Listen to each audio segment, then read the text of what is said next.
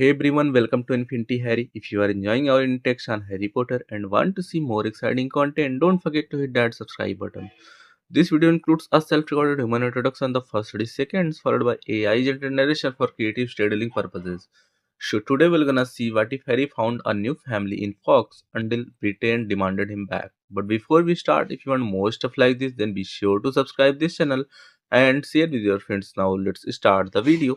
Here is short summary. After being expelled from Hogwarts, Harry finds comfort and a new family in Forks, until the magical world he left behind demands his return. Torn between peace and duty, love and loyalty, Harry must face vampires, illness, and the ghosts of his past to decide which world he truly belongs to. But before we start, if you want more stuffs like this, then please support to subscribe this channel and share with your friends. Let's start the video. Harry Potter hated Fridays. With a weary sigh, he sat himself down on the bench outside of the only grocery store in Forks. He hadn't even bothered to wipe the snow off the bench before sitting. The cold of the snow didn't really bother him anymore. Even if it did bother him, he knew that his wait wouldn't be very long. He had barely settled himself down when he heard the familiar honk of Jacob Black's Volkswagen Rabbit. Harry smiled as his best male friend exuberantly bounded towards him from the car. Leah Clearwater, Harry's best female friend, followed Jacob at a much lazier pace. Buy enough? Jacob asked as he motioned to the half-dozen grocery sacks that were pilled in the shopping cart next to Harry. For you lot. Probably not, the British teen said in response. He forced a smile, though he didn't feel like there was anything to smile about. I know that wasn't directed at me, Leah said as she casually joined the pair. Please, I'm pretty sure you eat at least as much as the rest of the pack combined, Jacob joked. Leah smacked the male shapeshifter on the back of the head hard enough to cause him to lose his balance and topple off the sidewalk and into a pile of snow that had been pushed against the curb by a snow plow. The sight elicited a round of laughter from both Leah and Harry, though the latter's was much more subdued than the former's. After he had lifted himself up from the cold asphalt and shaken off the damp snow like he was a dog, Jacob shot a childish grin at Harry. The larger boy lifted 4 of the shopping bags from the cart and made his way with them back to his car. Leah and Harry each took one of the 2 remaining bags and followed after Jacob. Despite it being common courtesy to return the cart to its rack or to the inside of the store, none of the teens bothered to do so. The trip to the Black House was a relatively quiet one. Jacob tried his best to make conversation about this and that, but his efforts weren't the least bit successful. Harry was far more appreciative of Leah's stoic silence. She never tried to force a smile on Harry's face, but was always there when he needed her. Harry loved her like a sister for that. This wasn't to say that Harry didn't appreciate Jacob's efforts at all. The younger teen's infectious good moods were one of his better traits, even if it was an infection that Harry was proving immune to at the moment. When the trio entered the Black home, Harry wasn't the least bit surprised to see that the entire pack was already present. Sam Yulee, the pack's leader, was leaning against the corner of the small home's kitchen counter watching Emily, his fiancée, making the preparations for the group's heavy lunch. He spared a glance at the trio, but only a glance. He rarely spared more than a glance to either Harry or Leah. Quill Atira was sitting on the floor playing a match game with Claire, Emily's toddler niece. The fact that the muscular teen had imprinted on a 2-year-old was something that had initially left Harry a bit uneasy. The idea that a teen could take one look at a child and become so smitten that he would rearrange his entire life for her was a very alien and uncomfortable concept to Harry. The wizard had become more comfortable with it once he understood that, at least until Claire was in her teens, the imprinting would only make Quill strive to be the best big brother Claire could ever want. Besides, who was Harry to criticize someone else's love life? He'd spent months pining after a walking corpse. Embry, Jared, and Paul were crowded on the old, worn-out couch playing a video game that Harry didn't recognize. Not that that was saying much. Harry didn't recognize any of the video games that kids his age played. He could only name the systems that the games were played on because he could remember his cousin whining incessantly to get 2 of each one. Jacob's father, Billy Black, was in his wheelchair to the left of the couch. He was reading a newspaper and looking rather disgruntled at the mass of teenage werewolves that were using his television to play video games. He'd much rather be using the television to watch a football game. It was the day after Thanksgiving, so there was bound to be game on, and, regardless of who was playing, Billy would be interested in watching it. The last member of the pack, other than the new arrivals, was Seth Clearwater. Leah's younger brother was just staring out the window right up until he noticed Harry, Jacob, and Leah walk through the door. Once he saw that the three had arrived, he immediately moved from where he was standing by the side window to greet them in the traditional La Push Pack style. Food, Seth cried as he took the grocery bag from Harry. Raw food, Harry corrected. As in, don't eat it until I have a chance to cook it. Waiting for you to cook it is one of those things Seth doesn't have any patience for. Kinda like chewing, Leah said mockingly. As Seth made his way to the kitchen with his newly acquired bag of groceries, he spared a glance back at Harry. We appreciate the food, but next time leave the roadkill wherever you found it, he said, jerking his head towards his sister. Hardy har har, was all Leah said in response. Harry followed Seth into the kitchen and, once all of the grocery bags were deposited on the counter, set about his work with Emily. Emily and Harry had an uneasy friendship due to Harry being Leah's best, and at times only, friend. Leah had been dating Sam before his first transformation. The secret he was forced to bear after that first time strained their relationship for weeks. Then, Sam caught sight of Emily for the first time after becoming a werewolf, and imprinted on her. Sam knew that Emily was the one and only girl in the whole world for him. Leah was heartbroken and bitter that Sam would break up with her for her second cousin. Things were made even worse when Leah transformed and was forced to share all of her thoughts and feelings on the matter with her packmates, including Sam, via their pack mentality, the strange psychic connection that all members of the pack shared with one another when in their wolf forms. Harry understood those feelings of heartache far better than any of Leah's packmates. None of them had been abandoned by the person that seemed to make the world go round the way Harry and Leah had. That understanding is what helped forge the strong bond between Harry and Leah. Despite being Leah's best friend, Harry found it hard to dislike Emily and so didn't try. However, he didn't go out of his way to be her friend, either. Emily seemed to understand Harry's precarious position and so seemed content with the distance. They were nice and polite to one another, but neither warm nor overtly friendly. All 8 of the shapeshifting teens consumed about 3 times as much food as any normal teenager, therefore, keeping them fed was almost a full-time job. Harry and Emily had taken it upon themselves to cook for the pack on a daily basis. They worked well together and that was pretty much the extent of their relationship. Leah and Jacob left Harry to his cooking. Leah took up Seth's former place by the window while Jacob went over to stand behind the boys on the couch. Pretty soon his running commentary of their playing skills could be heard bellowing through the small home. Seth remained near Harry. He constantly asked questions about what Harry and Emily were cooking. Either he was honestly interested in learning how to cook, which Harry doubted, or he just wanted something to talk about. Hey Harry, what's the tomato soup for? He asked at one point. That's my lunch, Harry replied somewhat distractedly as he cut a potato into wedge-shaped pieces to be fried. But, aren't you making a bunch of burgers and stuff? Yes, I am. But it's Friday. What does? Oh, sorry, the young shapeshifter said apologetically.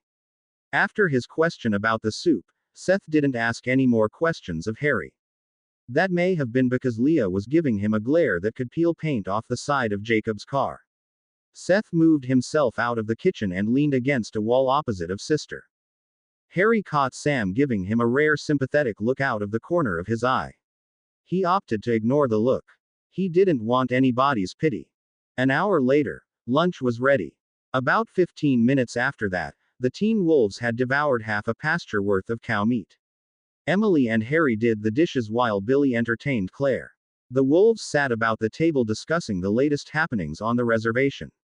After the dishes were done, Emily left with Claire for the afternoon. This gave everyone else, Harry included, the opportunity to have the meeting. The meeting was an event that was held several times a week as needed to discuss anything and everything that related to PAC's continued efforts against Victoria. The meeting had been a regular event for several months before Harry had become trusted enough amongst the pack to be let in on any of their secrets. Even after earning Sam's trust, Harry hadn't been allowed to attend until Leah had made the case to Billy that Harry's intimate knowledge of vampires made him an invaluable resource. Sam didn't like it, but he deferred to Billy's wisdom on such things. Harry sat on the couch between Jacob and Leah while the remaining members of the pack positioned themselves around the room so that they were all sitting in something close to a circle.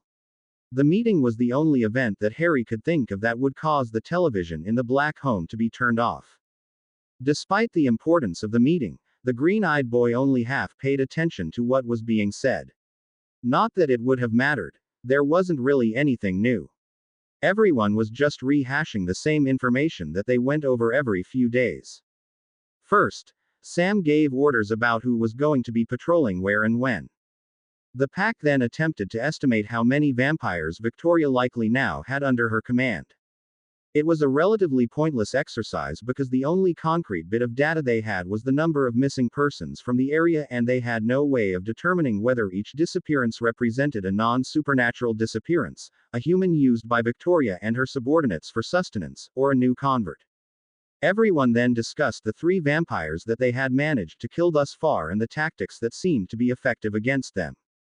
The meeting concluded with the usual speech by Billy Black about the 8 Wolves' heritage and the importance of their mission to the defense of La Push and Forks. Same old, same old.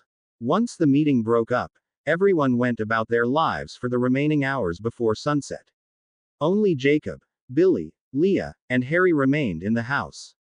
Jacob napped, Billy watched the rest of the football game he had been missing, and Leah and Harry played cards. Neither Harry nor Leah was very interested in the card game, but the two of them were competitive enough that it was a surefire way to pass the time. The afternoon passed quickly and, soon enough, it was 3:30 and the 3 teens were making their way out the door. It was 3:45 when they arrived at the hospital and 4 on the dot when Harry found himself seated in his painfully familiar chair. "It's good that you brought friends, Mr. Harris," the doctor said, addressing Harry by the alias he had used for over a year. "They should be helpful in keeping your blood pressure down." Harry smiled weakly at the doctor and mentally prepared himself for the needle stick. No matter how many times he went through this, he always gripped his pants with his free hand, clenched his eyes shut, and held his breath when the time came for the tube to be attached to his arm. "Another Friday. Another round of chemo," he said quietly. "Not to worry, Mr. Harris. Your latest tests looked good. With a little bit of luck, you should only have another month or so of this." He was sitting outside in the snow earlier, Jacob told the doctor. "Tattletale," Harry snapped. "Mr. Harris," the doctor said with a strong disapproving tone. "You know that the chemicals depress your immune system. Sitting outside in the cold poses an unacceptable risk of infection. I was only outside for a few minutes. Just the time it took to walk the 3 blocks from my house to the market and then the 30 seconds I was waiting for my ride to show up. It was no big deal." The doctor shook his head and muttered something about stubborn teenagers. Harry considered arguing more, but his arm was starting to sting and he just didn't have it in him. With a sigh of resignation, he lay back so that his head rested against the cushioned top of the chair. He used his free arm to remove his black-framed glasses and sat them in his lap as he began to take deep breaths. At some point, Leah pulled a chair over so that she could sit across from him. She didn't say anything, but her presence was an immeasurable comfort. And Jacob, who was already sitting to his right, took Harry's hand and started making wise cracks about Sam and other members of the pack. Harry Potter hated Fridays. If it weren't for his friends, he wouldn't have even got out of bed. There was a time when getting ready for school was a very easy task for Harry Potter. He would wake up, shower, brush his teeth, get dressed, go downstairs and eat breakfast, and then be off to classes. But Harry Potter wasn't at Hogwarts School of Witchcraft and Wizardry anymore. He wasn't even Harry Potter most of the time. He was mostly Jay Harris, a 16-year-old junior at Forks High School. In many ways, getting ready for school was the same. He would still wake up and then shower and get dressed. Having his own kitchen, he now ate breakfast before brushing his teeth. The only major difference was one that made getting ready for school an entirely different experience. The boy stood in front of his bathroom mirror for upwards of 10 minutes making sure his disguise was firmly in place before leaving for school. The disguise wasn't really that of Jay Harris. That boy looked almost exactly as Harry Potter would at age 16. It was the disguise of a healthy person. Aside from the 8 members of the LaPush pack, Billy Black, Emily, one oncologist, and one nurse, no one knew that he had cancer. And he thoroughly intended to keep it that way. He didn't want to be the kid with cancer that everyone pitied and stared out. That was why the teen was standing in front of the mirror making sure the wig of long dark hair was secure on his head and ensuring that his clothes hid the amount of weight he had lost since beginning his second round of chemotherapy. The long dark hair of the wig fell to just below the boy's shoulders. Personally, Harry didn't like the length, but it was far easier for his look to appear natural with a longer-haired wig than a shorter-haired one. That was why he had used progressively longer wigs over the past 8 months, starting with a wig that was only a half-inch longer than his hair was when he started to lose it almost 8 months prior. As far as everyone was concerned, Jay Harris had just decided to aggressively straighten his hair at a salon in Port Angeles and let his hair grow. After several long minutes, Harry was satisfied that he appeared to be the same Jay Harris who had been attending FHS for the past year and a half. No sign that he was now bald and underweight. Grabbing a worn leather jacket on his way out the door, the boy set off for school. He had barely reached the bottom of the steps that led up to his small, 2-bedroom home when he heard a call from off to his right. Harry turned to see Chief Swan scraping ice from the front of his patrol car. "Morning, Jay," the man called out. As was typical for the man, his shout was far louder than was necessary. "Good morning, Chief," Harry said in response as he moved towards the edge of his yard. "Billy said your uncle was heading down to California this week," Chief Swan said at a slightly more appropriate volume when Harry stopped near the property line that separated their 2 yards. "Yes. He's meeting with some buyers in Sacramento. So it's just you again," the officer said with a bit of a disapproving edge to his voice. "That's the advantage of living next to the chief of police. He doesn't have to worry about me while he's gone. Any wild parties or anything and you'd be the first to know."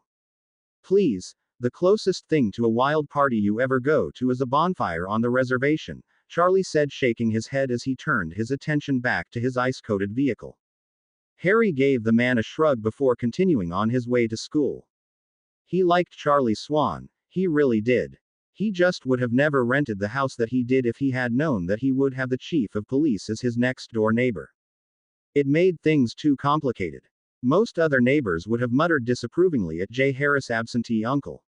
They might even gossip about how they were certain the boy was out raising hell at all hours of the night because he was left to his own devices so much. Charlie Swan, however, made it a point to try and pick a fight with Jay's uncle, Seymour Harris, every time he was home.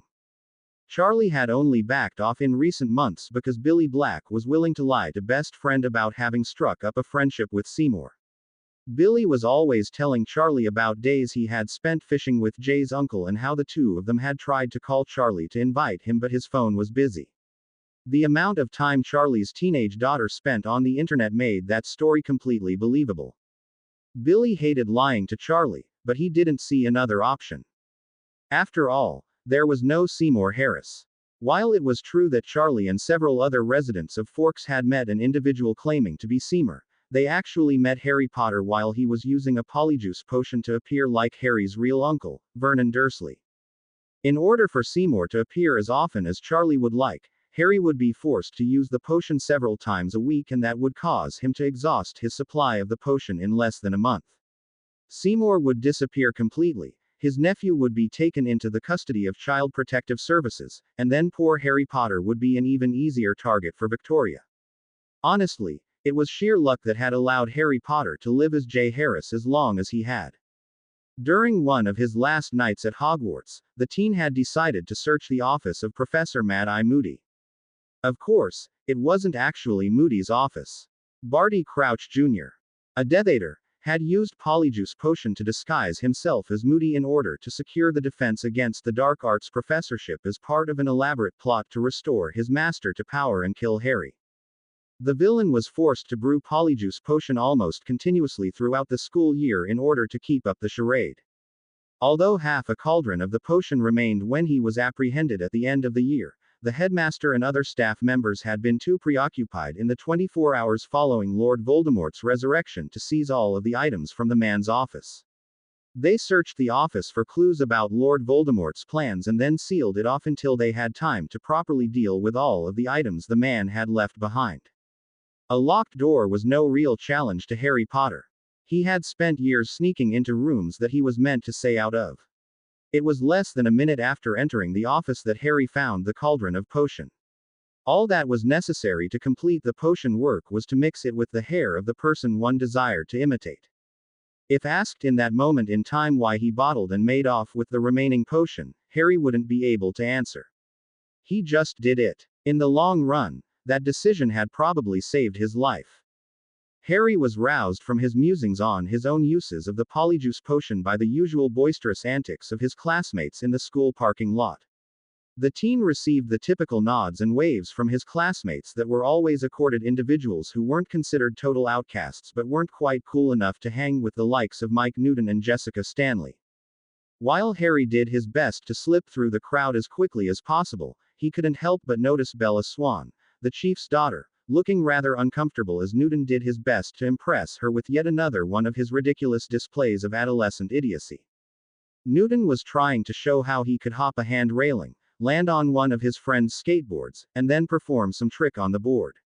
He managed to successfully hop the railing, but lost control of the board the moment his weight was on it.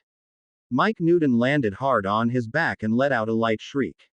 His efforts at impressing Bella were met with the roaring laughter of his cohorts rather than the adoration that he so desperately sought. Harry entered the small building that held his first period class. The sympathetic cries of, "Dude," that Mike's friends were calling out were thankfully obscured once the door to the building was shut.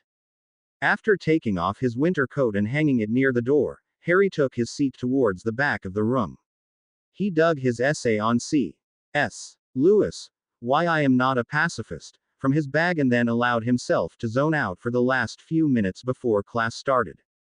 Harry remembered how he had toyed with the thought of running away from the Dursleys long before he actually did it. It started off with just a random thought about how defenseless he was in the home of his aunt and uncle. He had realized one day while weeding the garden that it was entirely possible that a Death Eater could just waltz up in broad daylight, cast the Avada Kedavra at him, and leave without alerting any wizard to what was going on. Sure, Harry had a wand that he could duel with, but his encounter with Voldemort at the end of the Triwizard Tournament had proven that he was sorely outmatched by most adult wizard. If such an attack happened, he would be outgunned in a Muggle neighborhood with no one that he could really run to for help. That was why Harry had initially started to think about a possible escape plan should he ever need it. The bespectacled boy knew he had one of the most important tools that he would need to make an escape: the Polyjuice potion. And that tool would allow him to get the other thing he needed: money. Harry emptied one of his uncle's flasks and filled it with some of his pilfered Polyjuice potion and some hair he was able to pull from the shears Vernon used to trim his mustache. A short while later, Vernon Dursley strolled out of Diagon Alley with a great deal of Muggle money taken from Harry Potter's Gringotts account. Harry gathered the remaining items he would need to make a hasty exit and hid them in his room. With everything he needed to run away at his disposal, Harry felt much safer living at the Dursley residence. Well, safer from wizards anyway. Things that summer continued as normal up until his cousin Dudley was attacked by a Dementor of Azkaban. Harry had no choice but to break both the Statute of Secrecy and the decree for the reasonable restriction of underage sorcery to save his cousin from the dark creature's key. Harry and Dudley returned to number 4 Privet Drive just in time to receive a letter informing Harry that, because of his actions, he had been expelled from Hogwarts and that Ministry of Magic officials were on the way to confiscate and destroy his wand. Realizing that he would be trapped in the Muggle world forever without even a wand for protection, Harry did the only thing he could think of: he ran. Harry flew out of Surrey only moments after the Ministry's owl arrived with only the clothes he had on, his broomstick, and a bag containing his family album, his invisibility cloak, the Marauder's map, the Muggle money, the Polyjuice potion, his uncle's passport, and one of his uncle's suits. His owl, Hedwig, flew behind him. For all intents and purposes, Vernon Dursley arrived in New York City 2 days later with one checked bag before disappearing entirely. A traveling salesman named Seymour Harris rented a home in Forks, Washington and enrolled his previously homeschooled nephew, Jay Harris, at Forks High School a few days after Mr. Dursley disappeared into the crowds of New York. Harry returned to the present once his classmates began to file into the room a short while later. He returned the polite greetings that several of his classmates sent his way, but otherwise opted to not engage in their socializing. It wasn't really expected that he would join in their gossiping. Everyone knew that he preferred the company of the kids at the reservation over his peers at FHS. Jay Harris and the students of FHS maintained a polite distance, not unlike the distance he shared with Emily. Mrs. Sword, the English teacher, soon joined the students. She was a fairly squat woman with graying hair. She was also Harry's favorite teacher. She was always excited to greet her students in the morning and often said that, even after 20 years of teaching, she still firmly believed that each day at FHS was even better than the last. The woman's hair also provided Harry and his classmates with a bit of entertainment. Sword's hair was black with a few emerging streaks of gray. The amusing part was that she had the unfortunate tendency to erase the chalkboard with her bare hand and then run that same hand through her messy hair. The result was that her hair became grayer and grayer as the class and day went on. "Good morning, everyone," she greeted them in her naturally sweet tone. "I am passing out a sign-up sheet for your final oral presentations. Please remember that you will not be able to change your time slot unless you find someone who is willing to trade with you," she explained succinctly as she handed an off-white piece of paper to a girl in the front right-hand corner of the room. Harry leaned over and began to rummage through his bag to find a pencil. The pocket of his backpack in which he usually kept his pencils had, he found, developed a hole that had spilled its contents into the main area of the bag. As a result, he was forced to dig through the rest of the bag in order to find a suitable writing utensil. Harry's search distracted him enough that he didn't notice another student enter the room and hand a slip of paper to Mrs. Sword. The first indication Harry noticed that someone had entered the room was when a voice off to his right said, "When did they come back to town?" His fingers froze on his pencil and, for an unnaturally long period of time, Harry neither moved a muscle nor breathed. There was no way, he told himself. It was impossible that the "they" could be the "they" that always seemed to jump to his mind whenever he heard students at FHS speak in such quietly jealous tones. "Class, it appears we have a new student joining us today. Or should I say an old classmate of yours that has returned." Harry slowly sat up and found his green eyes instantly drawn to the amber eyes of the immortal boy that he'd spent almost a year damning. Edward Cullen. Edward Cullen was exactly as Harry remembered him. Unusual bronze hair, high cheekbones, full lips. He was even dressed in the same color scheme he always seemed to wear, light tans, beige, and white. If he were to be compared to a picture taken of him a year ago, there would be no one on the face of the planet that would be able to find the slightest change in his appearance. Then again, he was a marble-skinned immortal, so Harry shouldn't have expected any sort of drastic change like he himself had endured. Harry also noted that Edward's eyes looked like molten gold and that there were no dark purple, bruise-like marks under his eyes. This told Harry that the vampire had had his fill of animal blood very recently. The vampire made his way towards the back of the room where the one empty seat was. Inconveniently, that seat was immediately to Harry's right. Edward didn't need to watch where he was going. His inhuman senses and grace ensured that he wouldn't stumble or accidentally step on anyone's backpack. Instead, Edward was able to keep his eyes firmly planted on Harry Potter, aka Jay Harris. Harry wasn't able to tear his gaze away from the front of the room until Edward began moving down the aisle in his general direction. Harry looked abruptly down and, with his pencil firmly in hand, added his name on the sign-up sheet that had finally made its way back to him. By the time he had finished, Edward had taken the seat to his former flame's right. Without look up at him, Harry handed the sheet of paper to Edward. The vampire's fingers made contact with Harry's as he wordlessly took the paper from the mortal. The feeling of the cold, stone-like fingers sent a chill up and down the green-eyed teen's spine, and he was certain that Edward could hear the sound of his heart skipping a beat. For the rest of the class period, Harry made it a point of paying an unusual amount of attention to the lecture. Although he could feel Edward's eyes on him, daring him to turn around and meet his gaze, Harry managed to resist. Harry resisted looking over at his ex-boyfriend. He resisted allowing his mind to wander towards all of the questions racing through his mind about why Edward had returned to Forks after he had so callously told Harry that he would never see him again. After what felt like an eternity, Mrs. Sword signaled the end of the period by telling the students to skedaddle. Harry had been prepared to leave for last 5 minutes of the lecture and was out of his chair and heading towards the door the moment the teacher gave the word. He plucked his dark coat from its place on the wall as he passed but didn't stop to put it on. He didn't want to waste the precious second that it would have taken. Harry was determined to get out of the room as quickly as possible.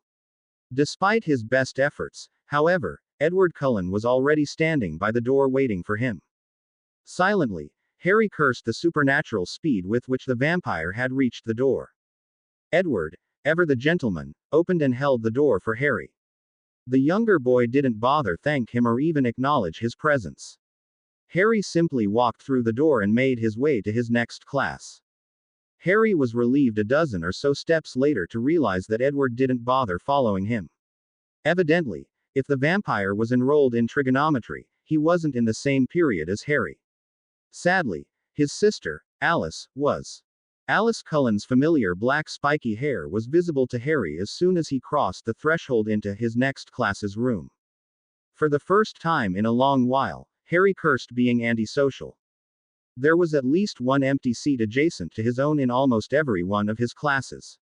He was positive that, as of today, either Edward or Alice would be occupying each of those chairs. Sure enough, Harry's prediction came true for the rest of the morning. A Cullen was in each of Harry's 4 classes before lunch.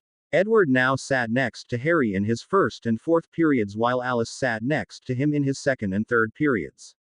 A routine developed quickly over the course of the morning.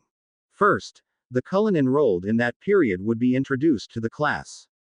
It was a rather redundant exercise given that the Cullen family had moved away from Forks slightly less than a year prior. Unless Bella Swan was in the class, then there were no students who hadn't lived in Forks at the same time as the Cullens previously. After the introduction, the vampire would take a seat next to Harry and spend the rest of the period attempting to acquire eye contact. Any attempt by the Cullen to engage Harry was ignored. At the end of the period, Harry would do his best to escape before either Alice or Edward had the opportunity to try and engage him in a proper conversation. By the time lunch rolled around, Harry had caught wind of a fair amount of gossip concerning himself and the Cullens. It was well known throughout the school that Harry, in his alternate identity of Jay Harris, had been best friends with Edward and Alice Cullen. It was equally well known that the Cullen family had up and left with no real warning over the previous winter break. According to the rumors, Alice hadn't taken to the time to even say goodbye to her best friend and no one in the family had bothered to contact him in the 11 months since. For once, the rumor mill was accurate. Except for the nature of Harry and Edward's relationship with one another, which had been kept quiet, the rumors were true. As Harry passed by the large glass windows of the lunch room, he saw that all 5 of the Cullen and Hale children had returned. Tall, statuesque Rosalie Hale, brawny Emmett Cullen, dour-looking Jasper Hale. The 3 of the supposedly older Cullens were seated with Alice Cullen at the corner table that had been theirs and theirs alone prior to their departure. Wherever the students that had taken over the table in their absence were, Harry neither knew nor cared. Edward Cullen was seated by himself 2 tables away. The table that he was sitting at was the table that Edward and Harry had sat at for most of the fall semester of their sophomore year. During the months after the two had first struck up a tentative friendship, Harry and Edward would spend every lunch period questioning each other about their lives as wizard and vampire, respectively. It was sitting at that table across from Edward that Harry first suspected that he might be gay. Seeing Edward sitting at the table, seemingly waiting for Harry arrive as he had done so many times before, caused Harry to lose his appetite completely. Instead, he headed to the far end of the courtyard outside of the lunch room and fished out his cellular phone. Harry sat on the bench farthest from the lunchroom, but positioned himself so that he could keep an eye on the Cullens. The wizard knew that he had to contact the werewolf pack immediately. If he didn't, he ran the risk of the wolves running across the scent of one of the vampires and attacking before checking things out properly. Most of the pack was impulsive like that, and the last thing that Harry needed at the moment was an all-out brawl between the LaPush pack and Cullen Coven. There were 3 options of who to call: Billy, Leah, and Sam. Billy would be the easiest to call because he was the most laid back of the 3, but it would cause a delay in actually getting the message to the pack. Sam would be the best choice, but, Harry realized as he looked at the phone, he neither had Sam's number stored in his contacts list nor knew his number by heart. That only left temperamental Leah. Gathering his courage and patience, Harry called his dear friend. "Hello," came her voice from the phone. "It's me," Harry said simply. "Oh, hey, I didn't think you were allowed to use the thing at school. Decided to ditch or something?" Leah joked. "No. The Cullens are back," said, rushing to the point of the call. "Back?" the werewolf questioned. Her good humor had been replaced by a very hard edge. "Back, as in I've got classes with 2 of them and there are 3 more in the lunchroom right now. And if all of the kids are here, it's a pretty good bet that Carlisle and Esme are as well." There was a moment of silence that seemed to stretch for minutes before Leah said anything else. "I'm coming to get you. Right now. You can't. Skipping class is one of those things that will draw unwanted attention to my home life." Leah grumbled something unintelligible in response. "It's not like I'm in any danger. For me, having them here is just a bit uncomfortable. Besides," Harry continued, "you need to make sure the rest of the pack knows that they're back. If Jacob or one of the others were to catch their scent," he trailed off. "I'll let Sam know. He'll probably be waiting for the others when they get out of school, anyway. I'm going to be waiting for you at the edge of campus with my dad's truck. You come straight to me once classes are over for the day. No way in hell am I leaving you with that Bloods King asshole." The finality in Leah's voice told him that there was no arguing with her about that. Not that he particularly wanted to. He had been dreading the end of the school day. He was certain that Edward, Alice, and possibly even their siblings would use that opportunity corner Harry to talk. It was odd, given how they had left. But the way that Alice and Edward seemed so keen on making a connection with him throughout the morning, he was sure that a talk was coming. He wouldn't mind knowing why they were back, but that was as far as he wanted things to go. They burned the bridge that led to him on their way out of town last December. "I'll see you then," Harry said as a goodbye. By the time Harry finished his call and stowed his phone away, he could see students emerging from the lunchroom to head to the first of their afternoon classes. It was at this point that Harry's stomach decided to start growling. It was going to be a long afternoon. Harry had 5th period biology with Edward. The vampire wasn't seated next to Harry for a change. Instead, he was seated next to Bella Swan. Edward didn't look too pleased about the situation, either. In fact, it looked like he was considering disemboweling the poor girl. Although Harry wasn't exactly her friend, he didn't wish any specific harm upon her. Edward's unusual shift in demeanor caused Harry to spend the majority of the hour focused towards the middle of the room where Edward and Bella were sitting rather than on the lesson. Focusing on Edward was the last thing Harry wanted to do, but he found himself doing so anyway. Something was definitely amiss, he reasoned. It wasn't just that Edward looked like he was in pain the whole time. Once class was over, the immortal raced from the room rather than attempting to interact with Harry as he had done in their previous classes together. The mystery deepened a short while later. His 6th period, Harry believed, would be blissfully Cullen-free. Despite the fact that Harry was an office aide that hour, it wasn't.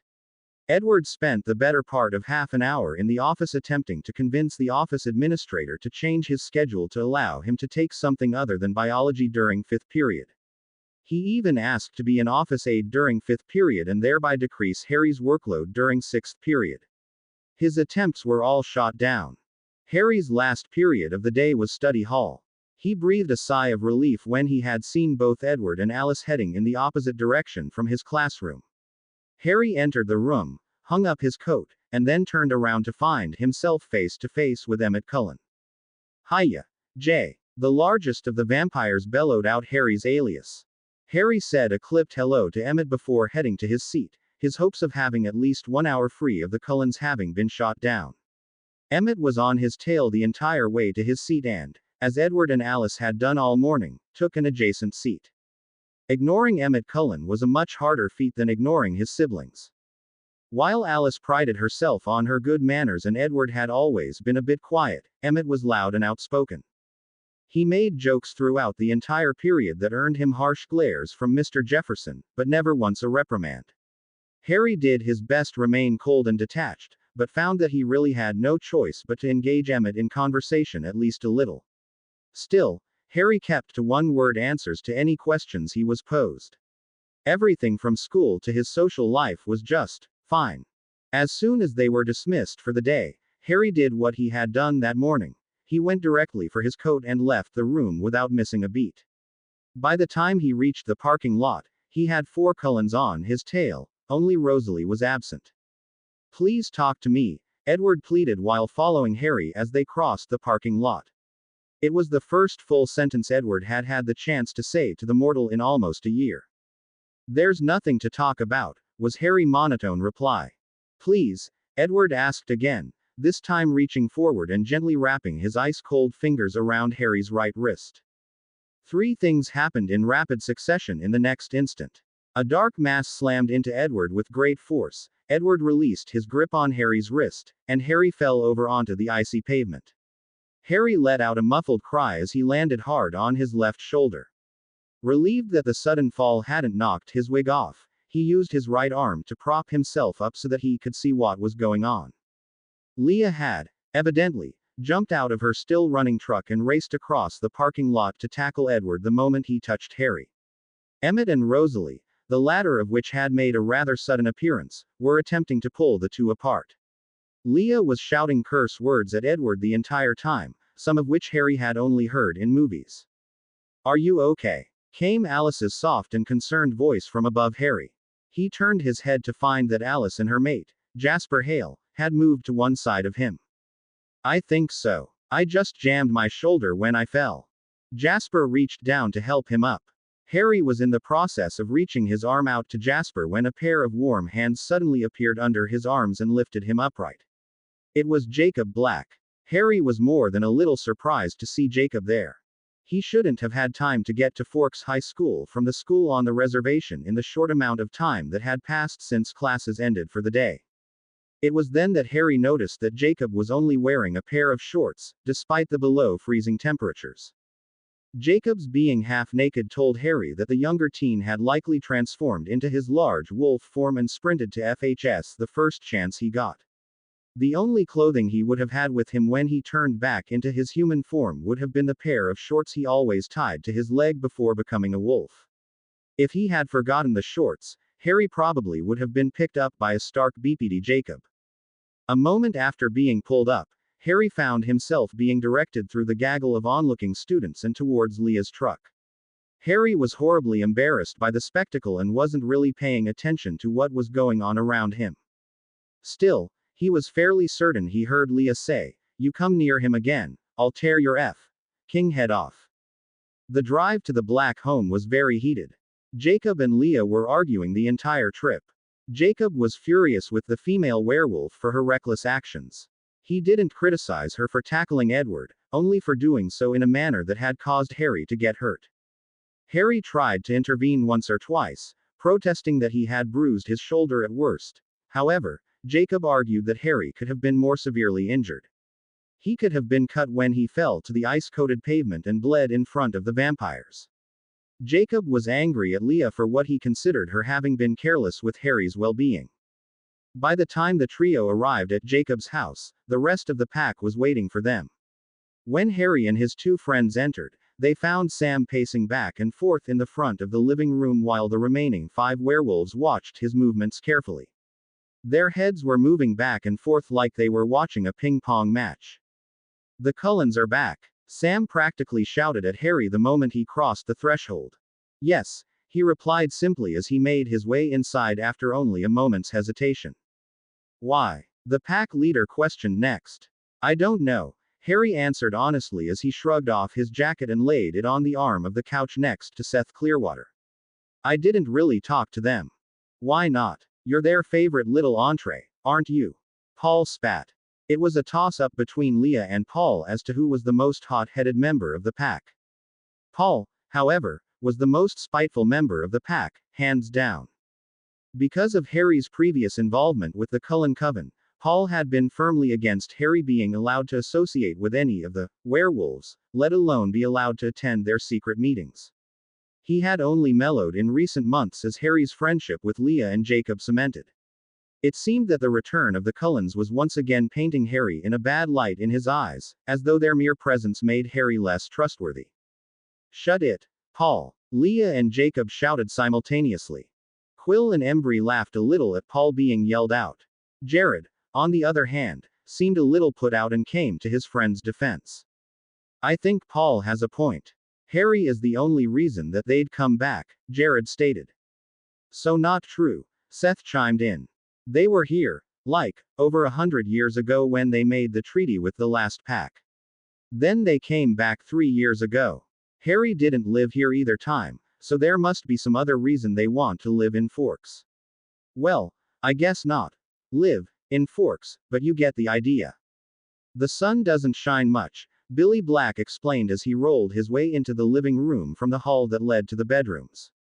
"Vampire skin sparkles in the sun, so they can't go out when the sun is shining.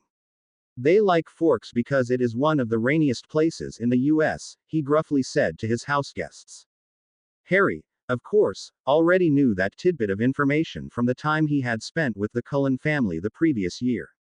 He also knew that the lack of sunshine probably wasn't the reason why they had returned. Edward had said that this family wouldn't return for over 100 years. Not until everyone who knew them was gone. Something must have happened that compelled them to return sooner. "Maybe they're here because of Victoria," Harry suggested. "Why would they come because of her?" Sam asked. "I'm not sure. They once told me about an Italian coven that policed their kind and doled out punishments to those that had risked exposure of their kind to normal humans.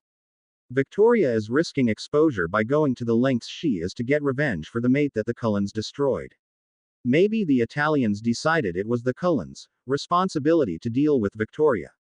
I don't know much about the Cullens, but I think Paul is closer to the mark," Leah said. Harry was surprised, particularly with the way Leah had shouted at Paul only a minute before. "I don't like how he said it, but I think he was right.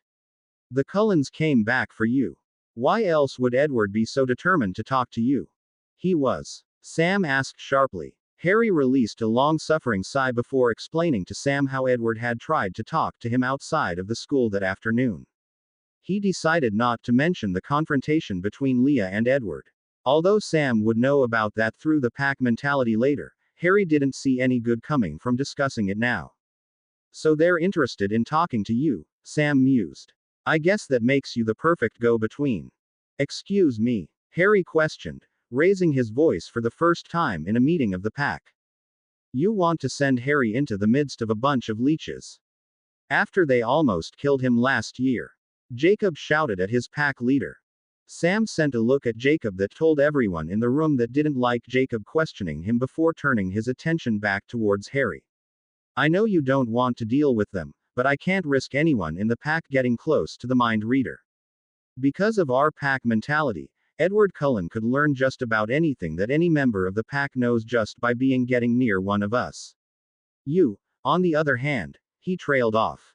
"He can't read my mind, so he won't learn anything from me without me telling him directly," Harry completed Sam's thought. "Exactly. Plus, they already want to talk to you. Might as well use that to our advantage." Harry wasn't particularly interested in dealing with the Cullens, but he was far more uneasy with the way Sam was talking about them. He used the word advantage, like Edward was their enemy rather than Victoria. "And if one of them loses it and attacks him again? You gonna take responsibility for that, Sam?" Jacob said, getting up in Sam's face. "Yeah, I will," Sam said bluntly, not backing down. "Leah and I'll take care of Harry," Seth enthusiastically volunteered. "We can watch over him just out of range of the Blood-S. Curse powers." "Sounds like a plan," Leah said in a voice that told Harry that she was far less enthusiastic about the idea than her brother was. "How can you go along with his?" Jacob demanded, turning from Sam to Leah quickly. "Because," she began, We don't really have a choice. We've got an army of enemy vampires on our doorstep, and a coven of vampires that we've got a treaty with has just arrived in town. We need to know why they are back. We need to know whose side they are on, if they are on either side at all. Someone needs to talk to them, and Harry is the only real option we have. Harry hated to admit it, but Sam and Leah were right. He was going to have to talk to Cullens. The group spent all of the afternoon and the better part of the evening working out exactly what Harry was going to say to the Cullens. It wasn't that the pack wanted to pick his words, but they had a number of ground rules they were going to have to set if the treaty was going to remain intact. The majority of the pack hadn't transformed until after the Cullens had left town, and so had no experience dealing with the so-called vegetarian vampires directly. It was well after sunset when Leah and Jacob took Harry home. By that time, he was totally drained mentally, physically, and emotionally. When they arrived at his home, Harry just sat in the truck for a while. The thought of going home, of being alone with his thoughts, was scary. It had taken him so long to crawl out of the depression he was in when Edward had left him that the idea of dwelling on Edward without a friend or two nearby was awful. Problem? Leah eventually asked. No, I just don't want to get out. It's cold out there. I much prefer it in here with my 2 space heaters. Technically, it was a half-truth and not a lie. Harry didn't want to leave the truck that, thanks to the massive amount of heat that was naturally radiated by the bodies of shapeshifters, was toasty warm. However, that wasn't the main reason for his trepidation. Leah clearly wasn't convinced. Jacob's expression was unreadable, but Harry was pretty confident that the 15-year-old wasn't convinced either. After a few more moments, Harry opened the truck's door and started to slide out. He had no more than gotten the door completely opened and started to shift his weight when Jacob's arm shot out and latched onto his. Wait, he commanded in a firm yet quiet voice. What? Harry asked in surprise. They've been here, Leah answered for Jacob. Which? They? Not sure. I can definitely tell that at least one vampire has been here though. The sickly sweet stench is unmistakable, Jacob said as he wrinkled his nose. Edward Cullen was here, Leah said. I got a good whiff of him earlier today. There was another one though. Kinda similar, so I'm guessing it's one of the ones pretending to be his kin, she explained. Harry looked back at the house. So I'm not in any danger, right? I wouldn't say that, Jacob muttered darkly. No, I don't think you're in any immediate danger. But Jacob and I are going to check it out, just to be safe, Leah assured. Jacob and Leah escorted Harry to the door. After unlocking the front door and entering, Harry was left standing in the small living room of his home while Jacob searched the interior of the house and Leah walked the perimeter of the property. Harry waited silently as Jacob checked the rest of the first floor, the kitchen, the room that supposedly belonged to his uncle, the bathroom, and the laundry room. After he was certain that there was no threat on the first floor, he left his friend alone so that he could examine the second floor, Harry's bedroom and bathroom. They didn't come inside, Jacob said as walked down the narrow stairs to return to Harry's side. Good, Harry replied. I would have hated to have the locks repaired. Again. They've definitely been on the porch and the roof. And recently, Leah said as she re-entered the house. The roof? Jacob asked. What kind of stalker do you have? Probably just searching for an unlocked window. You know, a way inside that didn't involve actually breaking in. It would look weird if they were waiting on my front porch all day. Charlie would have undoubtedly noticed and said something, Harry covered quickly. He would have felt very uncomfortable telling Jacob that Edward sneaked in through the window of his bedroom every night that they were dating. After an uncomfortable moment of silence, Jacob decided to say his farewell to Harry for the night. Well, good night, I guess. You guess? Harry asked jokingly. You know what I mean, Jacob said as he clapped Harry on the shoulder. Ow, Harry said. Jacob, realizing that he had clapped the shoulder that had been hurt earlier that day, gave a sheepish apology to Harry before leaving. Leah was waiting by the front door when Jacob exited the little home. She kept his place and watched as Jacob made for her truck. She then turned to Harry. I know this is hard. It's KS, Harry corrected. Yeah, but it is exactly what you've been hoping for. I used to dream that Sam would wake up one day and decide that Emily wasn't the one for him. That the whole imprinting thing would turn out to be something in his head. Something fake that he could just get over. I hoped that he'd come back to me. Silence met Leah's statement. If you need anything, just call, okay? Leah said earnestly. Thanks, Leah, Harry said gratefully. Leah's demeanor shifted a moment later and she was in business mode once again. Make sure to have the Leaches meet you here to talk tomorrow at 6. Seth and I will be in the woods behind your house in case you need us. When you're done, make sure to signal for us. Thanks for the clarification. We only went over it a few hundred times today, so I was a little worried that I'd forget, Harry said with a laugh. Leah gave Harry was mock glare and, after one last reassuring smile, left. Harry closed and locked the front door after his friends had left and made his way upstairs. Once in his room, he made sure every window was locked and that all of the drapes were securely drawn. He was completely alone and he was going to stay that way. Harry Potter spent all of Tuesday dreading his meeting with the Cullens. He wanted to know why they had returned to Forks after almost a full year's absence, but, at the same time, he was terrified of the answer. Did they return because of Victoria? Because of him? Or was there some different force altogether that had compelled their return? Unlike Monday, the Cullens were already at school when Harry arrived. Edward was leaning against his silver Volvo while his 4 siblings were standing in a semicircle near a red Corvette that, if Harry remembered correctly, belonged to Rosalie. Edward spotted Harry the moment he reached the parking lot but, surprisingly, made no attempt to approach him. Perhaps, Harry reasoned, he had decided that after the previous day's disaster, Edward had decided to give Harry some space and time to adjust. Regardless, Harry had resolved to continue ignoring the presence of the Cullens until after school. He planned to approach Edward after classes so that he wouldn't have to deal with any of the Cullens believing that he intended to do anything more than act as the go-between for the LaPush pack. Except for few other minor details, such as all of the gossip about the previous day's confrontation and the fact that the Cullens were not being introduced at the start of every class, Tuesday morning progressed almost exactly as Monday morning had. Harry ignored Edward's presence in first and fourth periods and Alice's presence in second and third periods. Harry spent the lunch period by himself in the courtyard once again, although this time he had known that he wouldn't be buying his lunch and so had brought a sandwich from home rather than starve. Edward was absent from biology, a fact that intensified Harry's curiosity about the vampire's apparent dislike for Bella Swan. What, he wondered, could Bella Swan have done that made such a horrid first impression on Edward that he would seemingly skip class to avoid her? None of the Cullens made an appearance during sixth period when Harry was working in the office. Finally, as had happened on Monday, Harry spent much of his time in study hall providing terse answers and polite nods to all of Emmett Cullen's various inquiries and jokes. The end of the school day came much faster than it had on Monday. When it did, Harry gathered as much courage as he could muster and proceeded as confidently as possible to Edward's Volvo.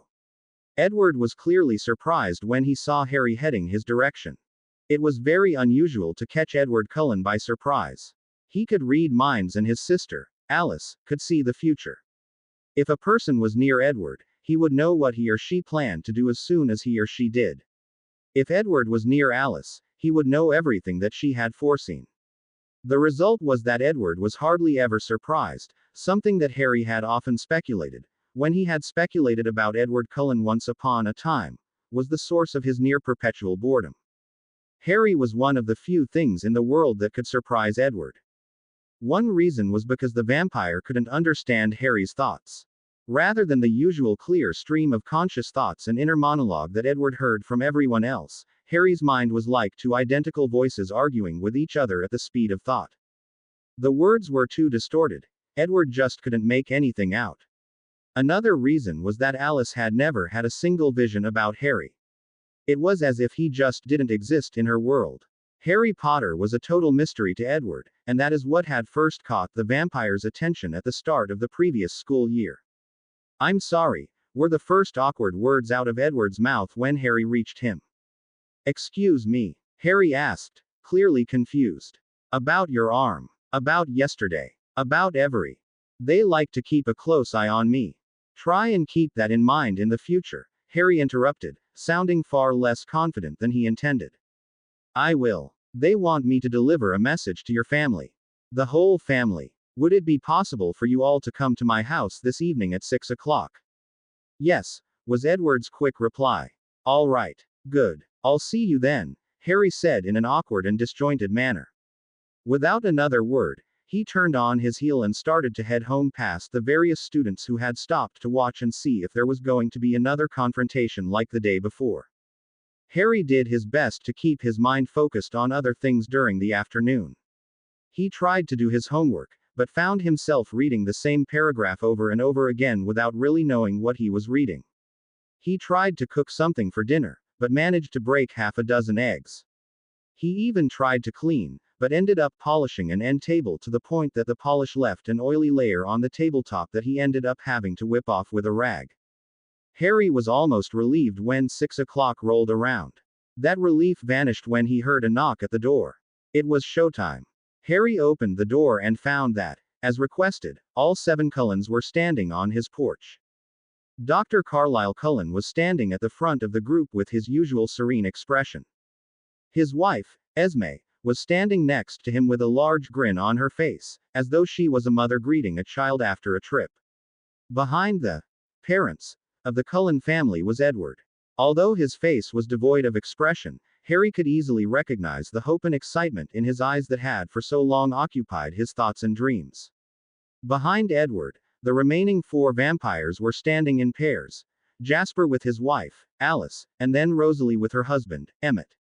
Please, come in, Harry said by way of a welcome.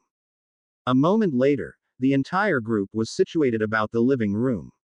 Harry sat in a large, overstuffed recliner that had been added to the home since the last time any of the Cullens had been there.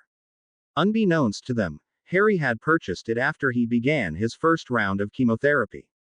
It served as a decent place to sleep on nights when he needed to remain fairly upright or when he was too sick or too tired to climb the stairs to his room. The Cullens didn't sit. They remained standing in their typical yet unnaturally stiff and still manner. Harry was familiar with what they were, so there was no need for them to attempt to act human in front of him. We were very pleased to receive your invitation, Harry, Esme said warmly after Harry was seated. Esme had always been a very kind and caring woman, and so Harry's next words hurt him to say almost as much as they undoubtedly hurt her to hear. It wasn't my idea. The Le Push pack needs to know why you're here, and they don't trust Edward being within earshot. And they don't trust any of us to be near you, apparently, since 2 of them are in the woods behind your house, Jasper said. Spotted them already? Harry asked casually. More like smelled them. Which was quite a feat considering how much you and your house reek of mutt. Honestly, we have to hold our collective breaths around you to avoid the stench, Rosalie responded in her usual combative way. Harry had to suppress a smile at her statement and the furious glares that her statement earned from the rest of the family. I didn't see the need, but, under the circumstances, you can't be too careful, Harry said, steering the conversation back towards his original inquiry. The pack needs to know why you've returned to Forks. I never should have left, Edward answered earnestly. We decided, Carlisle cut in, that we made a mistake in leaving in the first place. We're trying to rectify that mistake. So it has nothing to do with Victoria? Harry asked slowly, confusion apparent in the question. Victoria? Edward demanded, alarm seeping into his voice. You don't know. Know what? Edward asked, answering Harry's question with a question of his own. For a moment, Harry had no idea what to say. He had considered the possibility that Victoria may have nothing to do with the reason why the Cullens had returned to Forks, but he never considered the possibility that they were completely oblivious to her threat. Surely, he had thought, the disappearances in Seattle would have caught their attention. Jasper had told Harry once before about the great vampire wars that were fought in Mexico and the southern United States many years before. He had said that their kind kept a lookout for unusual rashes of disappearances because they were one of the leading indicators of someone creating a vampiric army. Many vampires used such disappearance as a sign to stay clear of the area, while the Italians had used them as a sign that they needed to intervene in order to protect the secret of their existence. Should he tell the Cullens what they had walked into? Or should he beg and plead with them to run? To leave Forks and never look back in the hopes that they would be unnoticed by Victoria? Harry's period of stunned silence was relatively short and would have gone easily unnoticed by a human. To the vampires, however, it was painfully obvious that Harry was debating whether or not to tell them something of great importance. Please, Edward all but begged, tell us. Harry's mouth began moving of its own accord, as though he was powerless to resist Edward's request. It started last March. Laurent, you remember him, the third member of Victoria's coven, attacked me. But we thought that Laurent went to Alaska to join the Denali, Esme said. The Denali were a coven of vampire that, like the Cullens, fed exclusively on animals. Laurent had expressed an interest in such a lifestyle and had seemingly abandoned his own coven for the Denali once Victoria's mate, James, began hunting Harry for sport. But Victoria ordered him to scout the area for her. To see if you had truly left. To see if it was safe for her to come and exact her revenge for the death of her mate. Laurent, however, had other plans. He decided to cheat on his diet and go ahead and kill me himself and then lie to Victoria about it. He managed to re-break my arm in the same place James had, Harry said, unconsciously rubbing his right arm near the wrist, before the Lapush pack arrived and destroyed him. Victoria arrived a few weeks later. Despite her best efforts, she wasn't able to get around the pack to get to me. After she crossed the border onto the reservation to try and get at me, the pack swore to hunt her down and destroy her wherever she went. She thought the whole thing was a game and got careless. Jacob managed to break a part of her face off. She collected the pieces and was able to put herself back together, but she had decided that the werewolves were too dangerous of a threat. One of her recruits that the pack managed to disable and then destroy a while back said that she's decided to kill them and all of their relatives so that no more of their kind would be able to hunt her. Victoria has spent months making an army of vampires. That's what the disappearances in Seattle that have been in the news recently are all about. Victoria is recruiting. We don't know how many she has because some of the disappearances have to be food rather than recruits. We aren't faring particularly well. The pack has managed to kill 2 of them, 3 if you count Laurent, but there could be dozens more. The room was almost completely silent after Harry finished his explanation. The only sound that could be heard was the ticking of a clock on the wall behind Harry, unless you counted his heartbeat. And the vampires did. Finally, after a few moments of reflection, Emmett let loose a series of expletives that rivaled those that Leah had unleashed on Edward the day before. After Emmett was finished, Harry continued. You should probably leave town. What? Alice demanded, her perfectly sculpted eyebrows furrowing. You just walked into the middle of a war zone. If Victoria finds out you're here, she's going to add you to her must die list. If you go now, you've got a chance of getting out before she even realizes you're here. Unlikely, Jasper said. We're staying, Edward sighed, his voice strong and confident. There is no chance that I'll leave you here like this. Talk some sense into him, Harry said to Carlisle and Esme, his voice sounding almost desperate. Although the logical part of his brain told him that it was a tactical advantage to have the Cullens' assistance, there was a stronger part of him that wanted them out of harm's way. And out of his way. Carlisle looked at his wife and then each of the other members of his family one at a time. After looking at each of them and receiving some sort of silent signal, he turned to Harry and said, We're staying. We helped create this mess when we killed James. It is our responsibility to help protect you, Forks, and Lapush. Harry sighed in defeat and slumped against the back of his comfortable chair. What can we do to help? Alice asked. Harry looked at the vampire that had once been his best friend. She looked as determined as Edward sounded. He knew there was no way in hell he was going to be able to convince them to leave for safety. Sam said that the treaty is still in effect. You stay off the reservation. The wolves will be patrolling the reservation and, whenever they feel it is necessary, the area around my house. You stay on your side and everyone should get along just fine, he started. The pack will be communicating to you through me. If they need you, they'll call me and they expect you'll do the same if you need them. If you can't get me, call Billy Black. His number is listed. If they ever set up a face-to-face meeting, Edward can't attend. They won't allow a mind reader that close to them. That's fair, Carlisle said solemnly. Jasper looked like he wanted to object. I guess that's it then, Harry said as he stood up. I have to let the pack know what's going on. Yes, and we need to work out our own schedule for how we're going to go about looking after our side of the line, Carlyle said. With that, the little meeting broke up. As the vampires morosely filed out of the little house, Edward stopped momentarily to say goodbye to Harry. After he stepped over the threshold and onto the front porch, he turned to look at Harry and asked, "Will you ever let me explain myself?" Harry regarded Edward for a moment before answering as honestly as he could. "I'm not sure. But when I am, you'll be the first to know." Edward reluctantly turned and followed his family. With a last look at the man that Harry had once considered the love of his life, he closed the front door. He stood in his silent and lonely house for a few moments before going to the back door and signaling Leah and Seth Clearwater to come to the house. His life, Harry realized, had just become significantly more complicated. A week had passed since the Cullen family had returned to Forks and Harry found himself adjusting fairly well. For the most part, the family seemed to be giving Harry his space. The only interaction Harry had with any of them was the conversation he was forced to make with Emmett Cullen in study hall. There were, however, a few minor adjustments that he had to make, such as where he took his lunch. The hardest adjustment that Harry had to make involved his chemotherapy. Harry was unsure of whether or not the vampires were aware of either his cancer or his weekly treatments. If they were aware, they did nothing to indicate that they knew. Carlyle Cullen was a doctor and so would have had access to his medical records, but there was no reason for him to have gone looking for them. The supernatural eyesight that the Cullens possessed would have ensured that they knew he was wearing a wig, but they had no reason to suspect that he was bald underneath rather than just going for a certain look.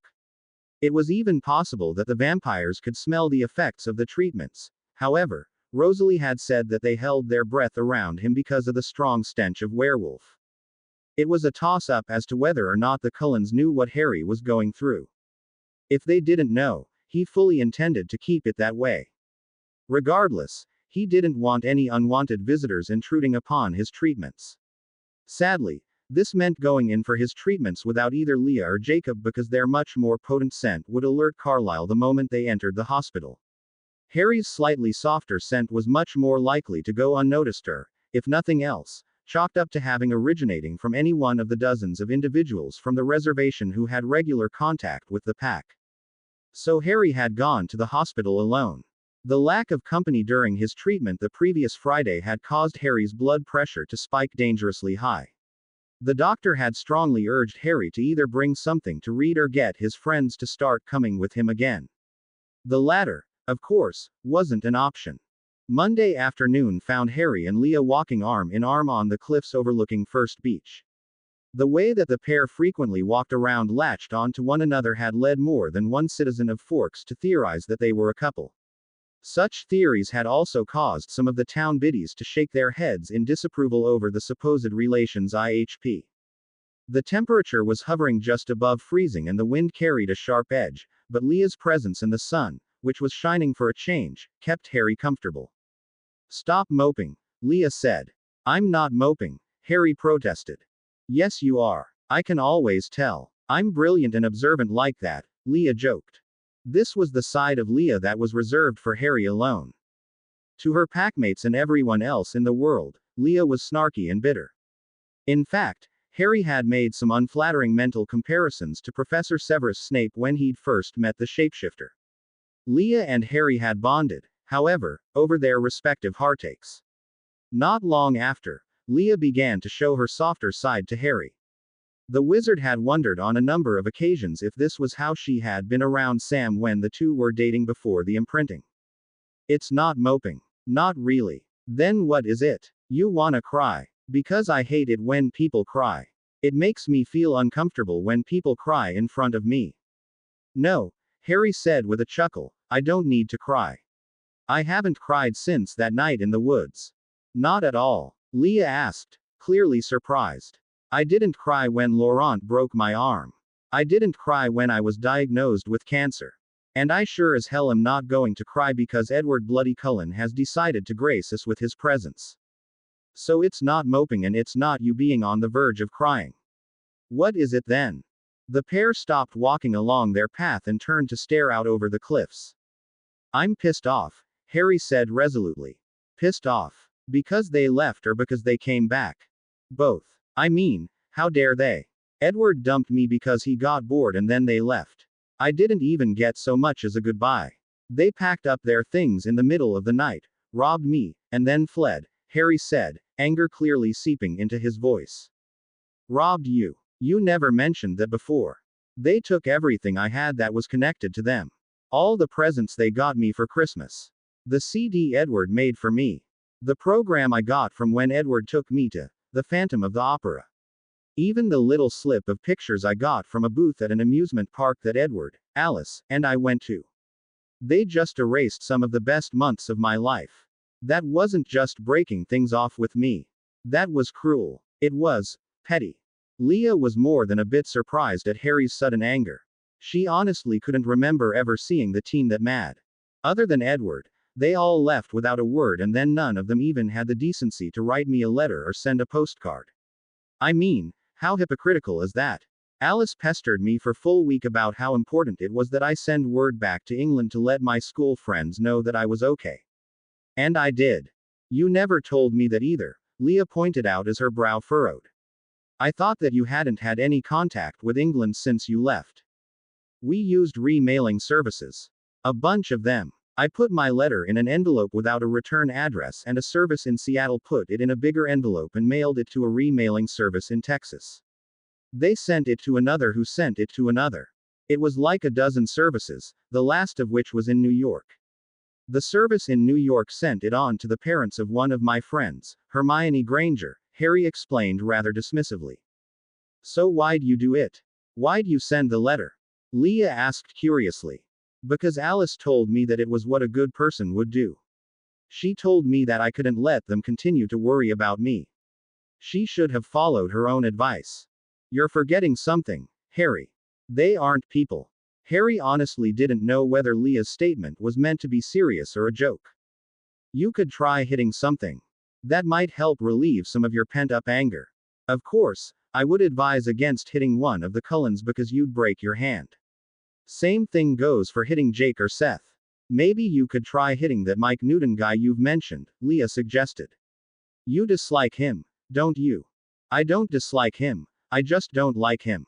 There's a difference, Harry reasoned as he looped his arm back around Leah's and pulled her away from the cliff so that they could continue their walk. Besides, the last thing I need is more gossip. My little scene with the leech last week still causing you problems. More embarrassment than problems. No one knows quite what to think about it. The latest rumor is that Alice cheated on Jasper with me last year and that I'm with you now. Everyone seems to think that Edward was trying to get me to break up with you and go back out with Alice when you arrived, Harry said while resisting the urge to laugh at Leah's horrified expression. Us. Together. Maybe it's time they find out you're gay. Edward and I were friends, in order to avoid the hell associated with being an openly gay high school student. It would be better than everyone thinking I'm a cradle robber, Leah grumbled. Harry laughed out loud at that. What's so funny? Jacob Black asked as he joined Leah and Harry, seemingly out of nowhere. We were just talking about Leah defiling me, Harry said as if he was talking about the weather. What? Jacob cried. Harry and Leah both laughed at Jacob's horrified expression. We were talking about the school's reaction to our little incident with the Cullens last week, Leah clarified once her snickering was under control. Oh, that makes much more sense, Jacob said as he let out a relieved sigh. And is less likely to scar me for the rest of my life. Harry looped his free arm around one of Jacob's and began to pull the male werewolf along. So how do I fit into the story? Jacob asked while wagging his eyebrows suggestively. They don't know what to think about you. They just keep calling you the half-naked guy, Harry explained. The half-naked guy. I guess they could say worse things about me, Jacob said with a shrug of his shoulders. Oh, the girls have been pretty complimentary about you. The trio continued to joke around and enjoy the day for several hours. It was well after sunset when they finished their walk and returned to Jacob's house. Sam was waiting for them and was none too pleased that Jacob and Leah had decided to go for a long walk with Harry rather than go out on patrol. This led to another tense stare down between Jacob and Sam. Leah decided to pick that awkward moment to pull Harry out of the house and drive him home. One of these days I just know that Sam is going to rear back and hit him, Harry said, shaking his head as Leah's truck crossed the reservation's border. He looked over at Leah to find that she wasn't paying attention to him. Instead, she was looking in the rearview mirror. What? Harry asked. Nothing, she replied unconvincingly. Even I can tell that was a lie. And I've been lied to by, like, everyone, the wizard said. He momentarily remembered several of the times that people, like Barty Crouch Jr., had managed to pull one over on him. Leah glanced at Harry and then back into the rearview mirror. There was a car parked near the border with its lights off. I think it is one of the Cullens. Are they babysitting me now? Harry asked in an insulted tone. What kind of car was it? I don't know car models, she said. But I think it was silver. Harry turned his head to look out of the back window of the truck. Despite the fact that the landscape was well lit by the moon shining high in the cloudless sky, Harry couldn't see any cars behind them. That didn't eliminate the possibility that the car was beyond Harry's poor range of vision but still within the range of Leah's enhanced vision. He kept the fact that Edward drove a silver Volvo to himself. Leah was soon pulling the truck pulled into the mostly unused driveway at Harry's house and, after performing her customary sweep of the house for intruders, left the dark-haired boy to his own devices for the remainder of the evening. The teen considered having something for dinner, but the thought of food turned his stomach. Instead, he climbed up the stairs to his bedroom. After making sure that all of the windows were locked and covered, Harry went to his closet. He carefully pulled off his wig and placed it on a stand next to several other wigs of shorter lengths. They were the wigs that Harry had worn in succession over the past several months as he transitioned towards one whose length best hid its nature. Harry replaced the wig with a fleece sleeping cap, changed into a pair of pajamas, and prepared for bed. Once ready, he climbed into bed and flipped off the lamp. For a moment, he was certain that he saw a figure silhouetted against the drapes by the light of the moon. That certainty comforted Harry somehow. Harry had been told by the oncologist that the 48 hours immediately following his treatments would be the hardest. This may have made him one of the only teens in America who dreaded the weekends. Sadly though, as his condition continued to progress, more and more of the weekdays were becoming just as bad as the weekends. Today was a bad day. And Harry knew it as soon as he woke up. He was feverish and nauseous. Every muscle in his body was weak and his joints ached terribly. Anyone with the slightest bit of common sense would have remained home in bed. Harry, unfortunately, had a checkup scheduled for that afternoon. He didn't want to risk having to use one of his last doses of Polyjuice potion in order to explain away why the teen was absent from school but seen walking around town in the afternoon. Being accused of being truant would draw far more attention than he wanted. Harry decided to just suffer through the day at school. Harry had become rather gifted in recent months at pretending to be healthy. However, he knew that his act wasn't working today. By the third time someone asked him if he was feeling ill, he had resigned himself to the fact that the Cullens must have caught on that he was under the weather.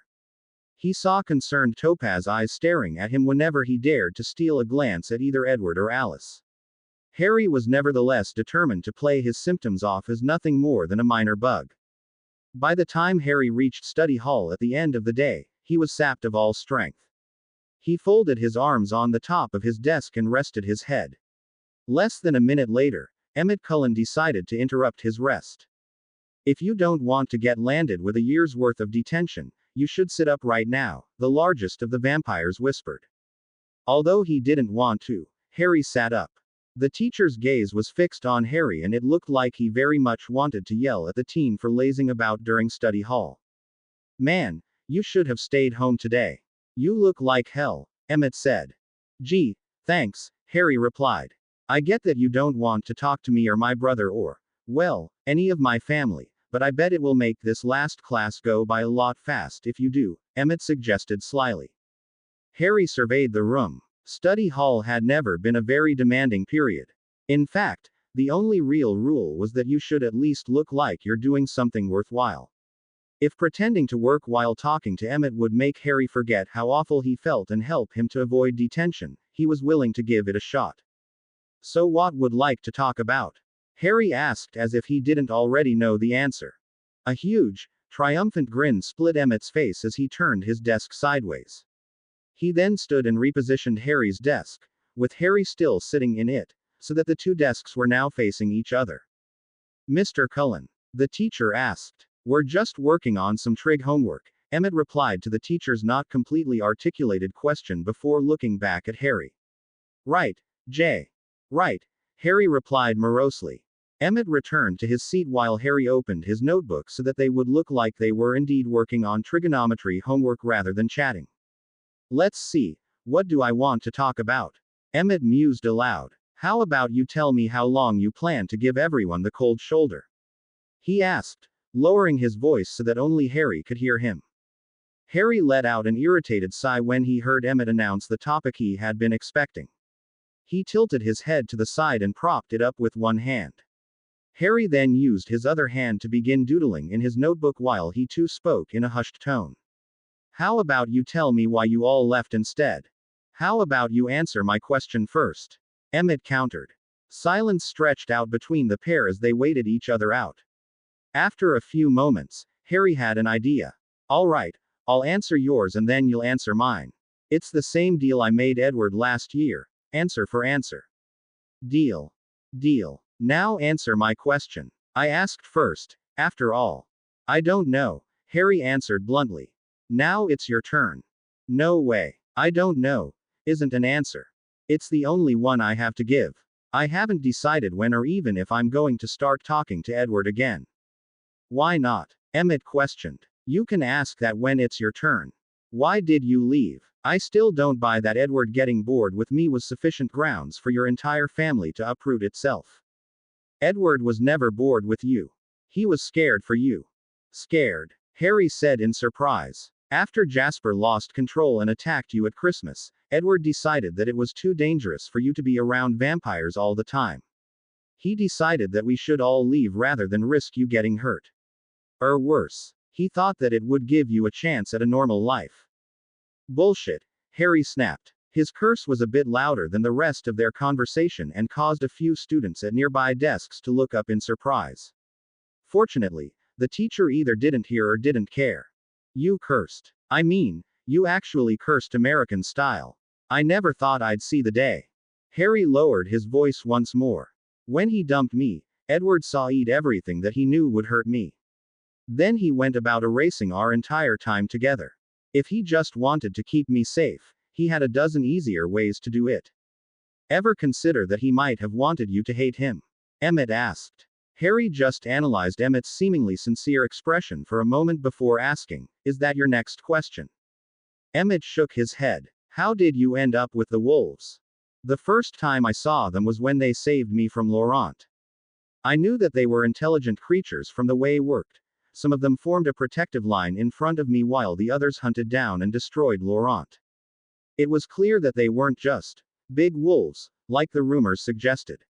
After that, I started to search for them in my free time. After Laurent was dead and Victoria returned to the area, a group of hikers disappeared. Chief Swan thought it was the wolves and so started putting together a hunting party to find and kill them. I made finding them first my number one priority. I owed them my life, after all. They knew I was looking for them and so decided to try and scare me off. They confronted me in their wolf forms and growled at me and stuff. I wasn't all that afraid of them. They'd protected me before and they had had several opportunities to kill me if they wanted to. I was also reasonably sure that they could understand me, so I warned them about the hunting party. They just sort of looked at me and left. It was one of those cute puppy head tilt moments. Emmett snorted at that. I didn't give up trying to find out exactly what they were, though. Ironically, it was one of the stories that Edward had told me months before about why he couldn't go to First Beach that gave me the answer. You know, the story about forming a treaty with the Quileute elders to stay off their land. I remembered him calling to the elders, the old mutts. I did a little research on the subject and found out there are legends about members of their tribe turning into wolves to defend their lands and people against the cold ones. Everything seemed to fall into place at that point. Especially when I realized that the wolves matched the Lapush gang perfectly. The Lapush gang? Emmett questioned. Yeah, Jake and the others had started hanging out together. I wouldn't have noticed except that Charlie mentioned it a time or two and I had started to pay attention to the reservation after making the legend connection. Anyway, there were the same number of people in the gang as the pack. And their relative size to one another and fur and hair color matched. It all just fit. So the next time I managed to find them in the woods, I told them what I knew about what and who they were. I also told them I knew about Victoria. They, somewhat reluctantly, decided to work with me. Emmett waited until the story was over before decided to comment. Rosalie thinks you're a drama addict who just replaced vampires with werewolves. Harry bristled at the comment before responding. Well, I think all that bleach has finally seeped into Rosalie's brain. Emmett let out a booming laugh that caught the attention of everyone in the room. Mr. Jefferson scowled at him, but, as usual, did nothing. Harry couldn't help but laugh a little about that. My turn, Harry said. Did your family really only come back because you decided it was a mistake to leave? Edward regretted it the moment we got out of town. We all did. It was a mistake and we're trying to fix it, was all Emmett said in response. Why are you willing to talk to me like this but not Edward? Or Alice? I don't have any classes with them in which I'm this desperate for a distraction, Harry joked. Emmett smiled at Harry's response, but still pressed the question. Seriously. It's not the same, Harry said. You know you're gonna have to explain that. Harry thought about it for a moment and tried to word his answer as accurately as possible. You and I weren't close. We were friends, but not great friends. I wasn't close with you, Jasper, Rosalie, or Carlisle. The others though. Edward and I were together. Alice was my best friend, and Esme always talked about how I was part of the family. The way they left, with Edward being so cruel and Alice and Esme not saying goodbye. And then they didn't call or write or anything. It was like I was worthless. Trash. It just plain hurt. I'm sorry, Emmett said with more tender emotion than Harry had ever heard from him. My turn again, Harry replied, eager to change the subject. What is the deal with Edward and Bella Swan? Jealous? Emmett asked. He wagged his eyebrows up and down in a very Jacob-like way. He looks like he's going to rip her face off at any moment. So no, the wizard bluntly replied. It's kinda hard to explain. Did Edward ever explain La tua cantante to you? No. It's Italian. It means, your singer. The Volturi came up with the term, I think. The Voturi, Harry muttered as he searched his memories for any reference to the familiar-sounding name. They are the Italian coven that polices all vampires to make sure they don't expose your kind, right?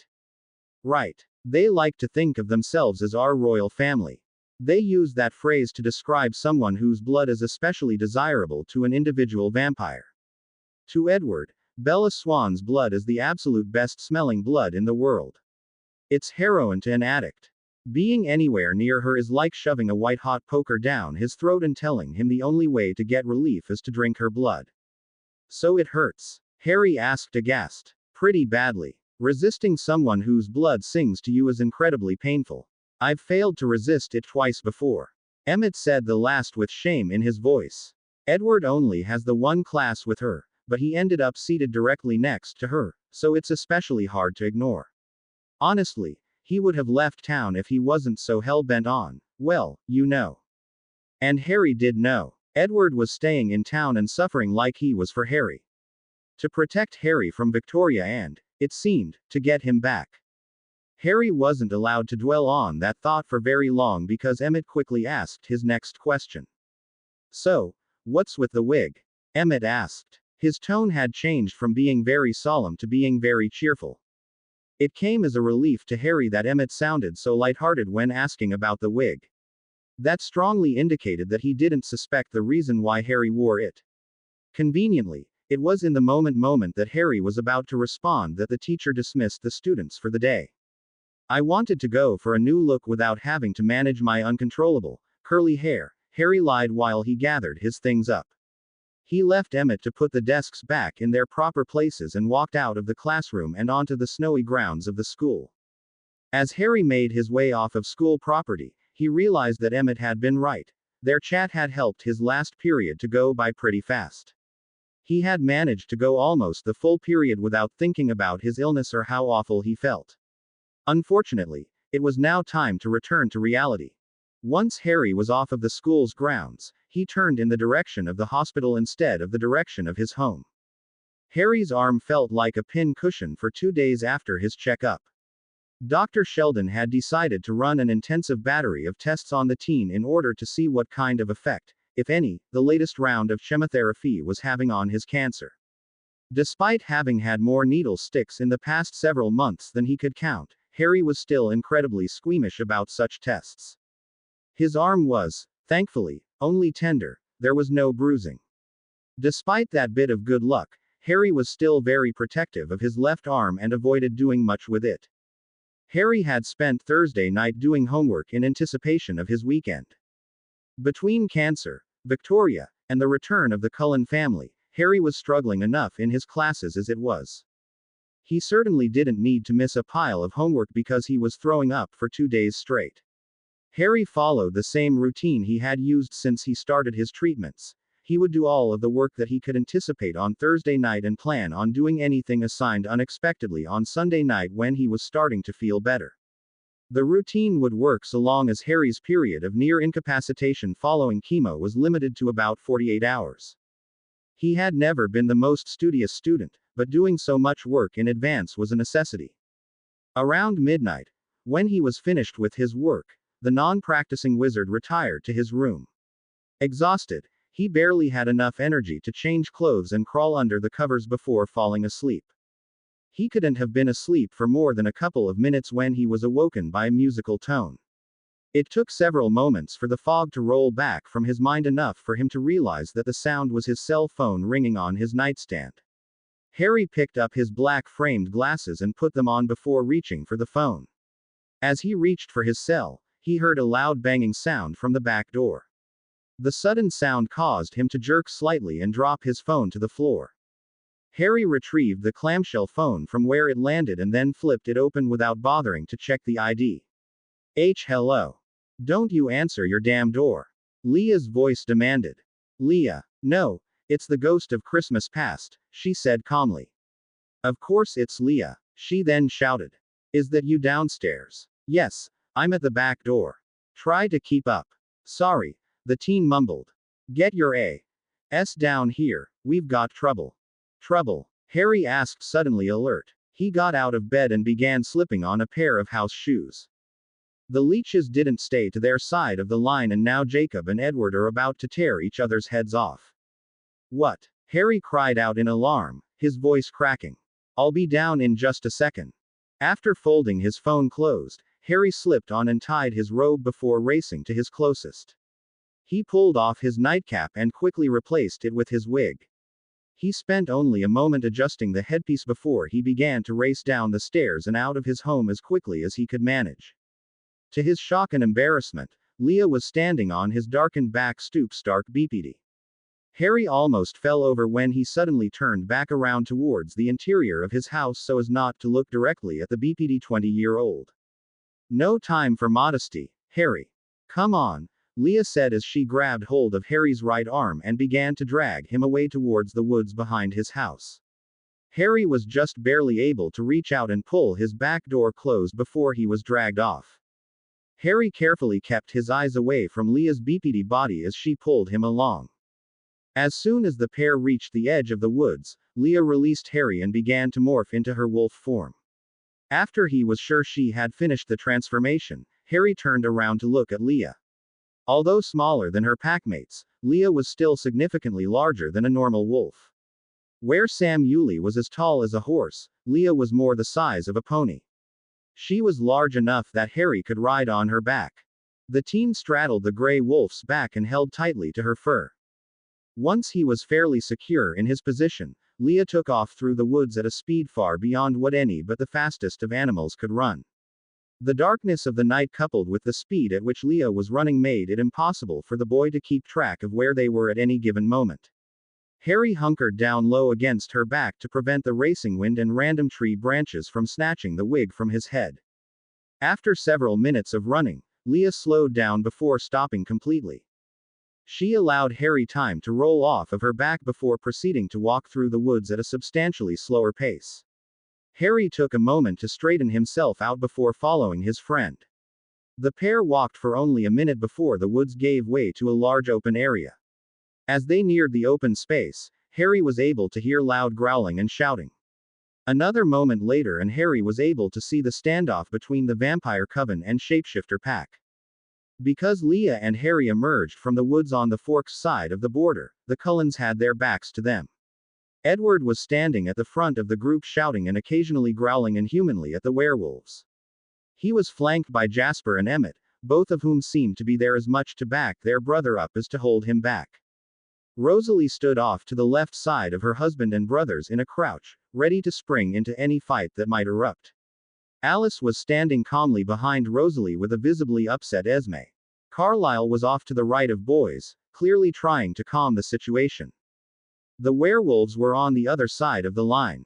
Jacob was growling fiercely from his position opposite of Edward. As a wolf, his hair was russet brown in color and longer and shaggier than his packmates. The only wolf taller than Jacob was Sam Yulee. There were two wolves on either side of Jacob, and their actions and demeanors mirrored those of Jasper and Emmett. One was Embry Call, who, in his wolf form, had gray fur with black spots. When Leah had first told Harry that a fight was brewing between Edward and Jacob, he knew that Embry would be in the thick of it because he typically acted as Jacob's wingman. On Jacob's left side, opposite Jasper, was Seth. Harry was shocked by the fierce expression that the normally carefree boy wore as a sandy-colored wolf. Paul, who was the third largest of the wolves, was standing opposite of Rosalie. Harry vaguely remembered the hot-headed teen mentioning once or twice that he thought that the tall bee owned was likely the fiercest of the vampires. Paul was flanked on one side by a chocolate-brown wolf, Quill, and on the other by a wolf with lighter brown hair, Jared. Sam was standing opposite of Carlisle. Although the black wolf seemed to be calmer than his packmates, this in no way diminished his imposing appearance. Leah kept herself between Harry and everyone else as she led him around the conflict to stand straddling the border near Carlisle and Sam. "Whoa guys, calm down," Harry said with as much force as he could. It was as if no one even heard what he said. "What happened? What has everyone so riled up?" he questioned Carlisle a moment later. The coven leader answered without even looking at him. "We were all chasing after Victoria. She was dancing back and forth across the border, making it hard for us to pursue her without crossing the line. It was like she knew right where to land. Eventually, Emmett dove at her and ended up crossing the line. The big one there," he said, motioning towards Jacob, "took that as a breach of the treaty and attacked. Jasper and Edward managed to pull Emmett back to our side of the line before the fight got out of hand. By that time, however, Victoria had escaped. It looked like things were going to calm down for a moment, but then Edward and the big one started at each other out of the blue." Harry frowned deeply at Carlisle's story. Jacob had a bit of a temper, but this was something totally out of character. "Come on, Jake," Harry said as he started to walk along the border between the two groups. "You know Emmett didn't hurt anything. He only took a few steps across the line while trying to get at a dangerous enemy. No harm, no foul, right?" The teen was watching Jacob intently as he moved along. The long-haired wolf was still growling menacingly at Edward and his brothers. Despite his fierce appearance, Harry wasn't afraid. This was Jacob, after all. His best friend. Well, best male friend. Just taking a couple steps over the border while pursuing Victoria isn't such a bad thing, Jake. Think about it. If she was attacking someone from La Push just on the other side of the border, would you want Emmett to just stand over there, he motioned to the Forks side of the line, and do nothing? Just watch as someone was murdered because trying to intervene would mean taking a couple steps into your territory. I don't think so, he rationalized. Now standing directly between Edward and Jacob, Harry looked into the intelligent dark eyes of the wolf. This really wasn't any different. He was trying to save lives. He was. Whatever Harry intended to say, it was cut off by an angry barking sound from Jacob. He had never made such a sound at Harry before. The suddenness and ferocity of the sound caused Harry to involuntarily jerk back away from Jacob. In an instant, Harry found himself bent partially over and facing Jasper. It took a moment for his brain to catch up with what had happened. When Jacob made his barking sound, Edward had reached forward and grabbed hold of Harry by the waist. The vampire had then twisted the human around and placed himself between Harry and any harm the werewolf's sudden actions might cause. The end result was that Harry was pulled flush against Edward's cold, hard chest while the vampire held Harry in a strong and protective embrace with his back facing Jacob. Harry craned his neck to look back at the werewolf. After blowing some hair out of his face, Harry was surprised to find his view obstructed by Emmett. The largest of vampires had, evidently, also acted to protect Harry in that split second. Emmett had moved himself between Edward and Jacob and was now snarling at the wolf while teetering dangerously close to the invisible border. Jacob's face became visible to Harry a second or two later when the wolf stretched his neck to see around the brawny vampire in an obvious attempt to check on the wizard. Reading the facial expressions of a wolf was very difficult, but reading Jacob Black's eyes was something that was almost second nature to Harry Potter by now. There was shame and fear there. Jacob was clearly upset at having snapped at Harry. Perhaps more upset by the fact that two vampires had felt it necessary to shield Harry from him. Jacob started to whimper a bit and made to go around Emmett. The vampire moved so that he was still standing between Jacob and where Edward was holding Harry. Edward tightened his embrace around Harry protectively. "I'm all right," Harry protested lightly. "Please, Edward, let me go." Edward hesitated for a moment before releasing his hold on Harry. Once the teen was allowed to stand up properly, he slowly started moving towards Jacob with his arms raised with the palms out. "I'm all right, Jacob. No harm done." In quick order, Jacob transformed into his human form and began to spout apologies at Harry as fast as he could. "Oh God, Harry, I'm so sorry. I didn't mean it. I was just trying to argue with you and it came out like that. I didn't." The werewolf's stream of apologies was cut off by a squeak from Harry as he twirled around so that his back faced Jacob. "Gah, Jacob. What?" the 15-year-old questioned in very alarmed voice. "Can you try apologizing to me when you're a bit less BPD? First Leah and then you. I can only take so much gratuitous nudity in one night." There was a long pause before Jacob responded. "The, pants I usually tie to me leg got shredded in the fight," he explained sheepishly. The exchange caused a round of laughter from most of the onlookers, both vampire and shapeshifter alike. The humor seemed to help calm the situation down at last. "Serves you right, you big lug," Harry said, crossing his arms. "Look, you apologized, I'm accepting it. We're cool. Okay. Okay. We're cool," Jacob responded half-heatedly. "Treaty's still intact and nobody is going to dismember anyone tonight. We can all go home now, right?" asked the group at large. "Because it's been a really long day and I'm barely going to be able to stay awake through classes as it is." There was no verbal response, but Harry felt a cold wet nose touch his hand a moment later. He looked down to see that Jacob had returned to his wolf form and was, apparently, volunteering to take the boy back home. Everyone quietly dispersed at that point. The wolves turned and ran off toward La Push while the vampires, except for Edward and Emmett, took to the woods. The brothers seemed to be watching Harry and Jacob intently. When Harry realized that Edward and Emmett were waiting to make sure that he was okay, he left Jacob's side and walked towards the pair. "Thank you for looking out for me." "No prob," Emmett said in his usual casual way. "I will always look out for you," Edward said seriously. "Well, good night," was all that Harry seemed to be able to say in response to Edward's declaration. Harry walked back over to Jacob, who had been watching the interaction very carefully. The wolf looked as though he feared the vampires would turn on the human at any moment, despite their recent display of chivalry. It was funny, Harry mused, that everyone seemed to be worried about everyone else attacking Harry. With a smile, Harry climbed onto his friend's back. As soon as he was on, they headed off towards home. Harry invited Jacob into his home after they arrived. The shaggy wolf looked warily at the Swan residence next door. After he was satisfied that there was no one awake that would see him walk into Harry's house in the dead of night while totally BPD, he transformed back into his human form and followed Harry through the door. Once inside the home, Harry was careful to keep his back to the BPD teen. He removed his robe and held it out for Jacob to take. "Please put it on. I've had more than enough nudity for one night," he pleaded. No way. It stinks of leech, the werewolf protested. You have to wear something and none of my regular clothes will fit you. Then I'll just leave, Jacob said hotly. Take the damn robe, Harry ordered in as commanding a voice as he could muster in the middle of the night. Jacob reached out and took the robe while grumbling mutinously. It was too small for him to wear comfortably, but it at least covered what needed to be covered.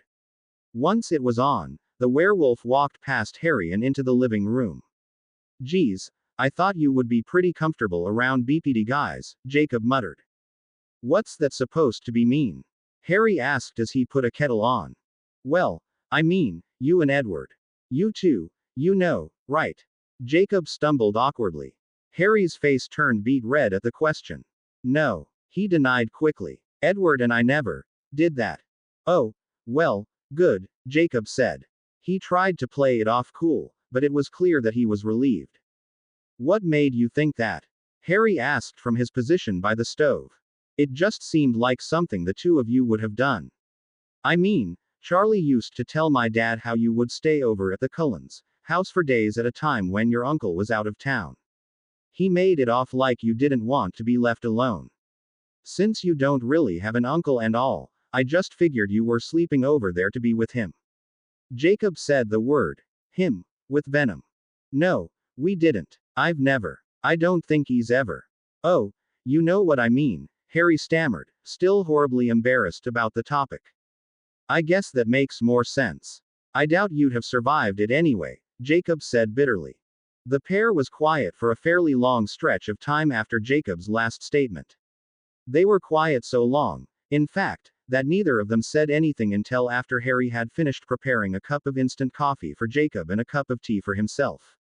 So, you wanna talk about it? Harry asked finally. The say thing? Jacob asked, refusing to meet Harry's eyes. No, not the say thing. Carlisle said that it looked like things were going to calm down after Emmett got back on his side of the line. Then you and Edward got all riled up. I figure that you must have thought something that set him off. Sure, blame me, not the freaking blooducker, Jacob said before falling silent for the better part of a minute. I did think something to piss him off, he finally admitted quietly before looking up to meet Harry's gaze. But don't worry, I didn't think anything about you being sick. None of the pack did, he assured Harry. I appreciate that, but it isn't what I'm concerned about right now. An all-out fight between the pack and the coven would have casualties on both sides and, frankly, we can't afford to lose any fighters right now. Besides, I've grown rather attached to you and would hate to see Emmett and Edward rip your head off to use as a soccer ball. Like they could, the shapeshifter disagreed hotly. Harry did his best imitation of Leah's glare and proceeded to stare Jacob down. It took a bit, but it worked. I thought about how awful things were for you after they left, Jacob confessed. You what? We weren't friends then, but I saw you around. You were so lost and upset. And then, after that filthy leech broke your arm last March, you just wandered around the woods looking for the pack even though you knew that it could be really dangerous for you. You were being hunted by a vicious killer but you kept straying into her hunting grounds. You acted like your life didn't matter. You walked right towards your own death and you didn't even blink. I wanted that stupid leech to see how badly he hurt you. You, Harry started. He stammered and blustered for a moment, too angry to properly form words.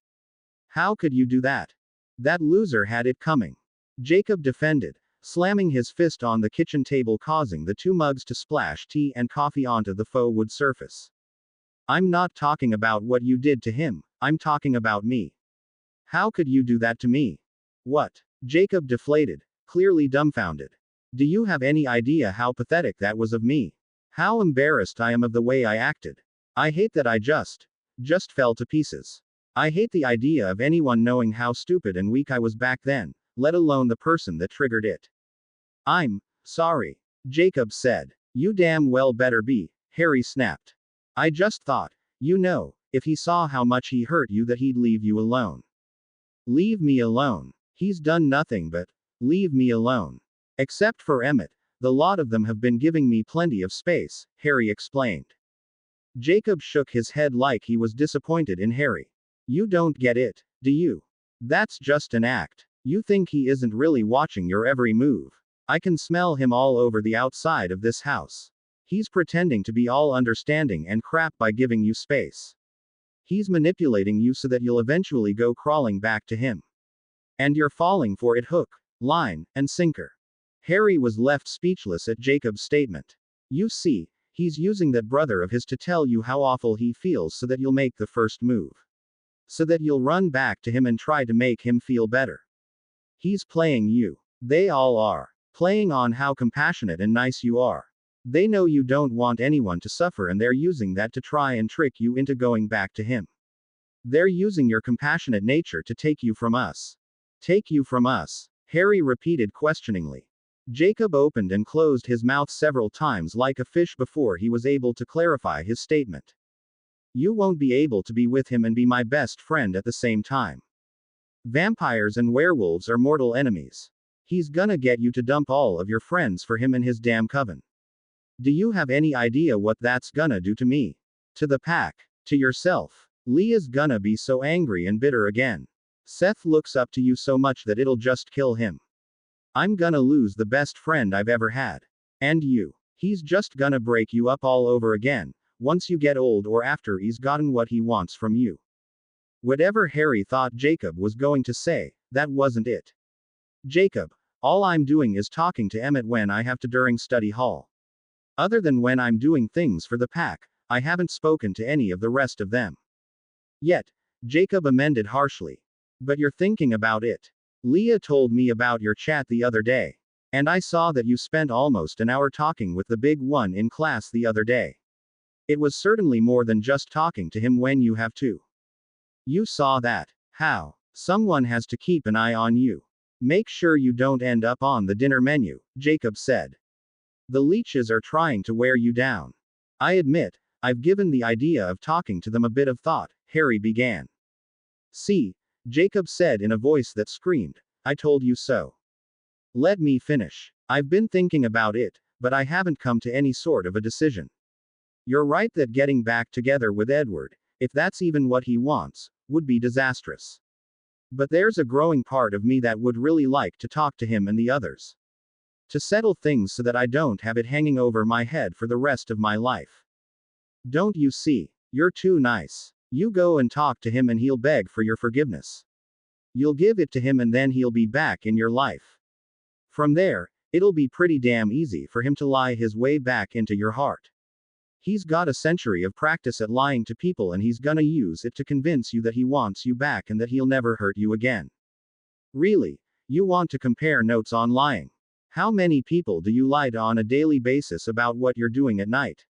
How often does Billy have to lie to Chief Swan to cover for me or the pack? I can't even use my real name most of the time, Harry argued back. Do you even listen to yourself? You're so hell-bent on defending him that you're basically arguing that it's okay for him to lie to you. I didn't mean it like that.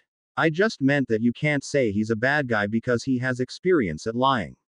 Sometimes it's just necessary. Harry wiped his face with his hands for a minute before taking a sip of his now cold tea. Jacob, I would never be with someone who would force me to stop being your friend. But you're willing to be with someone that would hurt you. That could be that cruel to you. And you just expect me stand by and let you make that mistake all over again. You're jumping to conclusions, Jacob. Let me spell it out for you. I am not getting back together with Edward. I am just considering letting him have his say so that I can move on with my life. You keep telling yourself that, Jacob muttered darkly. I won't get back together with him, Jacob. I know a lot more now than I did then. There is no way we could be together. And why's that? Because, Harry began, I know now that he can't bite me without breaking the treaty and triggering a war between his coven and your pack. Any relationship with him would have a time limit because either I'll get too old for him to stay with or he'll bite me and spark a war. I won't let him break the treaty like that and I won't start something that can only end in pain. Not to mention my British deadline is looming on the horizon. Jacob was quiet for a bit after that. I don't believe you, he said finally. I think you're still in love with the asshole but you don't want to admit it. I think that you're going to end up talking him pretty soon. But, I'm gonna try to trust you do the right thing and not get yourself into something that will get yourself hurt. Thank you. So, am I right? I think I am going to talk to him at some point. I just don't know when, Harry said. You want to know something funny? What? Jacob asked. I think you just inadvertently convinced me to have a talk with my ex, Harry said with mock cheerfulness. Yeah, that's pretty damn funny, Jacob said in a tone that told Harry that it really wasn't funny at all. The conversation turned to lighter topics from there. Before Harry knew it, the sun was coming up. It was Friday morning and he had an exhausting day of school and chemotherapy to look forward to. Harry had to call Leah and beg her to drive over with some clothes for Jacob so that he wouldn't have to choose between going home in some of Harry's clothes, none of which would fit him, going home BPD, or risk transforming into a large wolf in Harry's backyard and traveling through the woods during the day. Leah insisted on making Jacob beg before she agreed. By the time Leah had picked up Jacob and Harry was ready for school, it was almost 7:30. The 16-year-old was almost out the door when his cell phone rang. The caller ID listed the caller as Forks General. Harry flipped open the phone. Hello, Mr. Harris. This is Dr. Sheldon, the oncologist said on the other end of the line in his usual gruff and matter-of-fact tone. I have the results from your latest round of tests and I would like to discuss them with you. In person. Well, I'm just about to leave for school. Can I talk to you about them this afternoon right before my appointment? I'm afraid, Mr. Harris, that it would better if talked sooner than that. Dr. Sheldon's long explanation of the test results had faded into a dull buzz. After the first sentence or two, Harry became very detached from the conversation. He simply sat in one of the chairs opposite of the oncologist's desk and stared out the window at a tree. A phrase or two of what the doctor said managed to permeate the wizard's brain every couple of minutes. How long? He asked, interrupting the doctor mid-sentence. Dr. Sheldon hesitated for a moment before answering. Weeks. A month at the outside. A month? Harry asked, his voice quivering as he turned to look at his physician. Dr. Sheldon couldn't bear to look at the teen's stricken face, and so looked down at the files spread out in front of him. That is if we continue your current treatment regimen, Dr. Sheldon added grimly. The old man licked his chapped lips as he kept his eyes downcast. I don't understand. I thought the last set of tests said that I was making progress. You were, Dr. Sheldon began. But I'm afraid that the cancer isn't as isolated anymore. It has since moved throughout the rest of your lymphatic system. Aggressively. The oncologist steepled his fingers before he continued. There is still a chance that we can force the cancer back into remission. But not a very good one, Harry surmised from the doctor's tone of voice. No, I'd put the number somewhere around 4%. We could double that number if we tried something more aggressive. More aggressive than what we're already trying? Harry asked as if he couldn't imagine a treatment regimen more aggressive than the chemotherapy he had already endured for months. On an intellectual level, he knew there were stronger drugs. And that the drugs could be taken more often. But the idea being put through something worse than what he was already going through was mind-boggling. Yes, we can try a different chemotherapy configuration. We would try stronger chemicals more frequently, Dr. Sheldon explained as though he read the teen's mind. 2 days in a row with treatments followed by 2 days without. We would cycle through that method as long as your body can take it. At a minimum, it should extend your life by a few weeks. At best, it might be able to trigger a period of remission. Is that the treatment you think I should try then? Harry asked as he turned back to the window to once again focus at the icy tree. It's the treatment that has the best chance of survival. You didn't answer my question, the teen pointed out. No, it isn't what I think you should do, Dr. Sheldon answered. I think that you should discontinue treatment altogether. Harry gave a sharp, involuntary gasp of surprise at the admission. I think you should begin to think about quality of life rather than quantity. Drop out of school. Take a vacation. If there's anything you've always wanted to do but never done, do it now. Once you discontinue your current treatment, you'll have a pretty short window of opportunity, but you'll feel better during that period than you have in months because you won't be pumping your system full of poison anymore. Mr. Harris. The doctor started hesitantly. You put up an amazing fight. You've been eating the right things, exercising, and doing everything else you could to increase your chances of survival. You managed to beat your original prognosis by several months. If we'd been able to catch the cancer a few months, even a few weeks, earlier. I'm not in the habit of telling people to just give up, but if it were me, I'd just want to rest. To be as comfortable as possible and spend what time I had left with the people I love. With the people I love, Harry parroted despondently. The teen managed to slowly rise from his seat, his hands and knees shaking as he did so. I'm, going to go to home and rest for a bit and then to school. Can you write me a note? Dr. Sheldon nodded his head up and down for a moment before fishing a piece of paper out of his desk. He scribbled a short note asking that J. be excused for missing his morning classes and then handed the note to his patient. Harry took the crisp sheet of paper in his hand and read it over once before folding it up and placing it in his inner jacket pocket. Harry regarded the doctor once more before making to leave. Please keep me on the books for this afternoon. I'll decide if and how I wish to proceed by then. Of course, Dr. Sheldon said with a slight nod as Harry silently left the room. Harry left Forks General at a brisk pace. He didn't stop or slow down at all on the 15-minute walk home. By the time he reached his destination, he was out of breath and sweating profusely, despite the cold and snowy weather. Harry's hands were shaking badly enough by that point that it was a chore unlocking the front door. He managed to succeed after several attempts. Once inside his rented home, Harry slammed the front door shut as hard as he could. The clock hanging on the wall rattled as a result of the force. The teen turned his back to the door and then leaned heavily against it. His hands were still shaking as he attempted to unbutton his jacket. His fingers seemed to be unable to manipulate the buttons.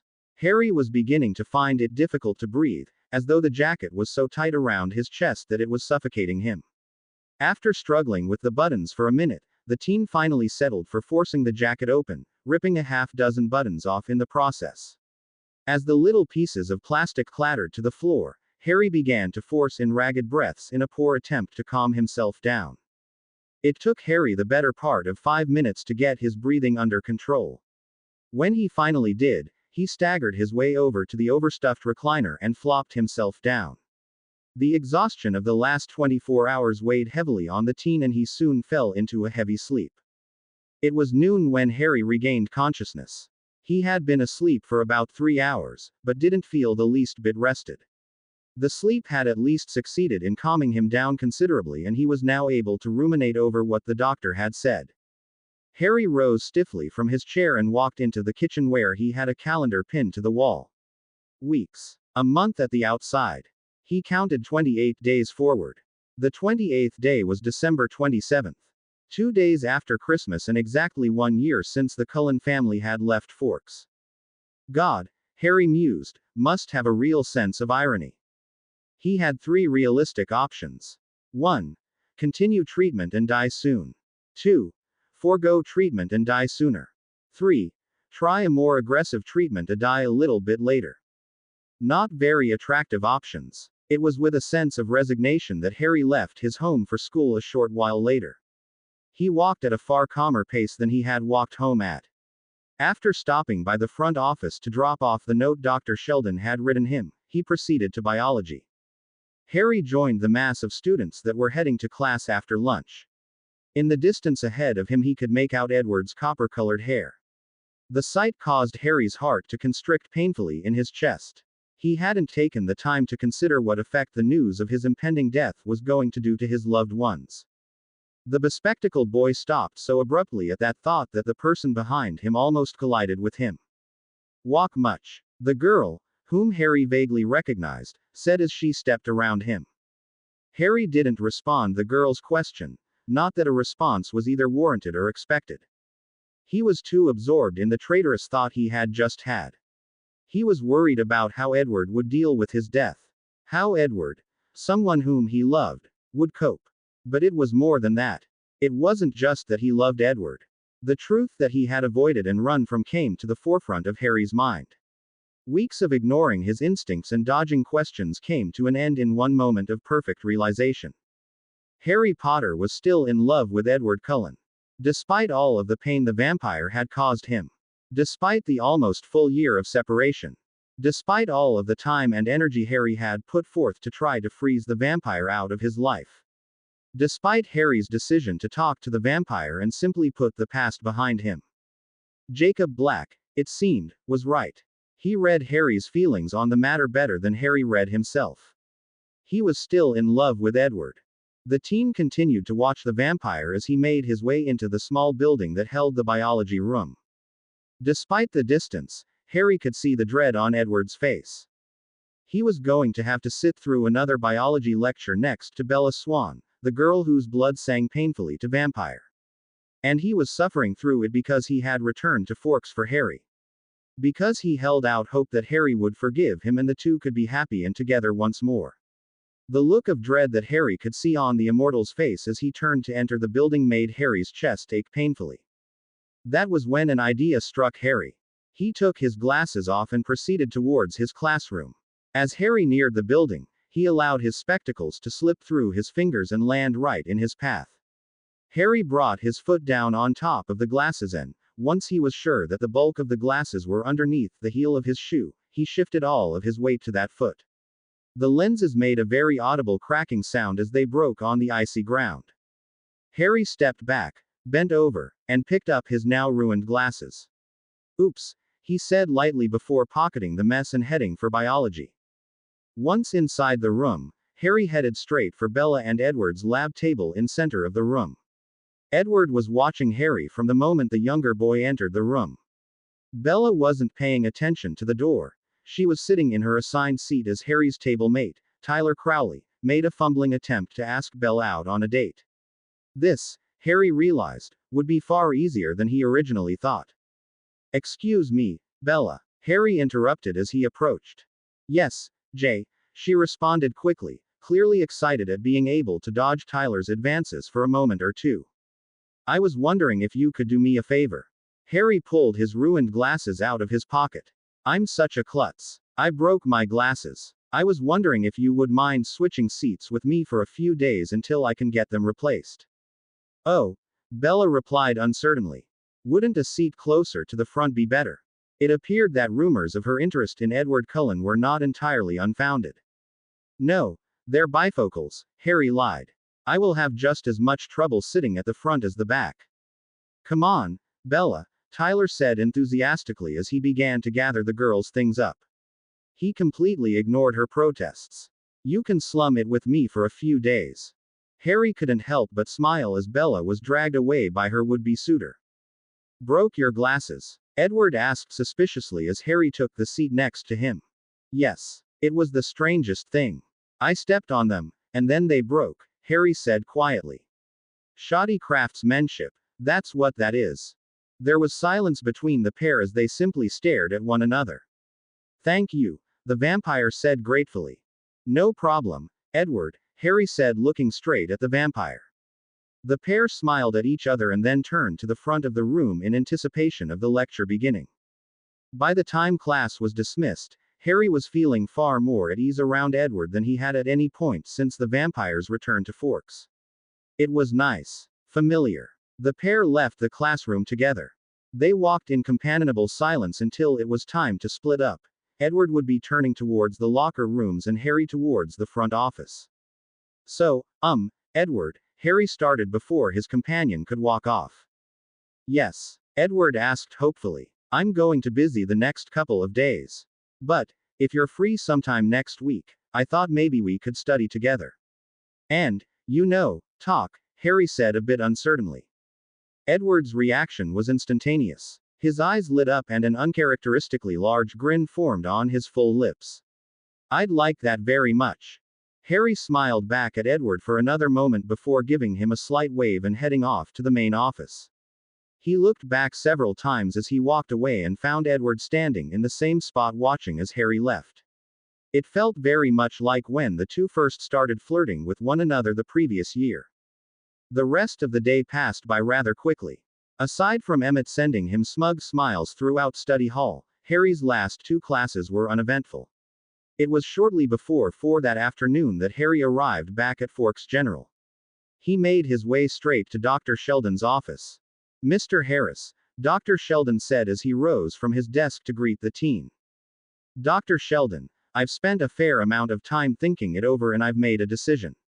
I want more than a vacation or couple weeks without being sick. The things I want to do before I die aren't things I can get done in a month. I'm gonna fight this thing like hell. I'm gonna take that 8% and I'm gonna run with it. Either I'm gonna beat this thing, or I'm going down fighting. So, I would like to know how soon we can start the more aggressive treatment. Harry had sorely underestimated how much more aggressive the new treatment was going to be. Under the old treatment, Harry was wiped out for 2 days afterwards. Under the new treatment, Harry didn't have the luxury of being wiped out after just one treatment. He had to undergo the second consecutive day of treatment while still ill from the first day. He then had only 2 days to recover before starting over again. In short, the new treatment program left him perpetually ill. He was miserable. And he'd only gone through the first cycle. Jacob and Leah, who had both taken the news of his new prognosis with stiff upper lips, had spent most of Saturday and all of Sunday with Harry. They provided him some greatly needed companionship and distraction between bouts of being sick in the bathroom. Leah even tried to take off of work on Monday so that she could stay with Harry, but the teen managed to persuade her otherwise. He was, after all, going to be sick almost all of the time, and Leah simply couldn't afford to always be taking off work to stay with him. By the time Tuesday morning rolled around, Harry was totally stumped as to how he was going to manage school with the new treatment regimen. The new treatment took longer than the old one, so Harry had to endure the treatments in the mornings rather than in the afternoons. This meant taking at least half of each of those days off of school. And if his first cycle of the new treatment was anything to go on, he was going to be sick all afternoon and so would need to take off the whole day rather than just the morning. On top of that, he then had to take 2 days off of school to recover from the 2 days of treatment before starting the whole thing over again. Conceivably, he may not be able to attend school at all. It was almost 10:30 when Harry was released from Dr. Sheldon's care on Tuesday morning. The doctor had frowned deeply when Harry walked out the hospital. He had strongly suggested that Harry find a friend to drive him to and from his treatments. Barring that, he had suggested that Harry arrange to pay one of the nurses who came off of shift at 11 o'clock to drive him home on the days he underwent chemotherapy. But Harry just wanted to go home and rest, and so refused to wait around another 30 minutes. He did promise the doctor, however, that he would look into arranging for someone to drive him in the future. Before Harry could make it out of the room in which he received his treatments, his oncologist decided to make one final point. "You're not going to be able to hide what you're going through anymore," the man said. Harry knew that he was right. The young wizard only managed to make it about a third of the way home before he had to stop because of the intense nausea he was feeling. The teen staggered to the metal bench in front of the market and sat down heavily. Sitting down did little to ease his nausea, so he decided to try putting his head between his legs and taking deep breaths. He really hoped that it would stop him from throwing up all over the sidewalk. "Jay?" a gruff voice questioned not even a minute after the boy had sat down. Harry immediately recognized the voice as that of his neighbor, Police Chief Charlie Swan. Harry raised his head to look at the man. "Hello, Charlie," he said as naturally as he could. His attempt at sounding normal failed miserably. "What in blazes are you doing here? Shouldn't you be in school?" Chief Swan asked disapprovingly. Obviously, he knew the answer to the latter question. "I'm not feeling well today. I was just on my way back home from the hospital. You can call over there to confirm it if you want," Harry replied. As he spoke, his stomach began to churn and he felt like the world was tipping sideways. "Let me guess. You had to walk to and from the hospital because your uncle is out of town." Again. If possible, the man's tone sounded even more disapproving than when he practically accused the teen of being truant. Harry struggled to answer for a moment, but every time he started to open his mouth, he felt like he was going to be sick all over his neighbor's shoes. "Oh, hello there, Chief Swan," came a new voice from the door of the market. It was another voice that Harry knew very well, Esme Cullen. The ill boy turned his head to the side to look at the vampire matriarch. She was her usual perfect self, dressed in dark-colored clothes that spoke of designer names and labels. In her arms was a large bag of groceries that Harry knew she had purchased as part of her coven's human camouflage. Only a small amount of food that Harry had eaten at her family's home the previous year had ever actually been consumed. Although Esme had addressed Chief Swan, her eyes were fixed on Harry with concern. "Hello, Esme," Chief Swan greeted.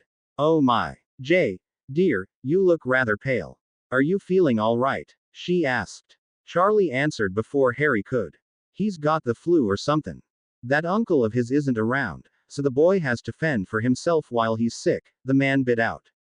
"Yes, well, Seymour does his best by Jay," Esme defended the fictitious man. "The boy shouldn't be left alone so much, as all I'm sayin'," Charlie argued back. "He does what he must to keep food on the table. Besides, I'm not about to leave Jay alone now that I know he's sick. I'll look after him for the day." Harry wanted to protest, but instead moved from his seat as quickly as possible to the nearby trash can. He emptied the little contents of his stomach and then proceeded to dry heave for several minutes. Esme was with him the instant he began to vomit, pulling the strands of the wig back away from his face.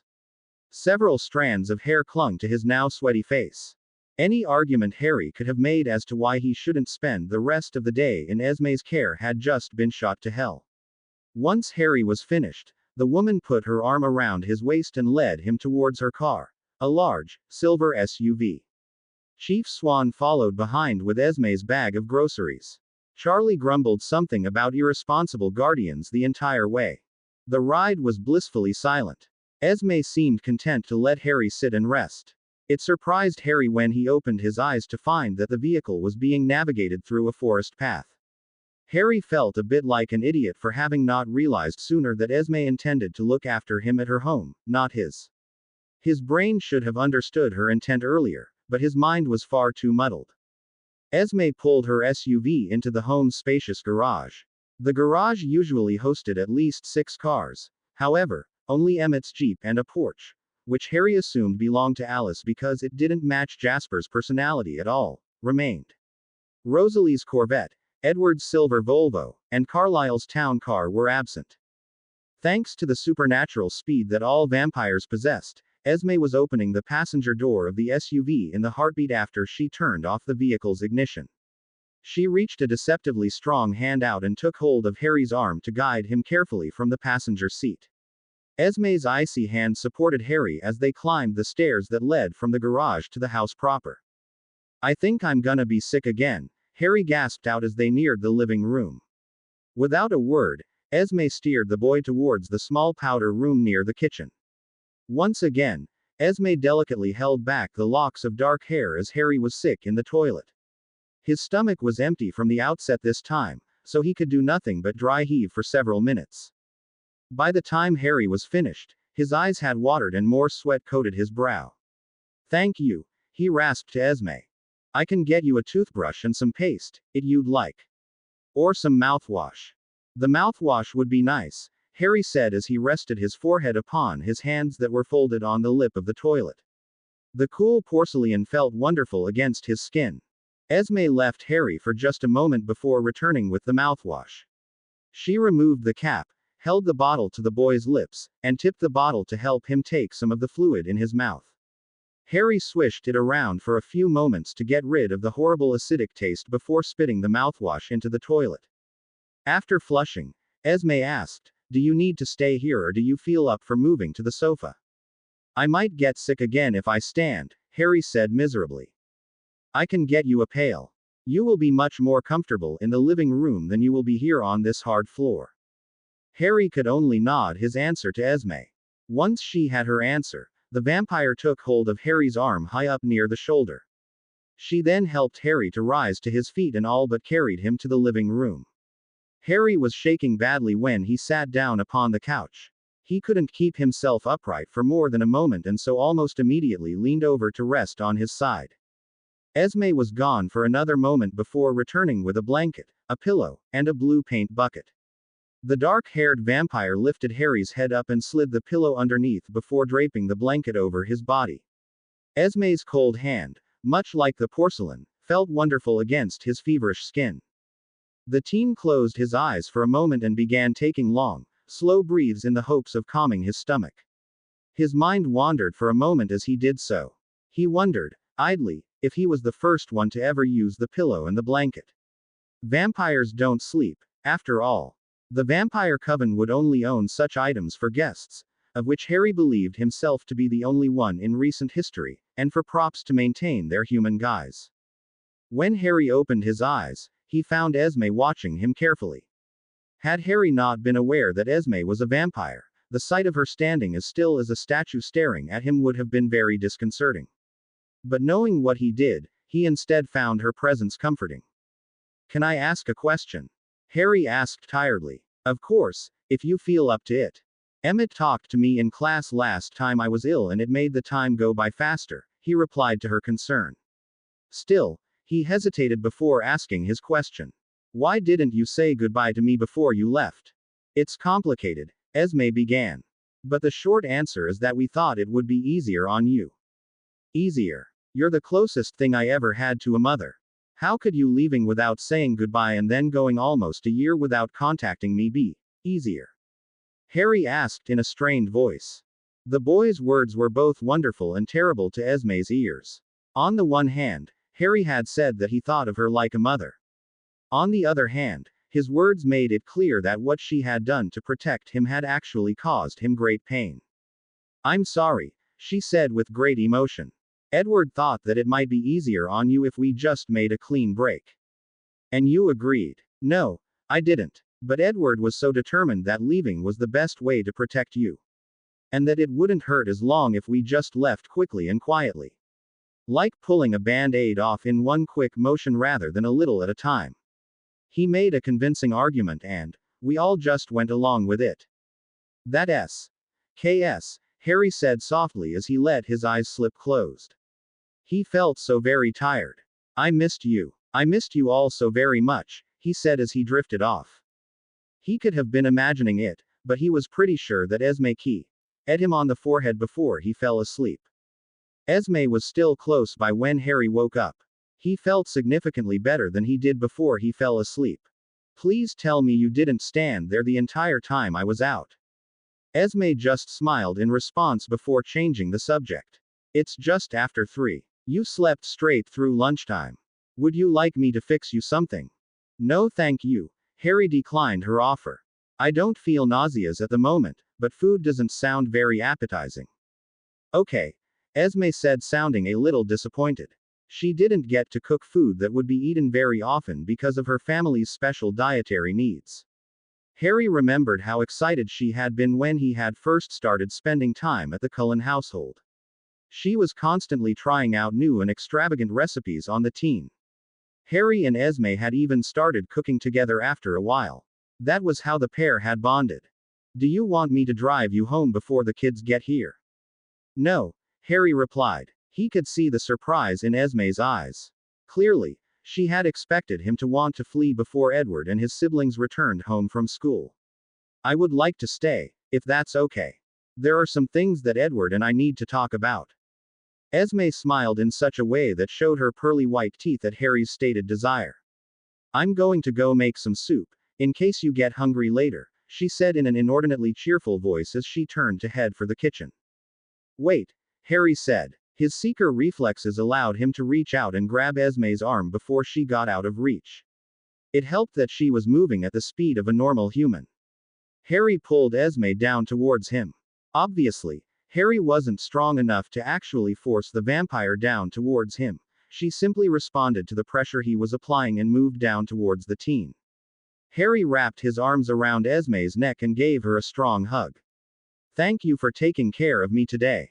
After a few seconds, Harry released his hold on the vampire and allowed her stand up properly. Esme was beaming at Harry. It was clear to her that the hug was meant as something more than a thank you. The hug was Harry's was of telling Esme that he forgave her for the hurt she had caused him. Esme gave Harry one last smile before heading off towards the kitchen. Harry sat quietly on the couch and waited for the Cullen children to return from school. Soon enough he heard Esme call out to him from the kitchen. "I just heard the garage door open." It was sweet of her to warn him. Edward Cullen raced into the living at an unnatural speed not 2 seconds later. Harry, Edward greeted simply as he took in the sight of the boy. Harry was sitting upright on the couch. A pillow was sitting off to his left and a blanket was draped across his lap. The wizard was initially surprised that Edward had run into the room at full speed. It occurred to him after a moment, however, that Edward probably smelled him as soon he reached the garage. He wondered momentarily if the scent of wolf was still strong enough to hide what he was going through. Not that it would matter in a few moments. Hello, Edward. The pair stared at each other in silence, each simply taking in the presence of the other. The remaining Cullen children filed in behind Edward a few short moments later.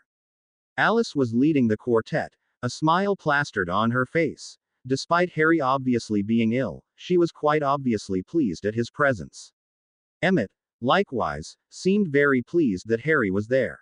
Jasper entered wearing his usual unreadable expression and Rosalie, well, she just looked bored. Harry, Alice greeted the teen, effectively ending the quiet moment he was sharing with Edward. This is a surprise. Poor dear was so sick he could barely stand, Esme said as she returned to the living room from the kitchen. But he seems to be doing much better now. That's a relief, Emmett said. You looked so miserable the other day in class, I'd hate to think of how sick you'd have to be to skip. And to let Esme spend the day babying you. Esme shot Emmett a disapproving glare at the last part. Harry's expression tightened visibly at Esme and Emmett's words. The change in his facial features didn't go unnoticed by the vampires. Harry, Edward inquired in concern. I really want to talk to you about everything that's happened between us, Edward. But I can't expect you to be honest with me about things if I can't be honest with you about what's going on with me. All eyes were on the wizard as took a deep breath and decided to just take the plunge. I have terminal cancer. Silence met the statement. Harry couldn't tear his eyes away from Edward. Although the vampire went the better part of a minute without showing any outward sign of having even heard Harry's declaration, the teen could see it in his eyes. The realization of what Harry had just told him.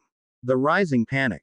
The fear and uncertainty. The vampire's amber eyes were perfectly mirroring all of things Harry had felt when he had first been diagnosed. As if something finally snapped inside the vampire, Edward all but jumped from where his feet had been planted. He was suddenly sitting next to Harry on the couch and the teen was being pulled into an almost suffocatingly tight embrace against the vampire's cold, hard chest. I'll turn you, Edward said fiercely as he held the person held most dear. Just say the word and I'll turn you. Harry shifted slightly against Edward so that he could look up at his face. No. Please, Edward all but begged. There was so much emotion in his pleading eyes that Harry was certain he would be on the verge of crying if he was human. That thought tore at Harry's heart. Harry planted both of his hands against Edward's chest and pushed. Edward responded to the dark-haired teen's feeble attempts to push him away by relaxing his grip and allowing Harry to move just far enough back that he wasn't flush against him. The vampire did not, however, release Harry from his embrace. Please, Edward begged again. You can't. If you bite me, you break the treaty. Sam won't care what the reason is, he's made that clear. You bite me, they attack. It doesn't matter what happens at that point because Victoria's opposition gets cut in half. She knows you're here so she's preparing to fight both your family and the LaPush pack. With half of her opposition gone, she'll win without any difficulty. The treaty has to stay intact. I don't care about the damn wolves, Edward all but growled. I don't care if Victoria kills them and every human within 100 miles. 1,000 miles. I won't just let you die. Harry gave Edward a watery smile at that declaration. I'm not going to just die. I'm getting treatment. That's why I wasn't at school today. I don't have it in me to just roll over and let this thing beat me. I'm going to fight it. Edward stared back at Harry and studied him for a long moment. His eyes were searching Harry's own as through he was trying to find some crack in Harry's resolve. Some little thing that he could seize upon to get Harry to relent and agree to become a vampire. Realization dawned in Edward's eyes and he reached out to brush a strand of the wig's hair from Harry's face. Treatment. You mean chemotherapy? Edward understood. Harry realized. Yeah. How long? Harry decided to interpret Edward's question as asking how long he had been undergoing chemotherapy rather than how long the doctor predicted Harry's body could hold out. He tilted his head to the side as he answered, "This round. A few months. I started the first round back in May." Edward could feel Harry leaning back heavily against his hands. He moved himself forward and gently released the human so that he could rest against the pillow and armrest of the couch. "Please tell me everything." Harry sighed as he looked at Edward and then at the rest of vampires in the room. The other vampires, whom Harry had almost forgotten about when he was in Edward's arms, were frozen in the same spots they had each been standing in when Harry had made his startling announcement. Esme, Emmett, Jasper, and Alice all had uniform expressions of despair on their faces. Jasper, Harry had a nagging feeling, was as likely to be upset over what this situation would do to Edward as he was over Harry. Although Rosalie had a pained expression on her face, there was something different about it. Something extra. Something that Harry, if he didn't know any better, would have thought to be shame. Harry licked his dry lips before beginning. "Well, I told you that Laurent broke my arm last March, right?" "Yes," Edward replied. "In the same place that James broke it last winter." After nodding his head in confirmation, Harry continued. "I had a full physical at the time. My eyesight had been getting worse. It was causing me severe headaches and I thought that maybe I needed a new prescription," he said as he unconsciously rubbed the bridge of his nose where his glasses should have been. They were absent, of course, because Harry had broken them in order to have an excuse to sit next to Edward in biology. Some tests later, Dr. Sheldon found a tumor on my pituitary gland. It was pressing against my optic nerve, causing problems with my eyesight and the headaches. The tumor was successfully removed surgically by going through my nasal cavity a few days later and I started post-operative chemotherapy immediately. The last round of tests after that found I that had abnormal production of white blood cells. Leukemia. I didn't have the tumor anymore, but I had cancer in my bone marrow. I've been on chemo ever since."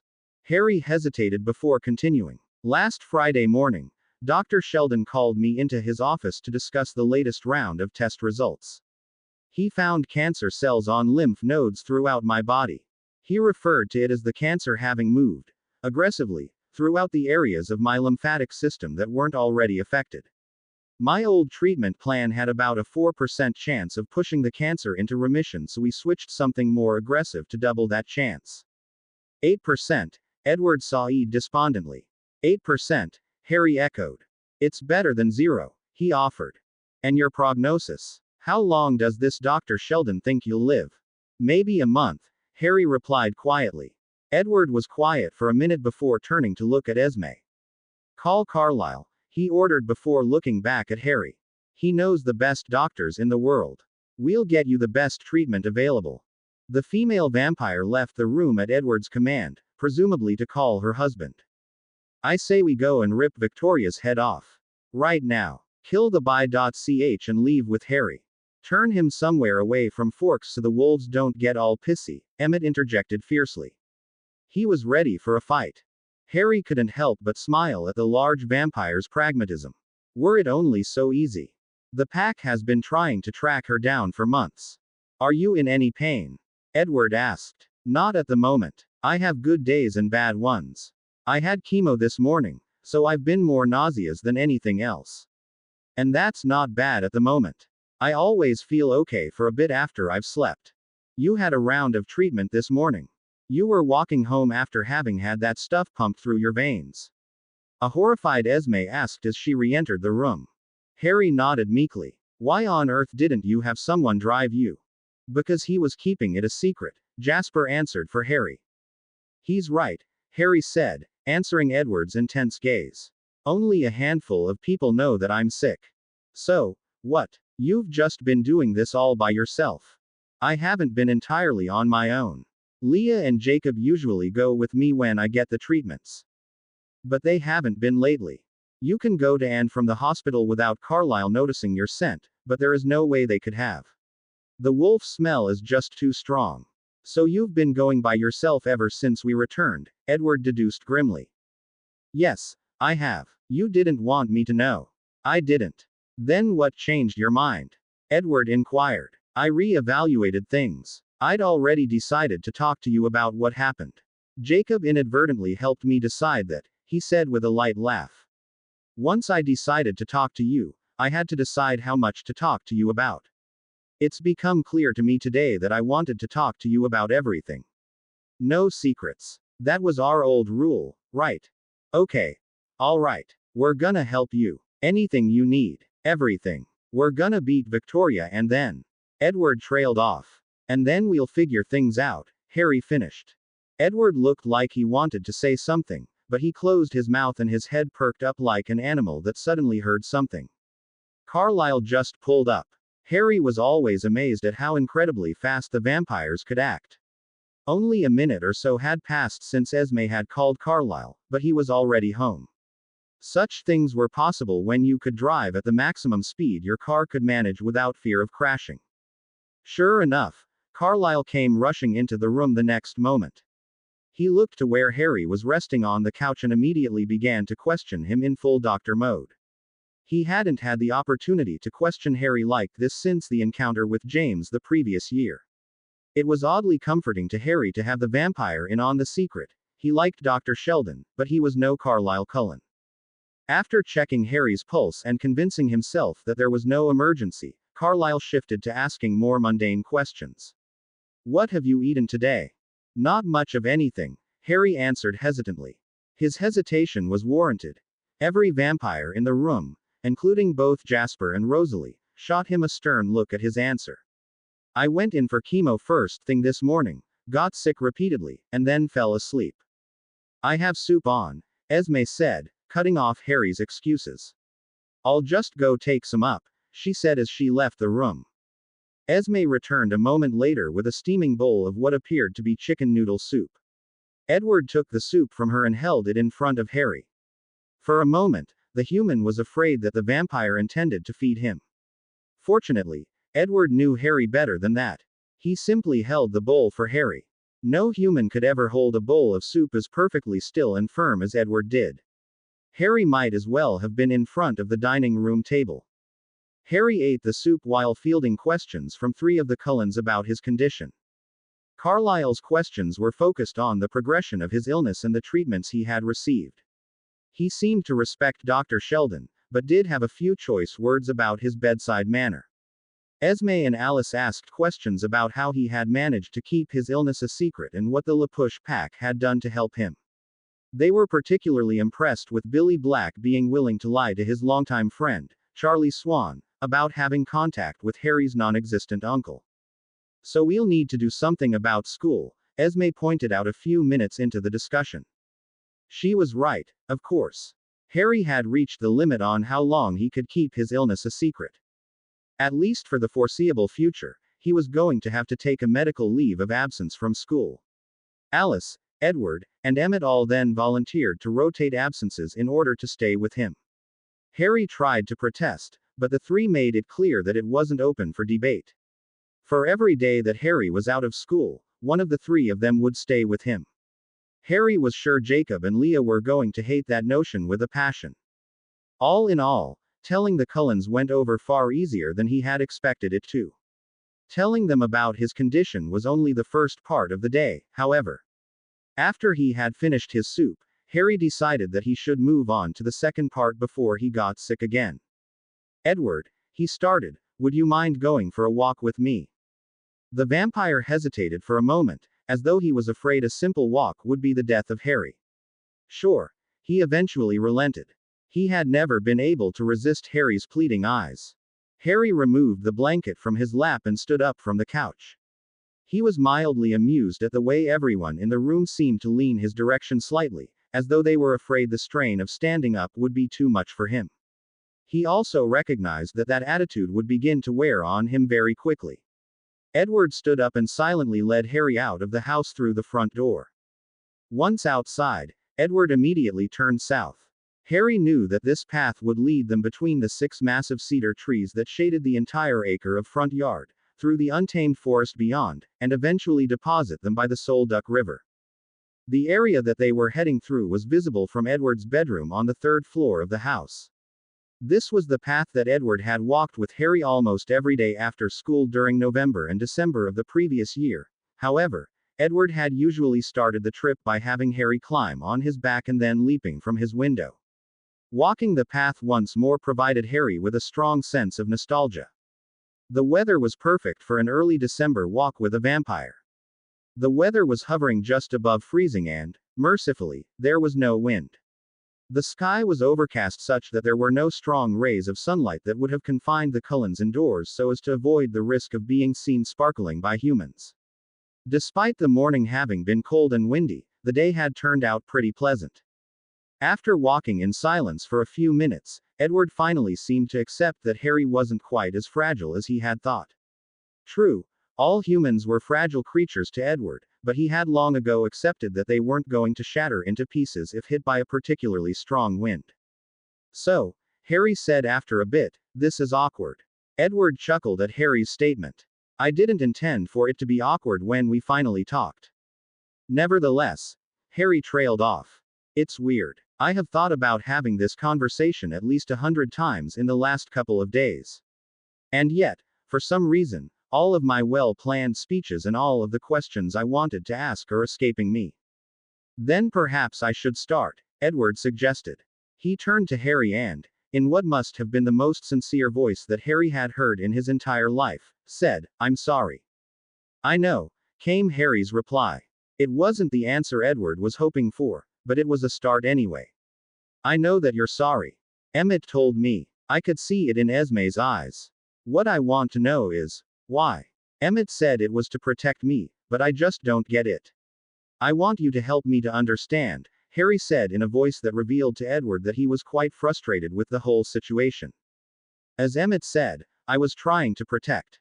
You got a paper cut from a Christmas present that I gave you and Jasper almost killed you over it. You were almost killed because of something I gave you. Because of wrapping paper, for pity's sake. Humans get paper cuts and scraped knees. They cut themselves on kitchen knives. All I could think about were the 1500 ways you could accidentally bleed inside my home again. The 1500 ways things that could cause a member of my family to kill you." 1500? Harry asked. "I counted. And that number doesn't include illnesses," the vampire replied darkly. "I really believed that we were going to be the death of you.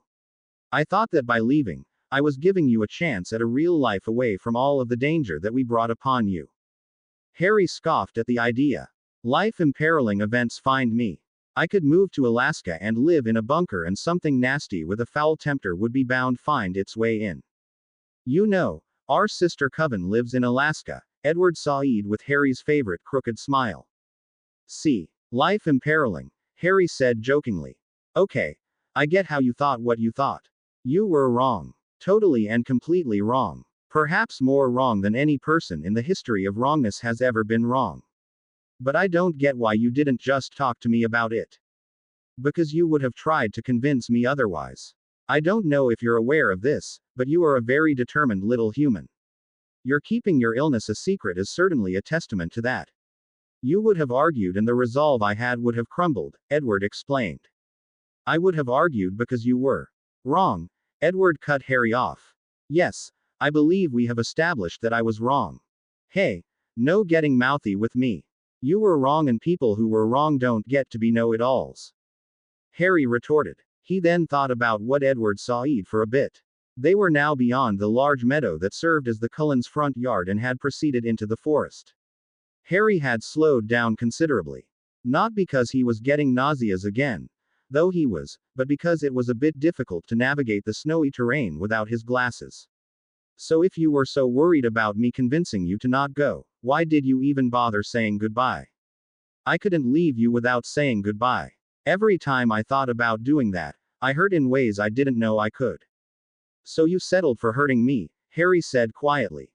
"That was not my intent.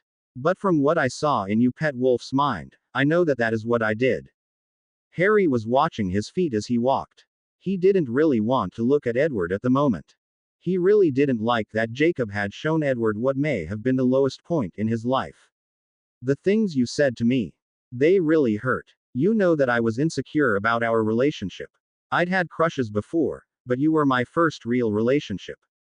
Adding to that was the fact that I was still very," he hesitated as he searched for the right phrase, "new to whole, liking blokes, thing. You played on every insecurity that I had. I can only ask your forgiveness for what I said. I didn't mean a single word of it. I was never bored with you. You were never a mere distraction to me. And I certainly wasn't experimenting with something I had not tried in my century of life. The pair fell back into their silence as they continued to walk. Okay. Then. Why take everything back? You basically robbed me. Esme told you about my theory about the clean break, right? Harry didn't need to answer the question. The fact that Edward knew to ask that question at all meant that he had probably plucked that memory out of Esme's mind at some point earlier in the afternoon. The Band-Aid theory. I thought that if we left all at once, that if we completely erased ourselves from your life, that it would be easier for you to move on. To have a normal life. You could just pretend that the entire thing was a dream with no real, tangible consequences or impact on your life. And that's why none of you ever contacted me. That's why you never let me know that you were okay. You couldn't afford to even let Alice be my long-distance friend, Harry concluded. Yes. Again, I was wrong. The duo finally reached the river. The edges of the water were frozen, but the majority of the river was still flowing. They stopped and stared at the running water. Harry let out a rough breath before continuing his inquisition. I guess I'm up to the big one. Why did you come back? Because I love you, Edward said without a moment's hesitation. The words caused Harry's heart to speed up. He blinked furiously to keep his eyes from tearing up too much. I made a horrible mistake by leaving. No, not just leaving, Edward corrected himself. It was a mistake to not talk to you about my fears. It was a mistake to leave. And it most certainly was a mistake how I left. I really messed things up. I was stubborn about it. I spent the first few weeks trying to forget all of the happiness I had with you. When that didn't work, I went about trying to make sure you were safe. I tried to find Victoria. The trail led me to South America. Obviously, I was very far off. Edward hesitated before he said the next part. At one point I considered going to England. I thought about trying to hunt down Voldemort so that I could kill him for what he has taken from you. For the danger he poses to you. That way, you would never have to face him again. Harry didn't like to think about Britain. He had told Edward everything about his life. Up until the circumstances that broke them up, Edward and Harry's relationship had had only one rule: no secrets. Still, Harry didn't like the subject. He didn't like that there could be people suffering and dying while he hid. He didn't like feeling like a coward. He didn't like the uncertainty regarding what was happening in Britain. And, most recently, he didn't like the idea that Voldemort would outlive him. I can't be with you under these circumstances, Edward, Harry said. Edward said nothing, but Harry knew he was disappointed. Between Victoria and cancer, it's just too much at the moment. I can't be in a relationship right now. I understand. You shouldn't. I don't really understand it. I just feel like I can't have another thing on my plate. Like all of the baggage I would have to deal with if we were back together would be the tipping point, Harry confessed. Edward didn't say anything. He just stood next to Harry and continued to watch the river. Is there any chance you'll forgive me? Edward asked. I already have. Is there any chance you'll be with me again? Harry turned to look at Edward. The vampire mirrored the movement. I said I can't be with you right now. Once we get past all of this bad stuff, then we'll have a chance to figure everything out. Edward nodded. The light at the end of this long, dark tunnel. Exactly. It gives us both something good to look forward to. Something other than sickness and violence. Good things are worth waiting for, Edward agreed. By this point, Harry's stomach was beginning to rebel against the soup he had eaten. He had begun taking long, slow breaths through his nose. Edward, of course, noticed immediately. Should we head back now? Yes, Harry said. He managed to keep a tight hold over his composure as he spoke. The pair turned back towards the house and began walking. The longer they walked, the dizzier Harry felt and the more upset his stomach became. Edward recognized his love's difficulty and took hold of his arm to steady him and help him to walk. Harry was barely able to put one foot in front of the other by the time they reached the house. Clearly, the period of relief he felt after sleeping for a few hours had expired. Upon entering the house, Harry found that things had pretty well returned to normal. Alice, Jasper, and Carlyle were absent from the living room. Emmett was watching television while Esme could be heard chopping something in the kitchen. Rosalie was waiting by the front door. "How are you feeling?" she asked as soon as Harry and Edward entered. "My stomach is upset," Harry relied. Rosalie surprised Harry, not only by asking the question, but by then taking hold of his free arm and helping Edward to walk Harry back to the couch. Emmett moved away as soon as the trio neared the couch. Harry was soon lying back down on the comfortable sofa with the paint bucket at the ready. The three vampires stayed nearby in silence for several long minutes as Harry lay with his eyes closed taking deep breaths. "Harry," Rosalie ventured after a bit. The uncertainty in her voice sounded unnatural to Harry's ears. The boy, whose breathing had finally returned to normal, cracked an eye open and looked at the blonde vampire. "Yes. I owe you an apology. Several apologies, actually." "For what?" he asked, perplexed. Rosalie chewed on her lower lip before going any further. "I supported Edward's plan to leave you. The others didn't, but I did.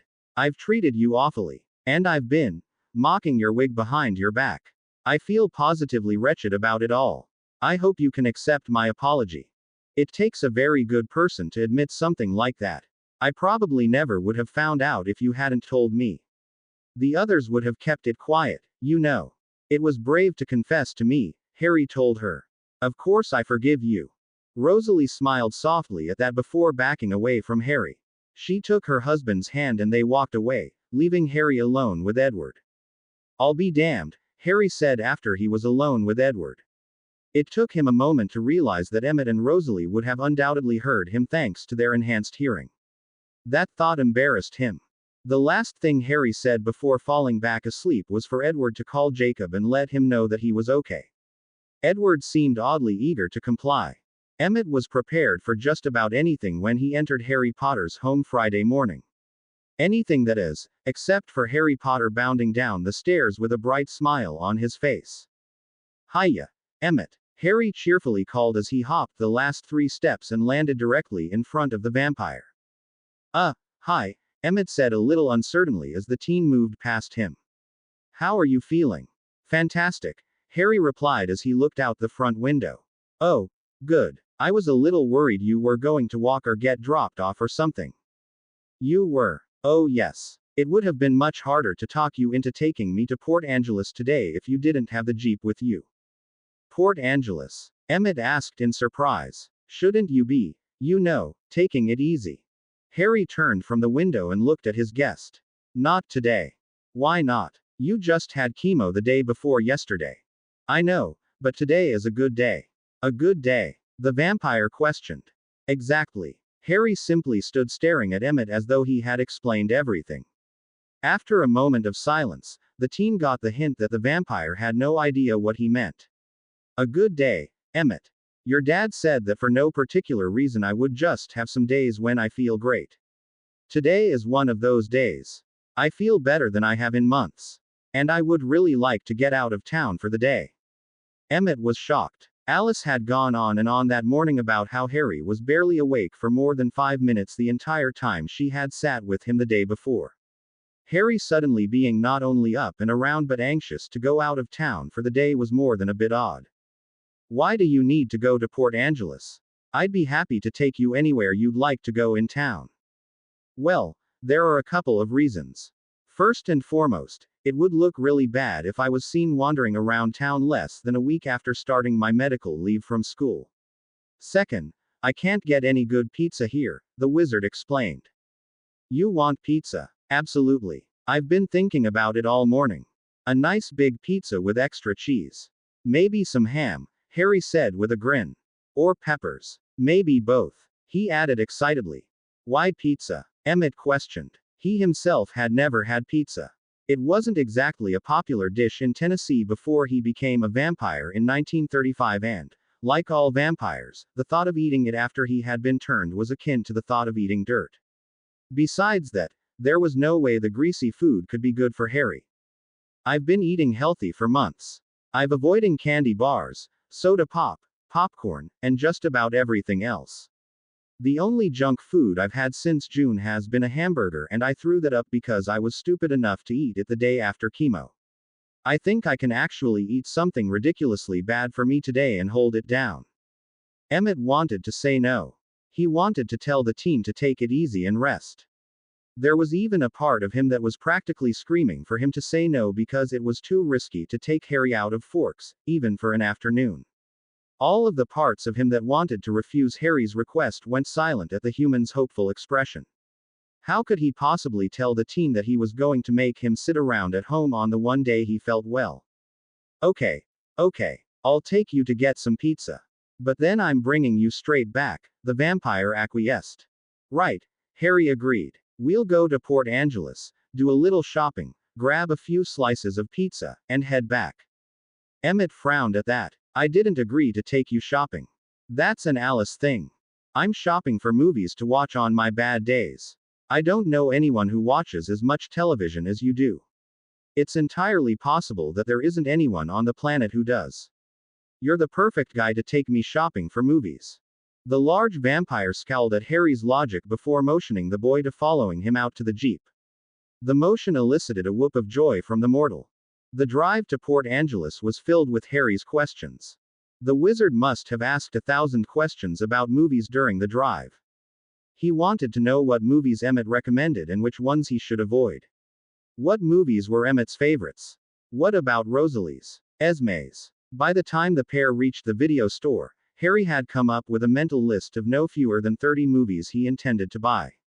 Emmett thought that the number was a bit excessive at first, but then realized how much time Harry was going to be spending cooped up at home in the coming weeks. Then he thought that the number might be too low. Emmett allowed Harry to wander off once they were inside the video store. It wasn't as if Harry could get lost or anything. Emmett would be able to both smell and hear the teen even if they were standing at the 2 points of the store farthest away from one another. While Harry went through the shelves of alphabetized movies gathering up the titles on his list, Emmett headed for the television series section. The vampire began picking up every well-reviewed box set he could find that he himself didn't already own. After all, he could just give Harry the ones he already possessed. It took Emmett only a few minutes to collect a staggering pile of DVDs for the teen. His stack was so large, in fact, that few if any humans would have had the skill to hold it without spilling the boxes into a large heap on the floor. Once he had his selections, he went about locating his charge. Emmett rounded the end of an aisle and found Harry standing perfectly still near the start of the alphabetical shelves.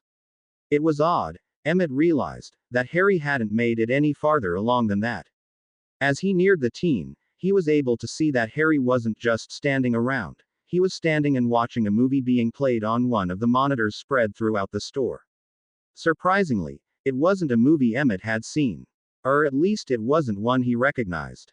The scene being played out on the television screen was that of a wedding.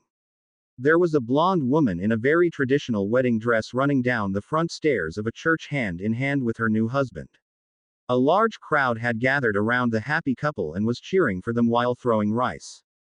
The expression on Harry's face is what really got Emmett. The teen seemed sad somehow. He wasn't reacting like a person should when watching such a happy scene. His expression was better suited for somewhat watching a particularly sad scene, like a funeral. Harry? Emmett asked. The wizard turned away from the screen so quickly that he almost dropped the small armful of movies he had. Oh, Emmett. You startled me. I can see that, the dark-haired vampire said. Is there a problem? What? Harry asked in confusion. Oh, no problem. I just forgot to get a shopping basket is all. Mere humans such as myself can't handle as many movies as you can. I see. Emmett hadn't bought a word of it. Harry walked past Emmett, retrieved a basket from a stand near the front door, and then returned to the shelves of movies to select his purchases. Emmett followed closely behind, concerned about Harry's sudden change in attitude. He had been bubbling with excitement all morning long, but now seemed to be down in the dumps. Harry wasn't acting like he was sick or anything. To the contrary, his movements still spoke of an energy that Emmett hadn't seen since the previous Christmas. Harry had, however, become unusually quiet and pensive all of a sudden. Emmett followed behind Harry and gave advice now and then when the teen reached for a movie not already on his list. His advice wasn't followed in every case, but it was more often than not. In addition to providing advice, Emmett had to read the backs of several movie cases aloud to Harry because the teen hadn't had a chance to get a replacement pair of glasses yet. It took about 20 minutes for Harry to pick all of the movies and make his way to the register. He scowled at Emmett when the vampire insisted on paying. Edward is already going to have my head for taking you out of town. If he finds out I let you pay for this stuff as well, he'll probably bury it somewhere that Rosalie can't find it, Emmett had explained as he swiped his credit card through the reader. A short while later, Emmett and Harry were at a small pizza parlor in the main shopping district of Port Angeles. Despite the dark-haired teen's earlier enthusiasm for the greasy treat, he was really only picking at his meal. You hate weddings that much? Emmett finally ventured. Huh? Harry asked, clearly surprised at the question. You've been down ever since you saw that wedding scene at the video store. If you act like this the next time Rosalie and I get married, she'll get pissed. I don't have a problem with weddings, Harry declared. Then what is it? You'll think I'm being stupid, Harry said a bit awkwardly. I think you're wasting pizza. Harry chewed on his lower lip for a moment. When he did so, it reminded Emmett a bit of Rosalie. Do you think Edward and I could have been like that? Harry asked after a moment.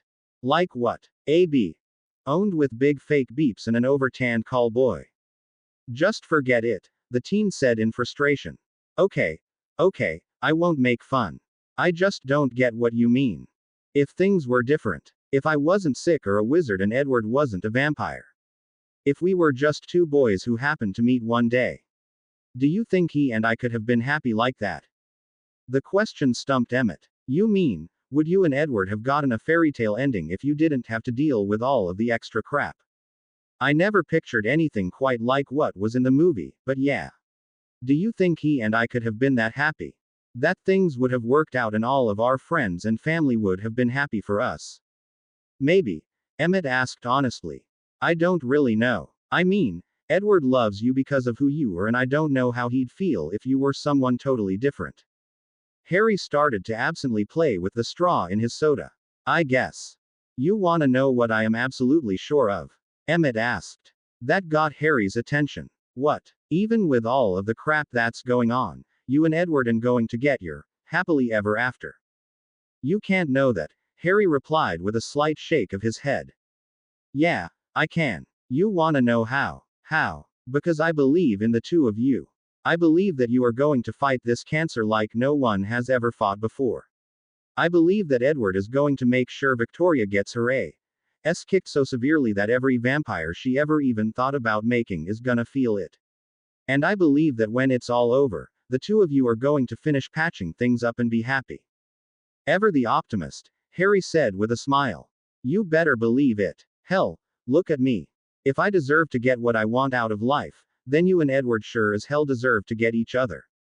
Wouldn't be right for me to get my Rosie and you and Edward to not get each other in the end. Harry's smile grew larger when he heard Emmett refer to his wife as Rosie. He may not necessarily have believed everything the vampire had said, but hearing it certainly made him feel better. With a laugh, Harry took a big bite out of his pizza. School was out for the day by the time Harry and Emmett made it back to Forks. At Emmett's insistence, Harry called Leah on his cell phone on the ride home. The brawny vampire dropped the teen off at the border of the reservation where Leah was waiting for him with her father's old truck. Harry said his thanks to Emmett for taking him to Port Angeles before he set off with Leah for an afternoon of mischief with the female shapeshifter, her younger brother, and Jacob. All in all, it was a pretty good day. Leah Clearwater could smell the stench of leech the moment she got out of her truck. She couldn't tell the Cullen vampires apart by scent alone, but the presence of the silver Volvo in Harry's driveway told her that it was Edward's turn to skip school. She didn't bother knocking before letting herself into the house. Even if she had, Harry probably wouldn't have heard for all that racket. Even without her enhanced hearing, she probably could have heard the music from outside the house. He needs to rest, she snapped as he barged into Harry's bedroom on the second floor. And he can't do that with you playing that awful music. Edward stopped playing and looked up from the keyboard he was sitting at. He shot Leah an irritated look, but said nothing. He's writing me a new song, a weak voice came from the opposite end of the room. The female shapeshifter turned her head to look Harry over. The teen was clearly having a bad day. He was wearing his nightcap rather than his wig, which meant that he probably hadn't been out of bed all day except for when he had to go to the bathroom. This theory was supported by the fact that he was still wearing the pajamas and heavy robe he had been wearing when Leah and Jacob had left the night before. Writing you a new song would involve paper and a pencil, not pounding on a keyboard and keeping you from resting, Leah stated in a calm and even tone. I asked him to play it, Harry argued back. His voice sounded strained and tired. Leah Clearwater turned her attention back towards the vampire before snarking, well, you managed to go another day without killing him, so I guess some small thanks is in order. You can leave now. Edward didn't say anything back to Leah. Instead, he walked past her and over to Harry. I really should be going, but there is something I need to give you first. The vampire pulled a small rectangular box out of jacket pocket and handed it Harry. The teen was grinning excitedly as he opened the box. Leah couldn't see the contents of the box when Harry opened it, but she figured the vampire had bought the teen jewelry. Throwing money around in an attempt to buy Harry's affection seemed to be just the Cullen's style, in the Quiludes' opinion. She was surprised when she heard Harry laugh when he saw the contents of the box. You got me new glasses, the teen said as jovially as he could in his exhausted state. I meant to give them to you earlier today, but you were so tired, the vampire trailed off. Thank you, Edward. It was the least I could do. You did, after all, break your last pair protecting me from my own personal demon. Leah smirked involuntarily at Edward's comment. Harry had told her the story about breaking his glasses so that he would have an excuse to trade seats with Bella Swan. She found it amusing that Edward would refer to the girl as a demon, particularly in light of Jacob Black's growing crush on her. The shapeshifter pulled herself from her thoughts regarding Jacob's crush on the oblivious Swan girl just in time to see Harry reach out and give Edward Cullen's hand a firm squeeze as they said their goodbyes to one another. Personally, she very much disliked Edward Cullen. She hated how he had treated Harry and she hated that he was making no bones about his desire to resume his relationship with the human. Despite those ill feelings, however, she was thankful for the way his presence seemed to give Harry the strength to keep fighting his disease. Every day that Harry fought back against his cancer was a day that Leah grudgingly thanked God that Edward Cullen had returned to Forks. After the vampire left, Leah took a seat on the side of the bed next to her best friend. How are you feeling? I'm not going to die today, if that's what you're wondering. It's not. Good. Because I fully intend to be back on my feet tomorrow morning, Harry said with great resolve. You have chemo tomorrow, Leah pointed out. Exactly. I have no intention of having someone wheel me into the hospital. I'm not that weak. The words, not yet, weren't spoken aloud, but both Leah and Harry silently amended the wizard's statement to include them. Harry had been on the more aggressive treatment for almost a week and a half. If Dr. Sheldon's original prognosis was accurate, he may have used up almost a third of his remaining life already. And it was starting to show. The only good day Harry had had was the day that Emmett Cullen had taken him to Port Angeles. Everyone had been furious with the vampire when he returned with Harry that afternoon, but they were all careful not to voice such anger in front of Harry. That day had made him so happy that no one wanted to tarnish his memory of it with an argument. Leah smiled down at the boy who had become so important to her in the past 9 months. He had closed his eyes and his breathing had become soft and even. It was amazing how easily he fell asleep these days. Sitting in the quiet, the werewolf took a moment to examine Harry's room and how much it had changed recently. A CD player had been placed on his nightstand. Leah had no doubt that she would find a CD of music composed by Edward Cullen for Harry inside the machine if she were to lift the lid. The walls of the room, which had previously been bare, were now decorated with a large number of photos. Some of the pictures were framed while others were simply tacked in place. Many of the pictures were of Edward and Harry together. Alice Cullen made an appearance, a handful of them as well. Leah assumed that those pictures were among the possessions that Edward Cullen had taken back from the human in an attempt to erase their time together. A fair number of the pictures included Leah and/or Jacob. Though it might have been petty, Leah was quietly pleased to note that she made more appearances than either Jacob or Alice. Looking around the room at the pictures drew Leah's attention to the empty birdcage in the corner of the room. She wondered if Harry had told any of the Cullens about what had happened to his snowy owl, Hedwig. Surely, she thought, they would have noticed that the animal hadn't made an appearance during any of their visits. True, the owl had always avoided the Cullens in the same way that all other animals did. But one of the vampires was bound to have at least wondered. The werewolf could remember the horrible day that they had found the poor creature dead. Leah and Jacob had driven Harry home from an afternoon at First Beach to find his front door open. The locks had been ripped out. The house was in total disarray. Drawers and closets had been emptied, furniture was torn apart, and poor Hedwig had been murdered. The scene in Harry's bedroom had been so awful that he spent a week sleeping at Jacob's house. Leah and Seth had performed the awful task of gathering the remains of the owl and cleaning up the house. All of Harry's sheets had to be replaced because of the stains.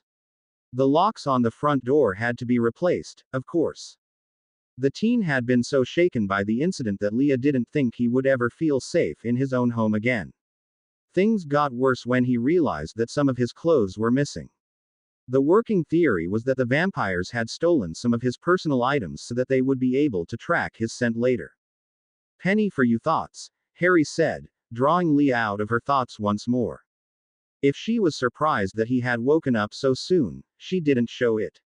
"I was just thinking about your leech. Edward," Harry stressed the name, "has been very nice to you and your pack recently. He's making an effort." It was true. Edward Cullen had gone out of his way to be accommodating. On the day that Harry had told the vampire of his illness, Edward actually called Jacob to not only let the pack know that Harry was safe with him but also to thank the pack for all it had done for the boy. He had gone so far as to actually swear to Jacob that he would pay back the pack's kindness.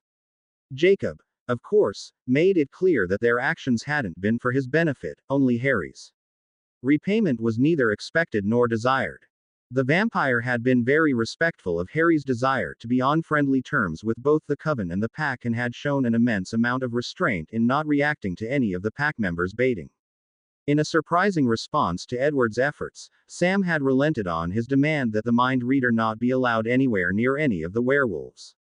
Edward was allowed to be near Harry whenever he was off of reservation land, regardless of the presence of members of the pack. There was a question that had been nagging at Leah for days now and, despite her better judgment, she decided to use Harry's current level of lucidity to go ahead and ask it. "Harry, if it wouldn't break the treaty, would you let Edward make you into a vampire?" Harry's eyes widened in surprise at the question. He quickly cast them downward to the box on his lap. "Honestly, I don't know." "You don't know?" Leah asked. She had thought that with the amount of time Harry had had alone with his thoughts lately, he would have reached some opinion on the matter. "I love Edward. But there is a part of me that still isn't sure that I could give up being human. I didn't think much of it last year when he would point out on all of the experiences I would miss by becoming a vampire, but I think about those things a lot these days. On the other hand, I may not get those experiences anyway. So why not just take the plunge?" "You shouldn't talk like that," Leah reprimanded. "Someone has to," Harry said as he returned his gaze to Leah. "I'm gonna keep trying to fight this thing, but even I realize that I'm losing." "No, you aren't," Leah said almost desperately. "Leah, we gotta face this. There is a very good chance that my life is about to come to an end. I can feel it. Every day I can feel myself slipping a bit. Things that I used to be able to do are getting difficult. I can barely go to the loo by myself some days." The werewolf could see real fear in Harry's eyes as they welled with tears. She had seen his eyes become watery after being sick in the bathroom, but she'd never seen him actually cry. Not even when Hedwig died. He hadn't cried since Edward had left him the previous year. Harry's shoulders shook as he tried to contain himself, but he just couldn't. Leah reached forward and took the teen in a hug. He returned the gesture and buried his face in her neck. "I'm so afraid. I don't want to die, Leah," the boy said, his voice cracking. Leah could feel Harry's tears on her neck. She held the boy as he cried for several minutes. He eventually exhausted himself and fell back asleep. Leah gently repositioned him so that he was lying down. She did her best not to think about what Harry had said. Or how he had said it with such fear and desperation. It didn't work. Everything else that she tried to think about led her thoughts back around to her best friend and how the frustration and pain of this bad day had finally cracked his resolve. It was in that moment, as she watched Harry Potter sleeping, that Leah realized she hated Sam Yulee. She could forgive him for leaving her for her cousin, Emily. She could forgive him for the hurt he had caused her. But she just couldn't forgive him for this. For denying Harry the choice of whether or not to become a vampire. It wasn't like Harry would hurt anyone as a vampire. The Cullens would make sure that he was kept away from humans until he had the necessary self-control to live among them safely. Rational or not, in Leah's mind, Sam was as responsible for Harry's suffering as the damn disease. Leah heard the sound of Jacob's rabbit pulling into the driveway behind her truck. She got up from her seated position as easily and quietly as she could and went outside to meet him. "What are you doing out here?" Jacob asked her in surprise as his packmate approached. "I'm going out for a bit. Harry's asleep. Try not to wake him," she practically snapped. She didn't spare Jacob anything more than a momentary glacé as she walked back towards and then around Harry's house. As soon as she reached the edge of the woods that abutted the boys' backyard, she started to run at a dead sprint. Once she was out of range of any human, she shifted into the form of a large, gray wolf. She didn't give a damn about the clothes she tore to shreds in the process. She just kept running. Finally, after she had run herself to exhaustion, she let loose a cry of rage and anguish that scared away all of the animals that could hear it. It had been a bad day. In terms of symptoms and side effects, it was a medium day for Jay Harris, aka Harry Potter. It was 2 weeks to the day since Harry had been told that his cancer had spread throughout his lymphatic system. He had had chemo the day before and, despite once again feeling like a pin cushion, had been required to come in today for tests. After Harry had revealed during the course of the initial check-up phase that his joints were hurting, his breathing was becoming increasingly labored for seemingly simple tasks, and he was suffering from a constant fever, Dr. Sheldon had ordered a wide variety of tests. The boy was sitting quietly in the oncologist's office following his chest X-ray. Alice Cullen had taken off of school for the day in order to stay with him. Things were still a bit awkward between the two. They hadn't really had a chance to talk to one another. Harry had been poked, prodded, scanned, or unconscious for every appreciable stretch of time they had spent together. Honestly, Harry wasn't upset with her anymore.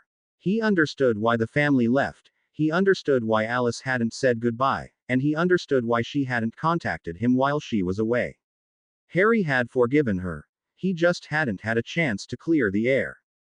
And, it appeared, Alice was far too considerate of his condition to try and talk to Harry when he looked like a meaningful conversation might just do him in. The boy, however, was tired of the separation. He wanted his friend back. "Alice." "Yes, Harry. Why aren't we talking? We're sitting in a completely silent office and we're not saying anything to each other." "Why?" the boy questioned. "Because I don't know what to say," Alice admitted after a brief pause. "I don't like this," Harry said as he motioned at the space between the pair. "This distance between us. It's not right. We're friends. We should be able to talk." Alice looked up at Harry in surprise. "What?" the boy asked as he took in his companion's expression. "It's just, I thought you were mad at me." "I didn't realize," the immortal trailed off. "Didn't realize what?" "I thought maybe you didn't want to be my friend anymore because of the way I treated you," the immortal confessed. "What? You thought I'd forgive Edward and not you?" Harry's voice cracked a bit as he spoke. He sounded parched. "It's different with Edward. You didn't really move on from your relationship with him after he left. You are still in love with him. But with me, you have a new best friend. 2 of them, if I'm not mistaken," Alice explained somberly. Harry could hear a bit of jealousy in the female vampire's voice. With how well she typically controlled her tone, Harry had to wonder if she was intentionally conveying her feelings on the matter to him or if she was just that emotional about the topic. Either way, he reached his hand over the divide between them and took her hand in his. "So what? I made other friends. You're still the first friend I made in Forks. And if I can have 2 best friends, why not 3?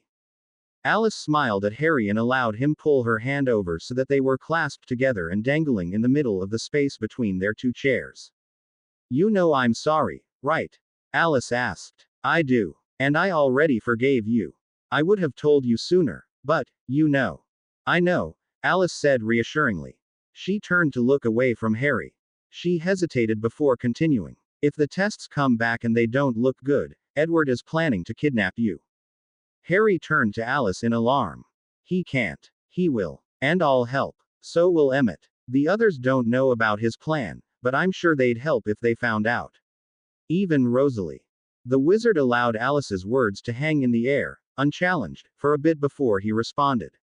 You can't do that. Forks can't afford to lose any of its defenders. If we run with you, Victoria might follow us. Maybe we'd be protecting the town if we took you. Might. Maybe. Harry questioned. Everything is centered around you and I can't see the future of someone like you. The wording intrigued Harry. Alice had never had a vision regarding Harry's future, that was why she was unaware of what the tests might show. His very existence seemed to elude her power. Neither Harry nor any of the Cullens had ever come up with a good explanation of why Alice couldn't see the boy's future, but they assumed it was for the same reason that Edward couldn't read his mind. The way she worded her statement sounded as if she had figured the reason out. What do you mean by someone like me? It's a theory I've been toying with lately. Well, it's really Jasper's theory. I can't see your future. I can't see the future of any of the werewolves either. Jasper suggested that perhaps my power is limited to things I can relate to. The vampire frowned for a moment and scrunched her face up in distaste. No, that doesn't sound quite right. Let me rephrase it a bit. I can see the future of a human because I was a human. And I can see the future of a vampire because I am a vampire. I've never been either a wizard or a werewolf, so I can't see the future of anyone who is either one. Basically, I don't empathize with them well enough to see their futures. Harry thought about what Alice said. Okay, he said, drawing the word out in an exaggerated manner. Clearly, he got the gist of what he'd been told, but he was lost when it came to the details. The response was met with a musical laugh from Alice. Her good humor was infectious and Harry soon found himself laughing right along with her. The pair was still laughing a minute later when Dr. Sheldon entered the room with Dr. Carlisle Cullen. Good afternoon, Jay, Carlisle greeted the boy by his alias. Alice. Dr. Sheldon seated himself behind the desk before he too greeted the pair. Mr. Harris. Ms. Cullen. I was just consulting with Dr. Cullen about your case. He agreed that we should also do a CT scan before you leave. Why? Jay questioned. One of the major risk factors of the cancer having moved to most of your lymph nodes is that the cancer cells can now travel through your lymph fluid to other organs. We have to monitor you very carefully to make sure that tumors don't form. Tumors, the wizard said quietly. He had only had to deal with one tumor thus far and its location had made it easy for it to be removed without any complications. The idea of other tumors developing in his body while he sat there was a terrifying thought. What if he was developing tumors in his lungs and that was why he was having a hard time breathing lately? Alice gave Harry's hand a nice, firm squeeze of reassurance. After the CT scan and a good 20 minutes of Harry being sick in one of the hospital's restrooms, Alice drove the boy home. Before they left the hospital, Carlisle promised to stop by later that afternoon to check up on Harry. The human boy was resting in the passenger seat of the car with his head pressed against the window. The cold glass always felt wonderful on his face after being sick. Do you think you can do me a favor?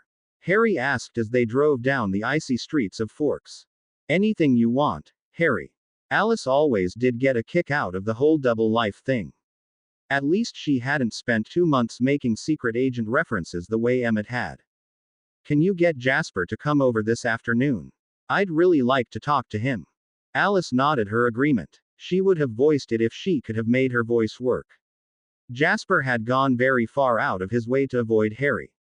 Except for the evening in which Harry had explained Victoria's presence to the Cullen coven and the afternoon in which Harry had revealed his cancer to the family, Jasper hadn't come close to interacting with Harry. The Southern gentleman had been extremely careful to keep a good distance ever since he almost killed Harry the previous Christmas. Regardless of Jasper's desire to give Harry plenty of space, he still came over to the human's house after school. Alice knew before she even called him that he would come if his presence was requested by Harry. Jasper felt that he owed the human the opportunity to yell at him. To blame him for all of the pain and loneliness he had suffered over the past year. If Jasper hadn't attacked Harry, the Cullen family wouldn't have left. Edward and Harry would have remained a couple and Harry wouldn't have been depressed for months on end. Just as important, Harry would have had the Cullen family at his side during the entirety of his illness and Victoria's reign of terror. Maybe Victoria wouldn't have risked returning to Forks if the Cullens had remained. Maybe they would have been able to destroy her before she had the chance to create an army. Maybe the family would have taken Harry away from Forks when he was first diagnosed and turned him into a vampire before he had to endure so much. "Hello, Jasper," Harry warmly greeted the vampire when he entered the home. Although Harry spent most days in bed, he had decided to spend the afternoon downstairs in his overstuffed recliner. He had changed out of the clothes he had worn to the hospital and into a pair of pajamas and a forest green robe that Carlyle had once mentioned as matching Edward's mortal eyes. Jasper took this opportunity to examine the boy. He was visibly thinner than the previous year. In fact, he looked thinner than he had on the day he had come to the Cullen home and had his talk with Edward. He wasn't wearing his wig, but instead had donned a fleece nightcap. His features were drawn and his face looked feverish. Given the physical changes the boy was undergoing and had clearly been undergoing for quite some time, Jasper was amazed at how long the boy had managed to keep his condition a secret. It was a testament to his resourcefulness and strong-willed nature. "How are you feeling?" Jasper asked stiffly. "Today isn't so bad. I had chemo yesterday, so I can't hold anything down. And Dr. Sheldon has spent the whole morning running tests on me. But I'm able to get up and move around a bit," Harry answered. He got a thoughtful look on his face before asking, "It's all right coming in, isn't it?" "Dr. Sheldon drew blood and I'm not sure if you can smell it." "I'm holding my breath," Jasper replied evenly. "Good. I don't want you to be uncomfortable." Jasper moved farther into the room and took a seat next to Alice on the couch. He didn't need to sit, but he found such human actions put people at ease. Even Harry, despite the boy's protestations that he was never put off by the inhuman actions of the immortals. "I'm really glad you came," Harry said earnestly. "I was afraid you wouldn't. I see everyone else on a regular basis, even Rosalie. But I haven't really had the chance to see you yet. I thought it best to give you your space given what happened the last time I was in close proximity to you." "I guessed as much. There really wasn't any need, though. I'm not upset with you," the teen said casually.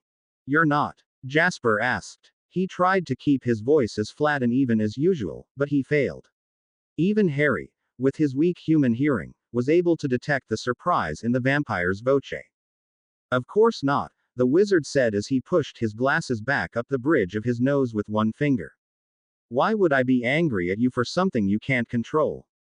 "But I should have been able to control it," the male vampire said firmly.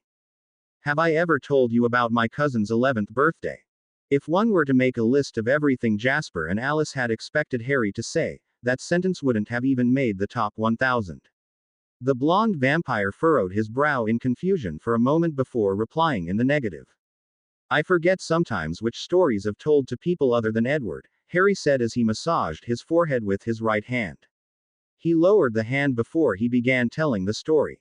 "My aunt and uncle decided to take my cousin, Dudley, to the zoo for his 11th birthday.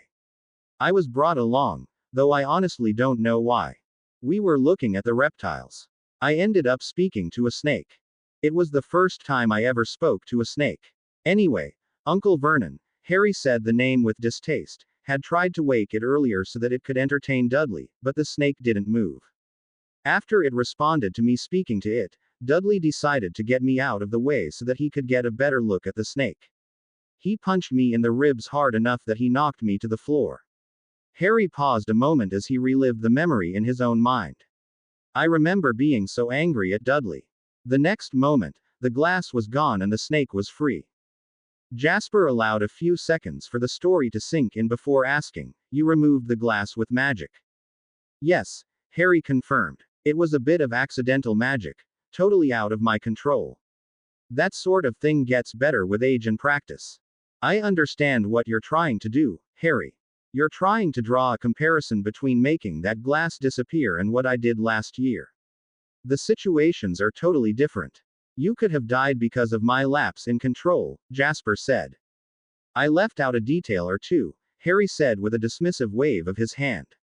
He paused at that point in his story for a few moments so that he cough. The teen shook harshly as he hacked. When he finished, he swallowed hard several times and then cleared his throat. Sorry about that. Where was I? Oh, yes, the part one left out. I didn't tell you about the snake I was talking to. It was a Brazilian boa constrictor so large that I'm pretty sure it could have wrapped itself around Edward's Volvo a couple of times. It was the largest snake they had. And I made the glass that was separating it from my cousin disappear because I got angry at him. Jasper kept his face impassive at that information, but Alice's eyes widened almost comically. She was far too used to imitating a human, Harry mused. The snake didn't hurt anyone. It snapped at my cousin a bit, but it didn't attack or anything. The point of the story, Jasper, is that we all have our little lapses in control. I unleashed a potentially deadly snake on my cousin. Edward entertains thoughts of murdering one of his classmates. Emmett has killed 2 of his own singers, and you lunged at me when I got a paper cut. Edward and Carlisle managed to intervene before you hurt me, so there was no real harm done. Shit happens. We learn and then we move on. How eloquent, Jasper said dryly. The human burst out laughing at the vampire's statement. You told a joke. I've never heard you crack a joke before. Harry's good humor caused the last of Jasper's tension to melt away. The rest of the afternoon, as a result, was far more relaxed. Harry was quite pleased himself. He had achieved another goal. He had thawed his relationships with both Jasper and Alice. If the worst should happen, it was one less regret he would take with him. Harry allowed the day to continue at its peaceful pace for several hours before talking about anything else that would qualify, in Emmett's terms, as heavy. It was nearing 5 o'clock in the evening when the teen decided to bring up a topic that he'd been mulling over for a couple of days. Alice, would you please go over to my desk? Harry requested. Wordlessly, Alice did as he asked. Once she was standing next to the cluttered desk that had been pushed into the far corner of the room, she turned back to Harry expectantly. Please open the top right drawer. Inside you'll find an envelope. Alice opened the indicated drawer and fished out an envelope. It was a fairly plain, white envelope. The only thing remarkable about it at all was the name written on the outside in dark ink, Edward. The petite vampire turned the envelope over in her hands several times. Although she tried not to jump to conclusions about what she was holding, she knew in her heart what it was. I'm entrusting this to you. Give it to Edward if. Well, her human friend trailed off. Although it weighed practically nothing in her hand, the envelope suddenly felt as though it was crushing her. Are you sure? She asked Harry. You can just tell him everything you want to say. I'm positive about this. Edward knows how I feel. Just as I know how he feels. The point of that letter isn't so that Edward will know how I feel, it's so that he remembers it. I want him to have something solid. Something concrete that he can hold in his hand and read and never have any doubts about its truth, Harry said. When he took back all of the evidence of our relationship with one another, he hoped that it would be like it was nothing more than a dream. Something that didn't really matter. I don't want that for him. The teen let out a little cough before turning to Jasper. I have something I want you to do as well, Jasper. If you're up for it. The bee-owned vampire responded immediately. Name it. Keep a close on him. Harry paused for a minute mid-sentence to try and perfect what he wanted to say. I don't want him left alone. He broods. He dwells on things. I don't want him to do anything that he'll end up regretting. I want you to keep an eye on him and his emotions. If you think that he's going to do something awful, please stop him.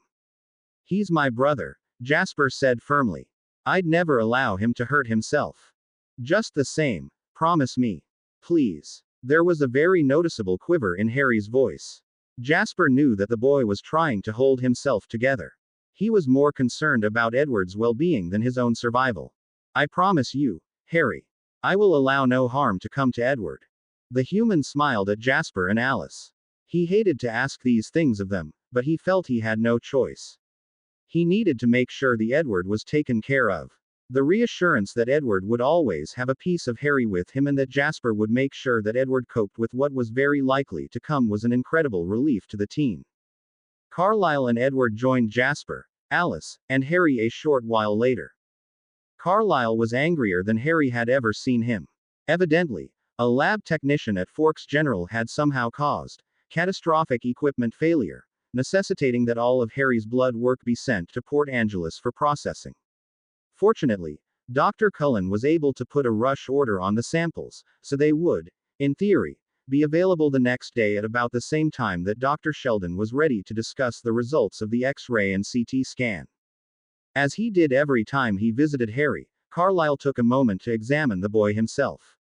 He respected Dr. Sheldon, but the enhanced senses of a vampire were simply better at detecting the changes in Harry's condition.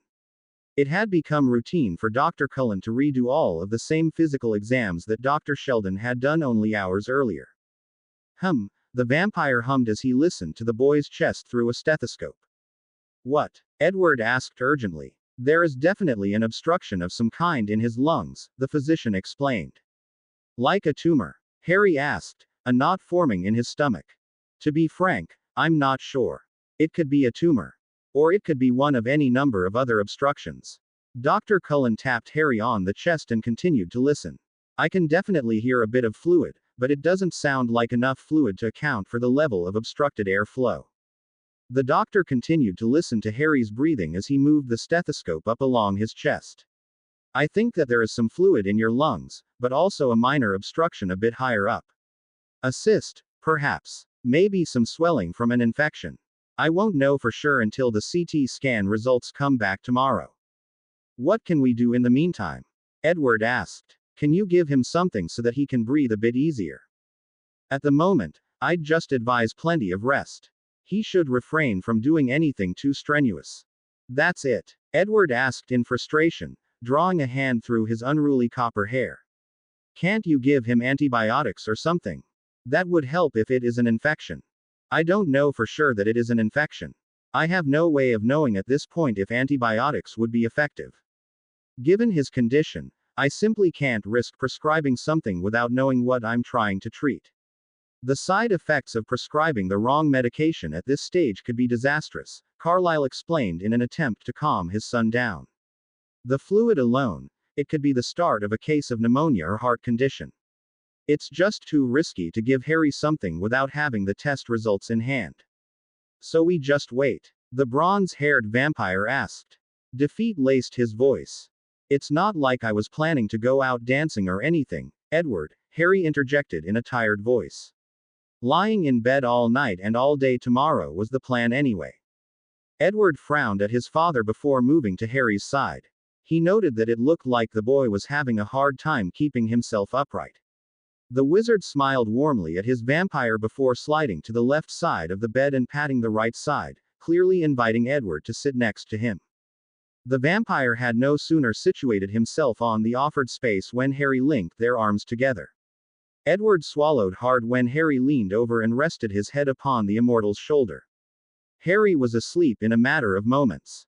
Carlisle watched the scene play out in front of him with barely contained anxiety. It pained him in ways he'd never felt before to watch as Edward, the first of his vampire family, and Harry, whom he had hoped to be his next son, suffered so much. Edward had spent the better part of a century alone, waiting to find his true love the way the rest of his family had. The vampire had waited patiently as Carlisle found Esme and Rosalie found Emmett. He never voiced his loneliness, not even when Alice and Jasper, already deeply in love, joined the coven. Edward had finally found his soul mate in the green-eyed boy. And now he was watching, utterly powerless, as he was eaten alive by his own body. Carlisle's son was careful to never express his grief in front of Harry, but he knew that the human could see it in his eyes. Harry's time was running out and Carlisle feared what Edward might do upon the boy's death. With a grim expression, Carlisle motioned for Jasper and Alice to leave with him. They would give Edward and Harry their privacy. Harry slept fitfully for the rest of the afternoon and the first half of the night. His cough, which had only been a minor and occasional inconvenience the previous day, worsened significantly in the early hours of the morning. By 3 a.m., Harry was coughing so hard and so long that he couldn't sleep anymore. The hacking was so violent that he involuntarily wrapped his free arm against his stomach and brought his legs up towards his chest. Edward rubbed small circles on Harry's back. It was a small gesture, but Harry found it immensely comforting. By 6 in the morning, Harry was feeling truly awful. His stomach was upset, his head was pounding, and every joint in his body ached horribly.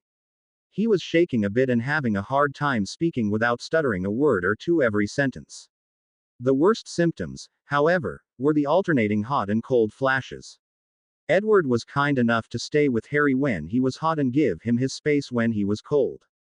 Grudgingly, Edward found himself wishing that Leah Clearwater or Jacob Black was present to keep his love warm. It was during one of the periods in which Harry was chilled to the bone that the human decided to try and strike up a conversation in an attempt to take his mind off of how he felt. Do you think that Voldemort is still alive? The question caught Edward off guard.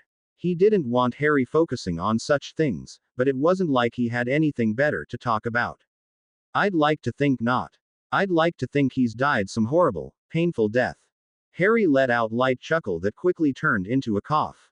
I'd like to think that, too. But I want to know why you actually think he's dead.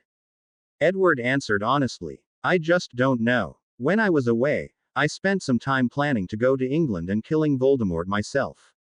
I started to look into what was going on around London. I hoped that there would be some clue as to what that devil was up to.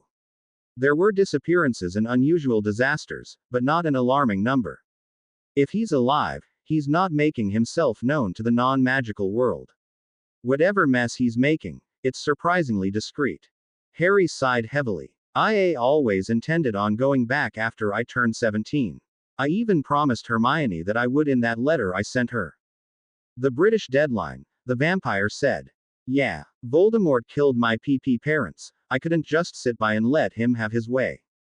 I promised myself that even if I had to hide out and be a fugitive like Sirius, I'd fight him. Harry fell silent for a few moments before continuing. See, can you imagine me going back to Britain like this? Harry asked rhetorically with a bitter laugher. I survived the worst CC curse ever, and I'm taken down by my own body. Bet Malfoy would have a good laugh at that. I get an illness that wizards hardly ever get. One that magic can't cure. Leah had suggested, when Harry was first diagnosed, that he try to make contact with American wizards in the hope that they would have a cure for his illness. Sadly, Harry already knew that they didn't. Wizards tended to suffer from different diseases than muggles, like dragon pox. It was only wizards and witches who had muggle blood in their veins that suffered from muggle illnesses. Healers, whose research was funded almost exclusively by old, pureblood families and, by extension, the Ministry of Magic, couldn't cure most magical ailments and spent very little energy working on the non-magical kind. They left the treatment of diseases like cancer to muggle doctors. In short, there was no magical cure for cancer.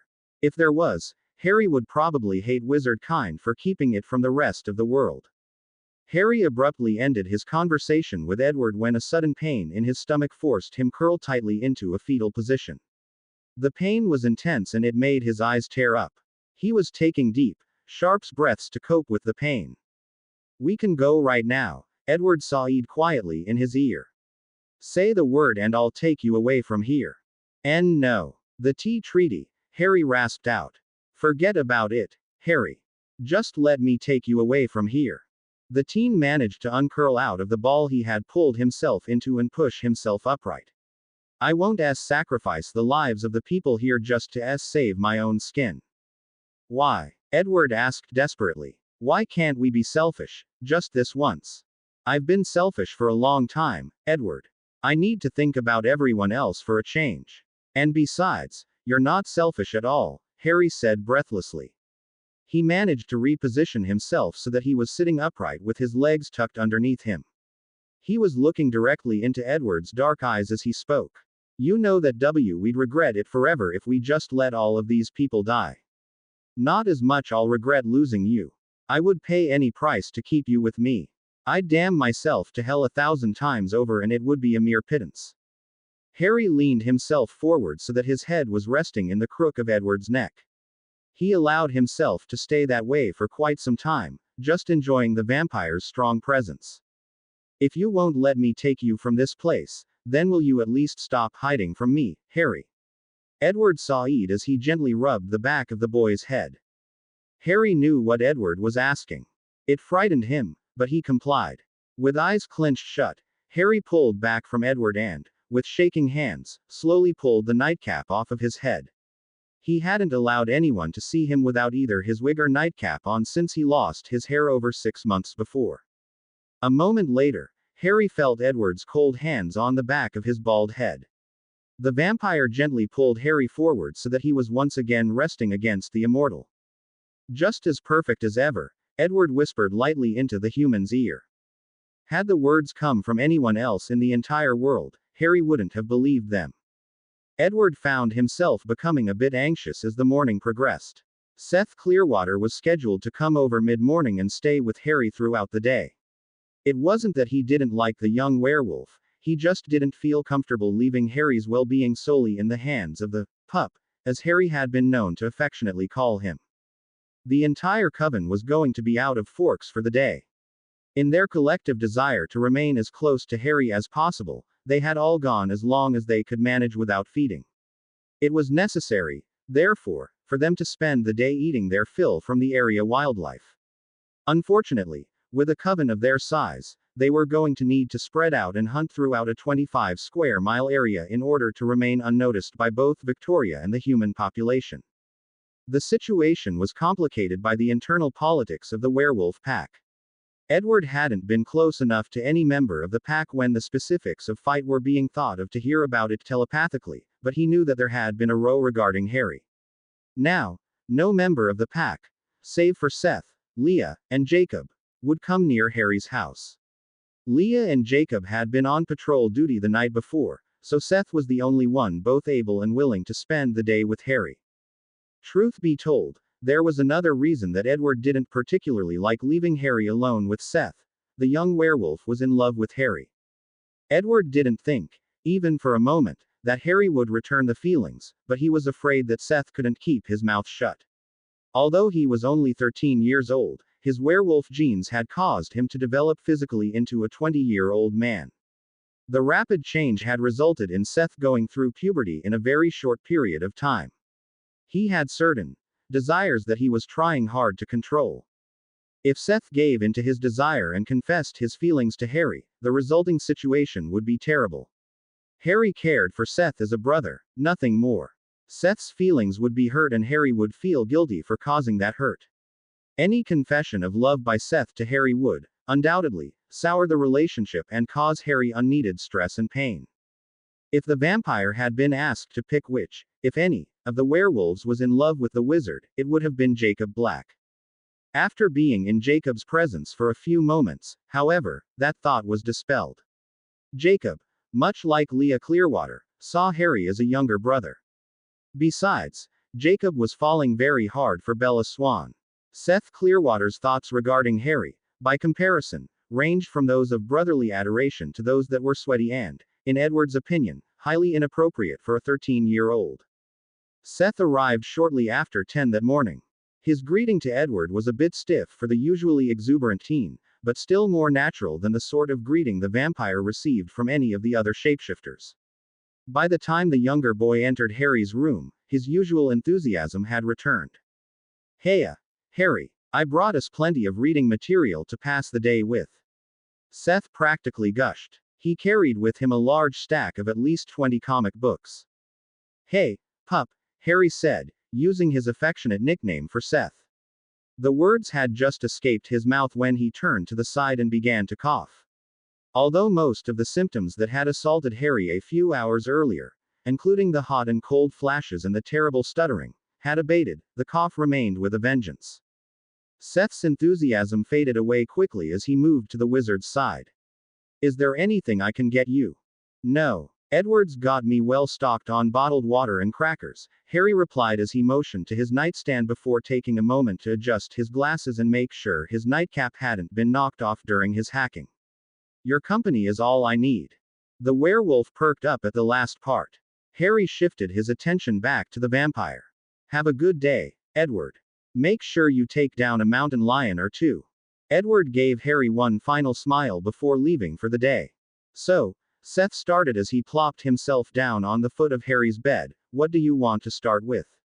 I tried to grab a bunch of different comics.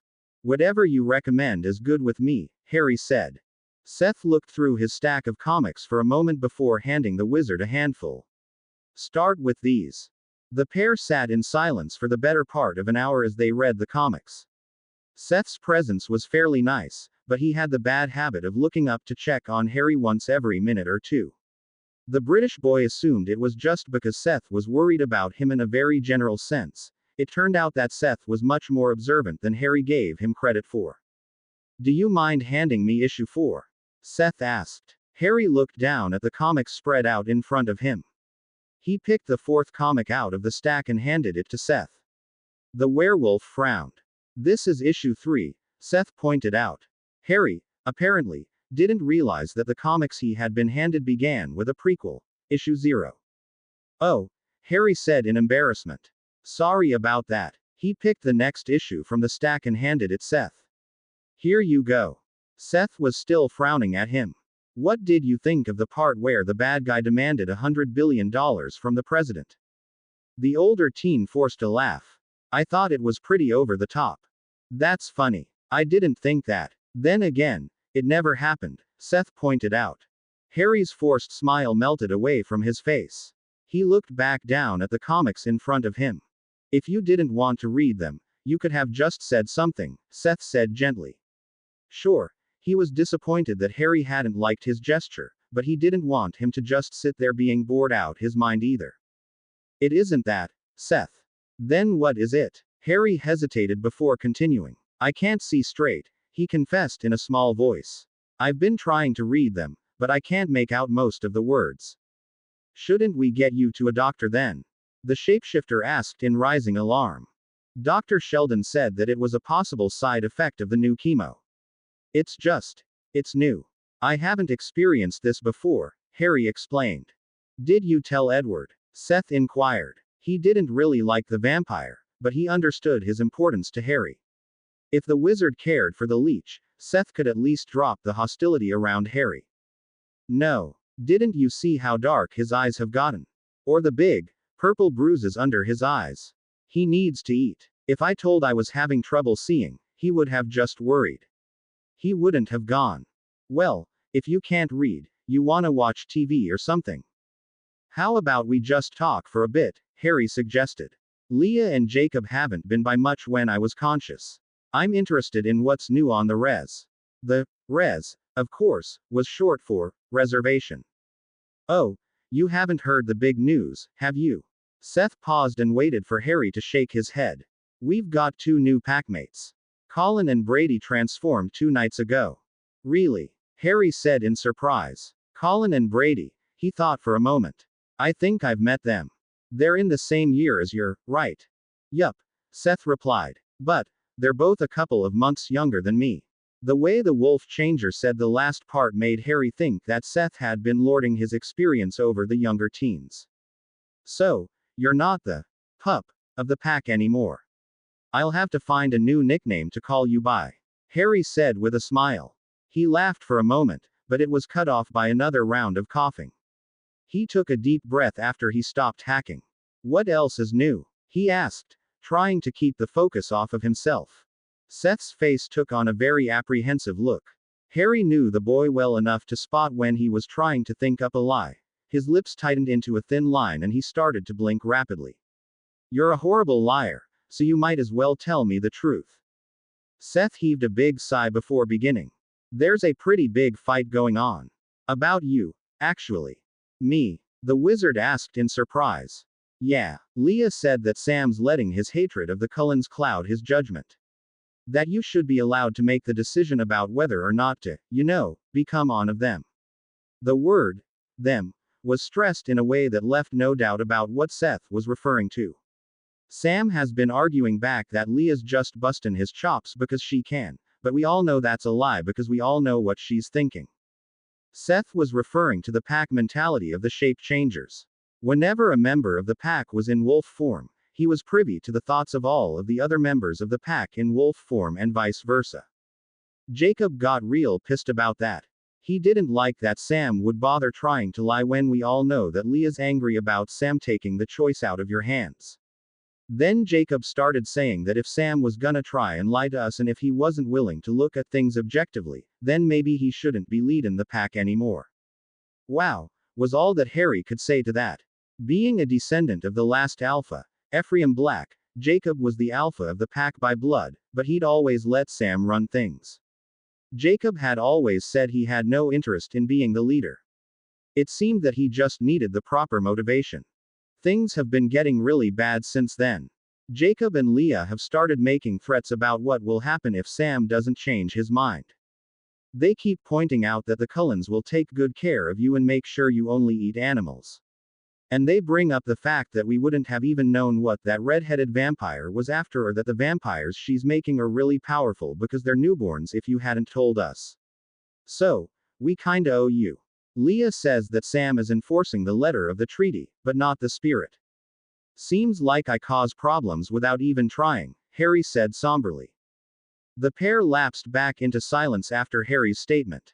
The non-practicing wizard was worried about what lengths Leah and Jacob might go to in order to defy Sam on this issue. Sam, as the pack alpha, had the power of injunction. That is, he had the power to give an order as alpha with such force that the members of the pack would be physically unable to defy him. Sam didn't like to use the power, but he would if he had to. Jacob, on the other hand, was the rightful alpha of the pack. Was it possible that he would forcibly take the position of alpha from Sam over this issue? Harry couldn't help but wonder. Harry's thoughts were cut off by the musical ring of his mobile phone. He absently reached over to the nightstand, picked the electronic device up, and flipped it up. Hello. Hello, Jay. This is Dr. Sheldon, came the doctor's unusually warm voice. I just got your test results back from Port Angeles. I'm looking at them right now. Harry waited for the doctor to continue, but no sound came from the other end of the line. Hello, Dr. Sheldon. The teen questioned. The other end of the line remained silent for several moments before the call was disconnected. The ailing boy immediately dialed the doctor's office back. The phone rang several times before the messaging service picked up. Harry flipped his phone closed. A knot of worry was forming in the pit of his stomach. What's up? Seth asked. I don't know. Dr. Sheldon said he had my test results. Harry's explanation was broken off for the better part of a minute as he coughed. After he regained his composure, he began speaking again. The line just went dead. Dead. It was quiet for a spell, and then we got disconnected. I tried calling back, but I didn't get an answer. I'm sure it's nothing, but I'd rather know the test results sooner rather than later. Don't look at me, I don't have a car. Harry looked beyond Seth to the window. I think Chief Swan's got the weekend off. You mind going over and asking him if he'd give me a ride to the hospital? I don't know. I don't think you're supposed to be going anywhere. It's to the hospital. If I get sick or anything, then I'm already going to be in the best place to get help, right? Seth grumbled for a minute before getting up and going next door to ask Charlie Swan for the ride. Less than 20 minutes later, Seth and Harry, dressed in normal street clothes and with his wig back on, were walking down the halls of Forks General. Harry's movements were so unsteady that he had to keep a hand on the wall most of the time. Seth tried to help, but the wizard insisted that he could manage. The area around Dr. Sheldon's office was deserted, but that was typical. The oncologist was good at what he did, but his typically abrasive attitude made him the least liked of all of the doctors in town. It was a stark contrast to Carlisle Cullen. Harry knocked on the door to the man's office 3 times before checking the door. Harry turned the knob and found that it was unlocked. Seeing no reason not to, the teen went ahead and pushed the door open. The office was totally dark. The lights were off and the drapes were pulled shut. The knot in Harry's stomach was twisting awfully. He reached out and flipped on the light. The knot eased significantly when he found that the office looked the way it normally did. He was just about to turn the lights back off and leave when he noticed something small and black sticking out from behind the desk. Harry took a careful step forward, Seth on his heels. As the boy moved farther into the room, he found that the little bit of black was actually part of a black dress shoe. After another couple of steps, Harry could make out a pair of legs on the floor sticking out from behind the desk. Harry walked around the desk. He wasn't surprised in the least to find that the legs belonged to Dr. Sheldon. What did shock him, however, were his torn clothes and the large wound on the junction between his neck and shoulder. The oncologist wasn't just dead, he'd been murdered. By a vampire. The scene caused his already nauseous stomach to do cartwheels. The wizard stumbled backwards. He would have collapsed entirely if Seth hadn't reached out his arms and caught hold of him. That red-headed vampire has been here, Seth said quietly, his eyes darting about the room as he searched for any sign of danger. And only in here. I couldn't even smell her in the hall. She's not here anymore, though. A sudden realization hit Harry like a truck. He managed to regain his footing on the floor and walk over to the desk.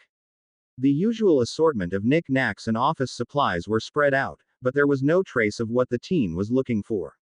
I'm looking at them right now. Dr. Sheldon's words nagged at Harry's mind. The man had been looking at his file when he called Harry.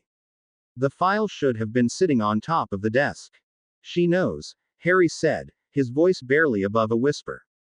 What? Seth questioned. My file is gone. Victoria knows that I'm sick. She knows that if she's going to get to kill me, she has to act now. Harry turned around to look at Seth. She's not going to wait any longer. She's gonna hit hard. And soon. There was clear panic rising in his voice. What do we do? Go. Go now. Harry ordered. That's you plan. I'm supposed to leave you with a dead body. Harry shushed the boy before continuing. You've got to warn the pack. Get out of here and transform so that the pack knows what's going on.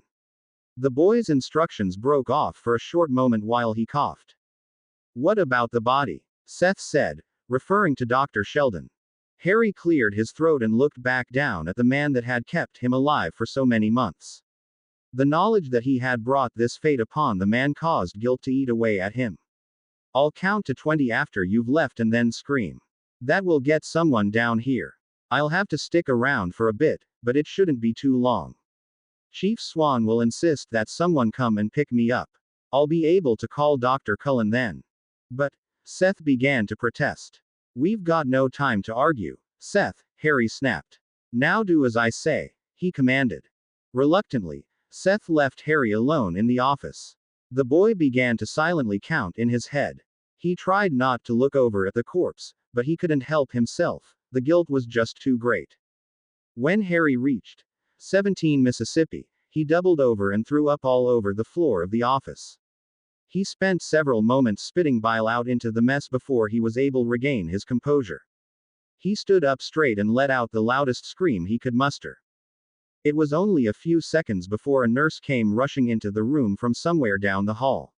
She reached the boy's side and then promptly began to scream as well. Her shriek was much louder and piercing than Harry's had been and was bound to have alerted far more people. Hell, people across town probably heard her. The next few minutes passed in a blur. Harry was eventually taken out of the room by an elderly female doctor that he'd never met before. She sat him down in the lobby and started ordering one of the calmer nurses to bring him juice. The doctor seemed quite concerned about him going into shock. Chief Swan arrived a few minutes later. The quick response was to be expected. He probably hadn't even gotten back to his house from dropping Harry and Seth off at the hospital when he got the message about the bloody corpse. After giving the teen a quick once-over to make sure he wasn't hurt, he moved swiftly down the hall to examine Dr. Sheldon's office. For the first time since he had screamed, Harry was left alone. He used the opportunity to call Dr. Cullen. The vampire answered on the first ring. Harry. Yeah, it's me, the boy replied in a shaky voice. He was struggling hard to keep from crying. You need to come to the hospital. Dr. Sheldon is dead. Dead? Carlyle asked in alarm. He called about my test results. When I got to his office, he was dead. He has this horrible wound on his neck. Like he'd been bitten by some kind of animal, Harry said. He had to be careful of what he said because there was a chance that people were eavesdropping in an attempt to glean some good gossip material from the teen. He picked his words carefully. His description would tell Carlyle that Dr. Sheldon had been murdered by Victoria Weil, at the same time, keeping any potential audience members from knowing what was up.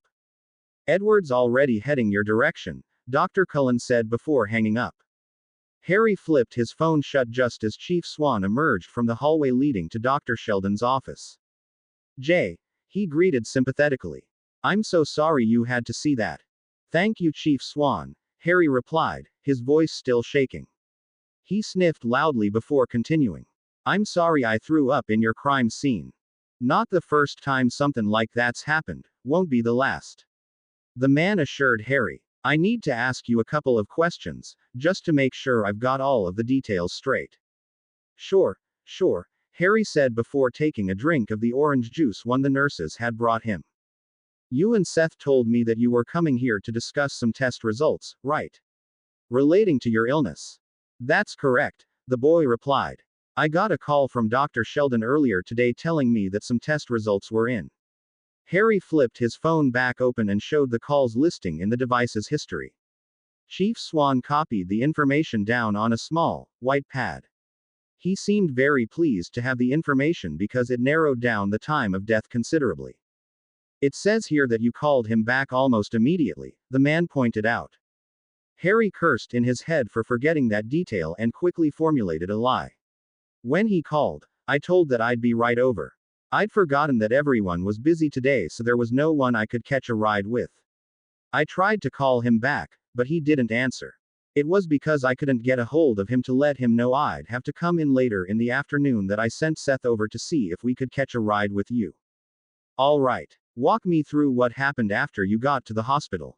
The teen had already worked out his story for this part. Seth walked me in. Once he was sure I'd gotten inside the hospital safely, Seth left to do some chores. I think he agreed to do some stuff at Billy Black's place, but I'm not positive. I knocked on the door to Dr. Sheldon's office a few times, but got no answer. The door was unlocked, so I opened it. The lights were off, so I figured he off doing something. I was just about to go to the nurse's station to have him paged when I thought that I heard something in the room.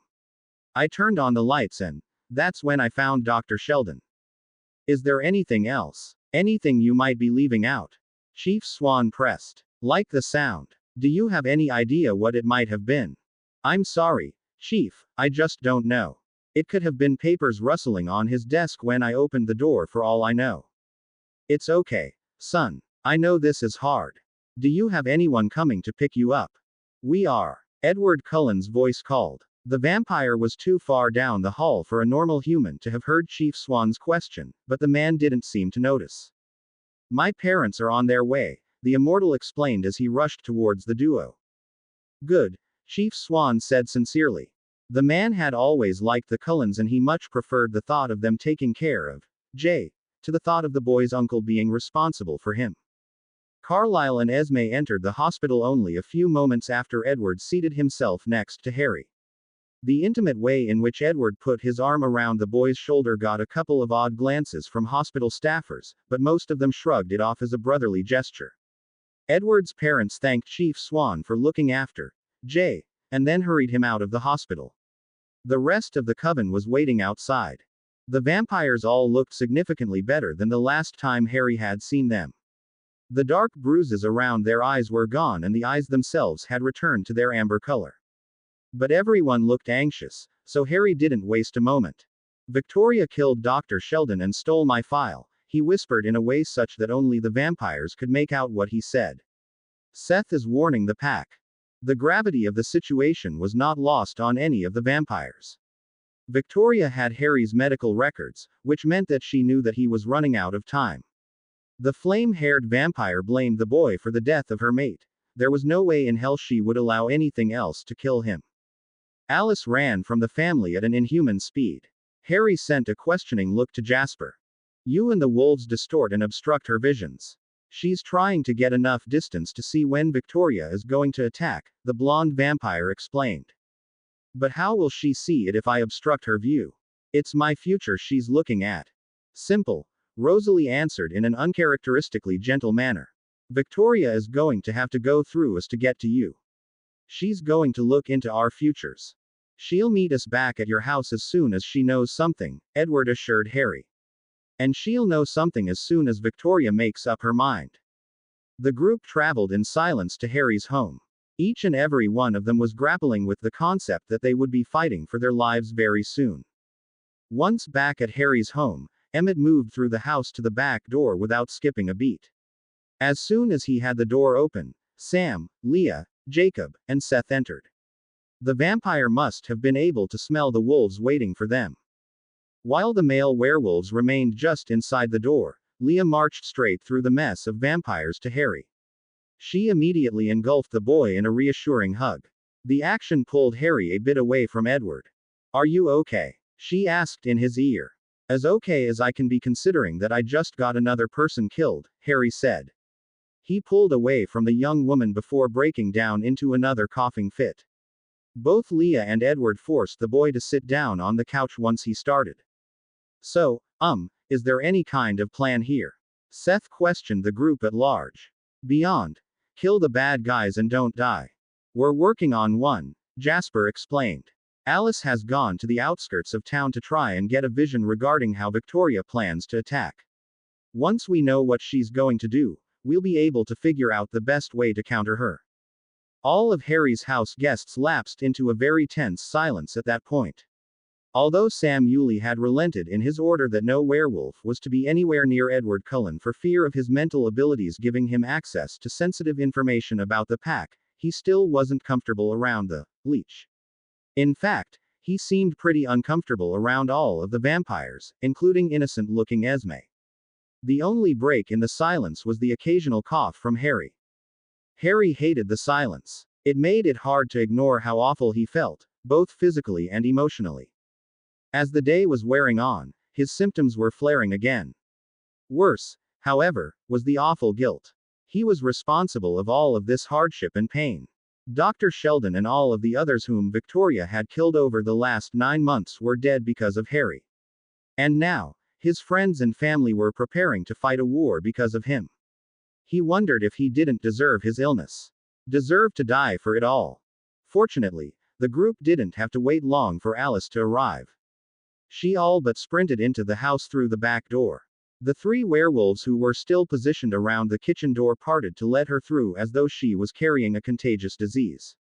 Once inside the living room, Alice took Harry's school bag from its place on the floor next to the couch and emptied it.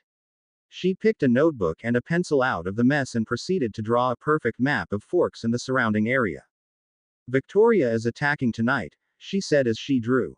The words caused a sharp pain in Harry's chest. Edward gave one of Harry's hands a reassuring squeeze while Leah did the same for the other. "She is going to do a 2-pronged assault. By my count, she has 20 vampires in addition to herself. 10 are going to hit the reservation. Victoria is going with the remaining 10 to hit our house," she lectured while motioning to various points on the map. Everything got fuzzy at that point because of the battle. Too many decisions that haven't been made yet come into play. "What I can tell you is that she intends for both groups to meet up here," she finished while pointing to a dot near the center of the town's residential area. "What's that?" Seth asked. "Here," Jacob answered. "Right here. This house." Harry closed his eyes and hung his head at Jacob's revelation. He knew that Victoria was coming for him, but he had hoped that she would go for him and leave the innocent people of Forks alone. Instead, she was going for the hurt, not just the kill. She wanted to cut through as many innocent people as possible on her way towards her prey. She wanted to really ratchet up the collateral damage to make Harry suffer before he died. Alice's lecture quickly gave way to an argument about the best way to defeat Victoria. Esme, Rosalie, Alice, and Emmett wanted the 2 groups to work together and fight side by side. Sam, Jacob, and Seth argued back that the entire pack should stay near the reservation to protect their lands and that the Vampire Coven, therefore, should fight off the other wing of Victoria's assault. Edward argued that he should just take Harry and run. Surprisingly, his plan was supported by Jasper, Carlisle, and Leah. The young wizard, however, had a totally different plan in mind. He picked up one of the pencils that Alice had spilled out on the floor and used it to draw a little dot on the map. He put the dot out in the middle of the woods. It was the spot that he knew Edward's favorite meadow was. "I'm going to sit right there." Everyone except Jasper made sounds of disbelief. The tactician of the group, Harry was certain, knew what Harry planned. In the next second, he confirmed it. You're going to be bait. You're going to put yourself out in the woods so that Victoria's forces converge on you out there. Your intent is that her forces won't have to go anywhere near the human population. Rather than going through them to get to you, the vampires must go through you to get to them. In other words, neither the reservation nor Forks will be put in direct danger. The only way her vampires get to either one is to first win the battle. Exactly, Harry responded. I'm not going to sit in the middle of town and let her ratchet up the collateral damage. If you engage her where she wants you to, then there's an unacceptable risk of one or two of the vampires getting past you. The wizard paused to cough for a second. The newborns don't have the self-control to resist any human target. You fight them close to Forks or La Push and they get past you, people die. You fight them out in the woods, I'm the only human target. You're putting yourself in an extreme amount of danger, Esme said disapprovingly. I know. You could die, Edward Said sounding utterly heartbroken at the notion. Harry gave his vampire a weak smile. Do you really think there is anything in this world that can stop that now? Silence was the only answer Edward gave. No one liked it, but it made sense. It was soon decided that the two groups would work together to fight Victoria. To make sure the battle happened away from the civilians, Harry would go to the middle of the woods and act as bait. Win or lose, it was all going to be decided in the next 16 hours. Harry groaned a bit when he woke up. Pushing himself upright on his bed, he looked around his room. Were it not for the moonlight shining through the windows, the wizard would have been completely blind in the dark space. He was alone at the moment, but the vampires and shapeshifters were still probably in the house. The teen fumbled in the dark for a moment until he found where his glasses were sitting on his nightstand. He put the spectacles on and then looked to the digital alarm clock. He could make out the 7 at the start of the time, but his vision was too blurry to make out the other 2 digits. Sighing deeply, Harry moved his legs over the side of the bed and made to stand up. He wobbled a bit and had to reach out and latch on to the headboard to keep himself from toppling over. He moved to the bathroom, turned on the light, and examined himself. There were days when Harry Potter didn't recognize himself anymore. He had always been a bit small for his age, but he had never been as underweight as he was now. The muscle that years of Quidditch had built upon his frame was gone. His skin, which used to be well tanned from all of the time he spent outdoors, was very pale and clammy. The dark bags under his eyes reminded him of the purple bruises that formed under the eyes of his vampire companions when they needed to feed. All of these changes, combined with the loss of his hair, made Harry Potter question if any of his old friends in Britain would know him if he were to run into them on the street. After cleaning himself up a bit, he got dressed. His outfit matched his mood. All black, from the dark tresses of his wig to his black boots.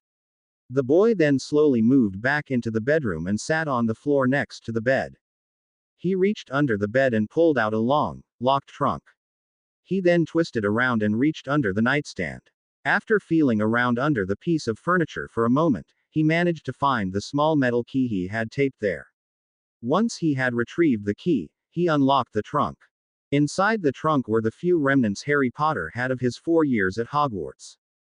Wrapped inside his father's silvery invisibility cloak were the family album Hagrid had made for him, the Marauder's map, his uncle's passport, and several sealed vials containing doses of Polyjuice potion. There were 2 additional items in the truck that weren't wrapped inside the cloak: Harry's Holly and Phoenix feather wand and his Firebolt brand broomstick.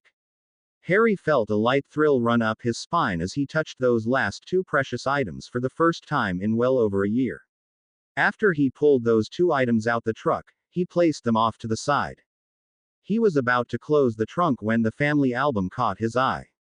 He pulled it out and took a few minutes to flip through all of the happy-looking pictures of his parents. A couple of times, he imagined playing out the scenes with Edward.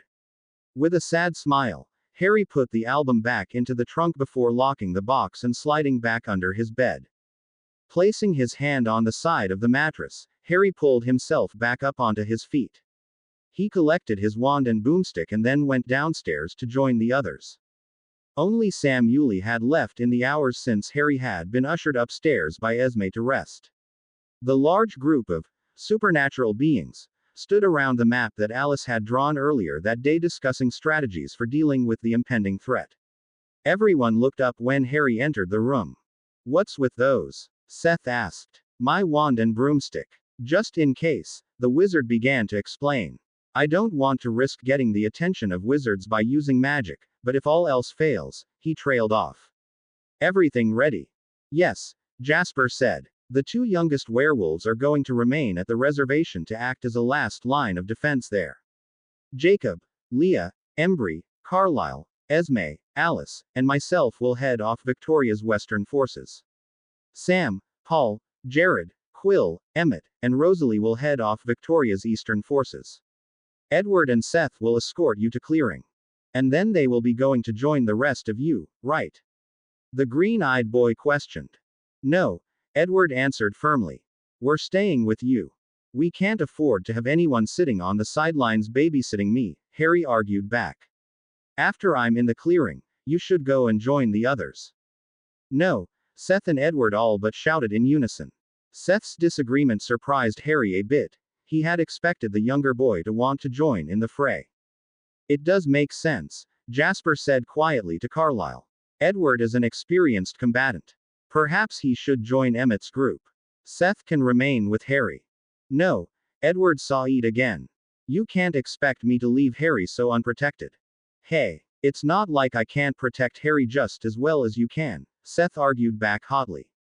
Seth and Edward glared at each other for a few seconds before Harry decided to intervene in the conflict.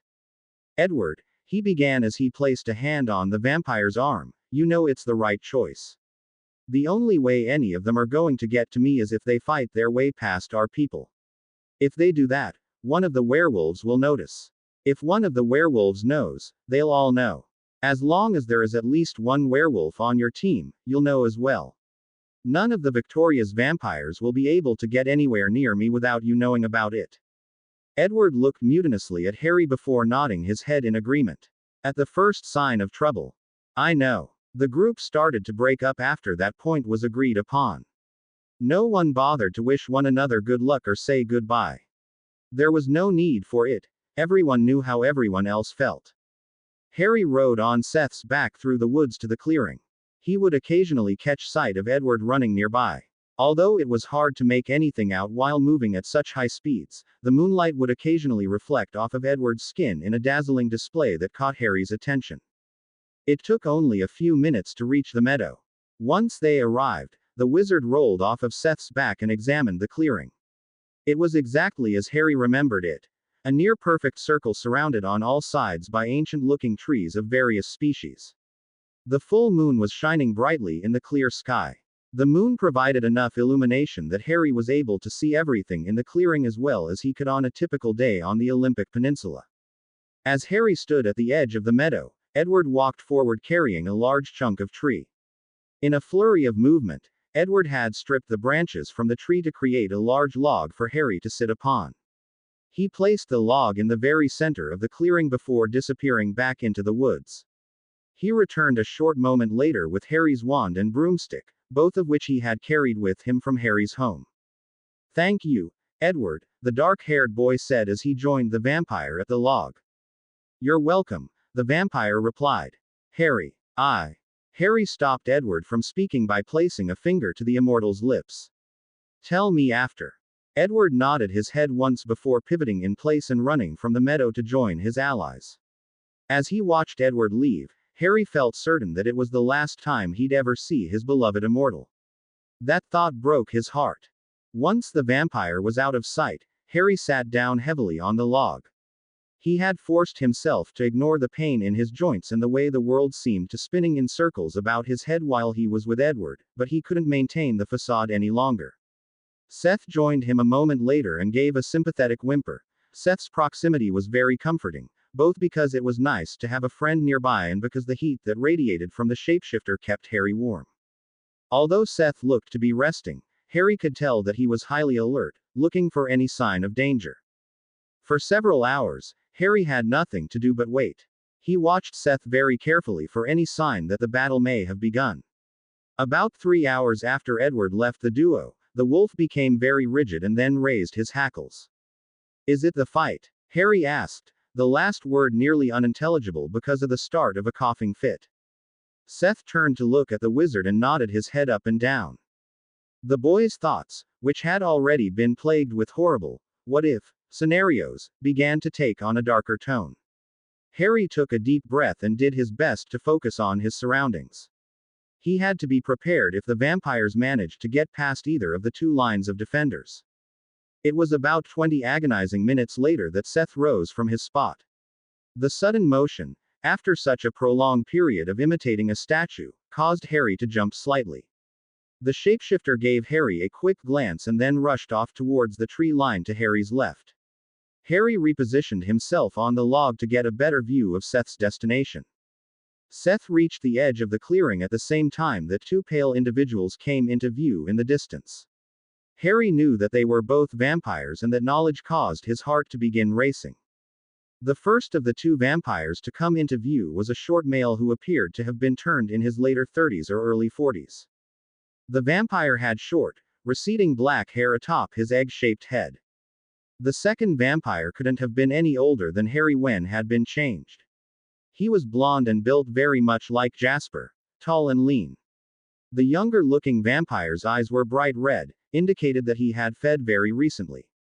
It terrified Harry to think that the vampire might had fed since the start of the battle, either on a human that was unlucky enough to have strayed into the area of conflict or on one of the members of the pack.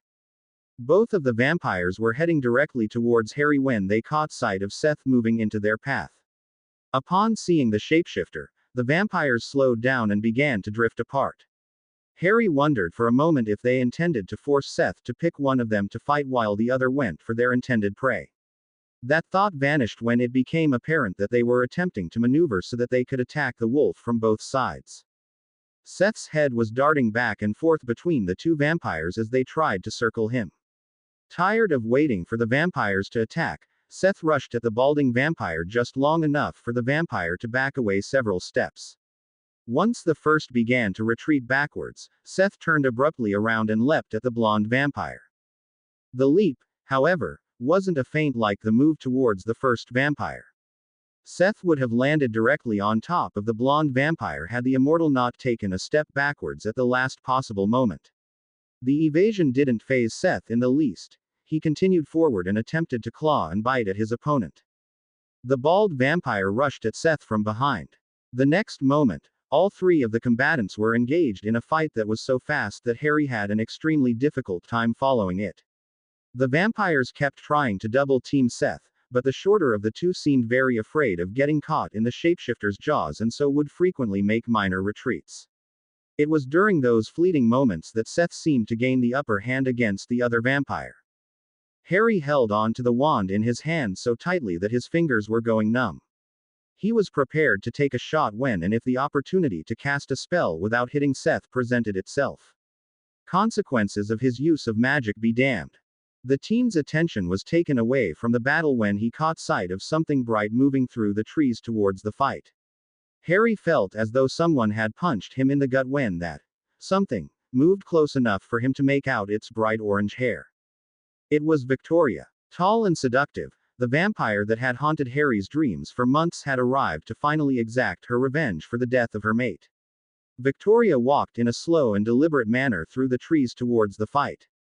The mortal was momentarily confused as to why she didn't bypass the fight and head straight for him. However, he realized her intent quickly enough.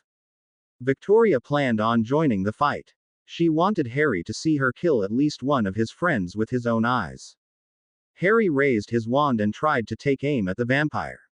She stopped momentarily and tilted her head to the side as though she was trying to figure out what he was doing. The teen had every intention of blasting the vampire by .ch with the foulest curse he could muster, but he just couldn't aim at her properly. At the distance she was standing away from him, Harry would have been hard-pressed to successfully hit her even if his head wasn't spinning and his arm wasn't shaking. Victoria started to move towards Seth like a lioness once more. Harry was desperate to find some way to help Seth, to give him an advantage in his fight. Suddenly, a crystal clear plan formed in Harry's mind. He knew what he'd have to do to save Seth. He searched the ground for something sharp. A few rocks were visible jutting out from the tall grass, but there was nothing that looked sharp enough. Even the places on the log where Edward had torn the branches from didn't look like they'd work. The vampire's marble hands had broken the branches away as neatly as if he had cut them off with a saw. Harry realized that he'd have to improvise. With his right hand, the teen put his holly wand under his right foot, stepped on the end, and snapped the wand into two pieces. The action turned the smooth wand into two pointy pieces of wood. Small bits of dark red feather stuck out where the two halves had once met. Harry took a deep breath as shoved the sharp end of the piece he held into his left hand. The pain was intense as the broken piece of wood pierced Harry's flesh. As soon as the wood shard was in his hand, Harry ripped it back out and let it fall to the ground. Harry knew that he didn't have time to see if the stab wound would attract any of the vampires. He had to go on faith that the sudden smell of human blood would cause at least one of the vampires to forget the fight with Seth and move towards the food source. In one quick motion he grabbed hold of the broomstick that was leaning against the log and took off at top speed into the woods. Harry had a hard time navigating the forest at the speed he was traveling. He was zooming over fallen trees and under branches. He couldn't spare even a single glance backwards to see if the vampires were pursuing him because such a move would have undoubtedly caused him to crash. Harry's best seeker reflexes made up for his dizziness and difficulties in seeing such that he didn't crash. He didn't avoid all injuries, however. A collision with a cedar branch gave him a large gash on his cheek and caused him to lose his glasses, while a glancing blow by another branch managed, he was certain, to dislocate his right shoulder. The only plan Harry was able to formulate was, draw them away from Seth.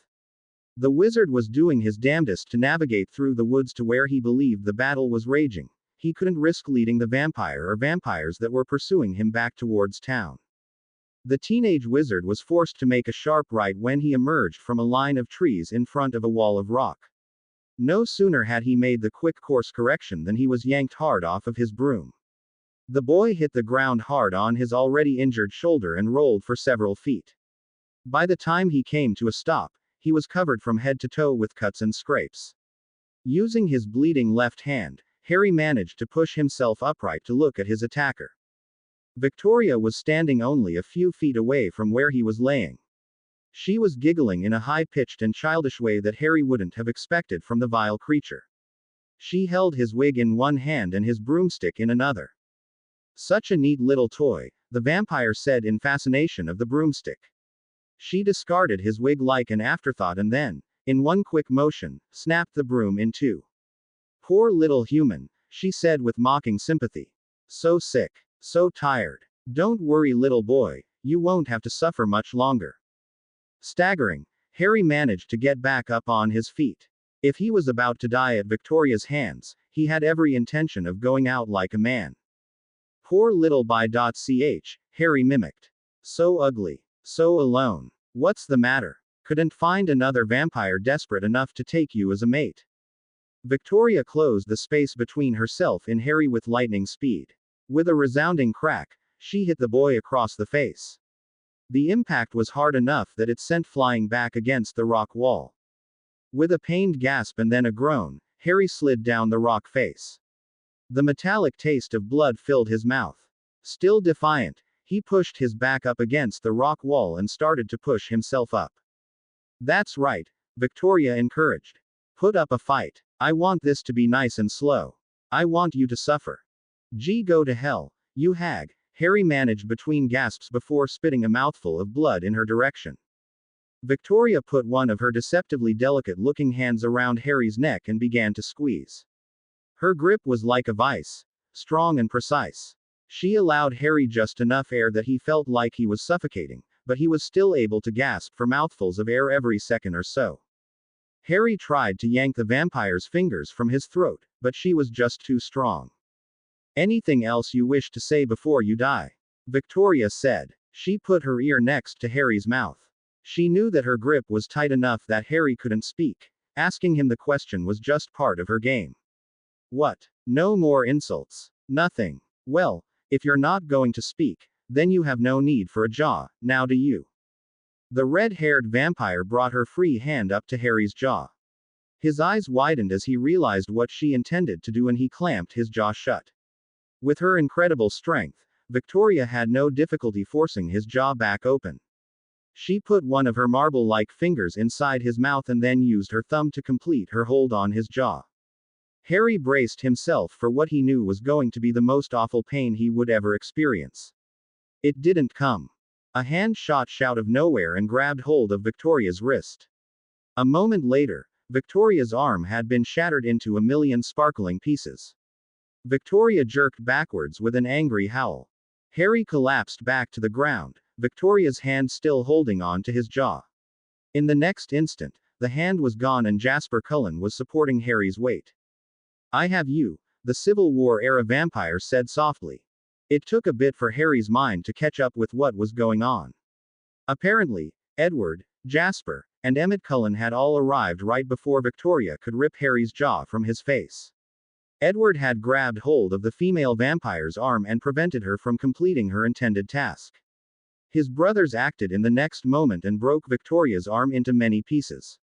Jasper then removed Victoria's hand from Harry's jaw while Edward and Emmett went on the offensive. Harry's hold on consciousness was fading pretty fast, but he managed to keep his eyes open long enough to see Edward turn towards him once Victoria was reduced to a pile of rubble. Victoria was defeated and Edward was unharmed. That knowledge allowed Harry to smile contentedly as the world faded away around him. Harry Potter felt like great lead weights were attached to each of his limbs. He felt like he was being pulled downward into some great and terrible pool. Ever so slowly, however, the weights started to seem less oppressive and he felt himself rising to the surface. When he first opened his eyes, he was blinded by light. He immediately closed them and focused on trying to figure out what was happening to him. He wasn't in the cold forest anymore.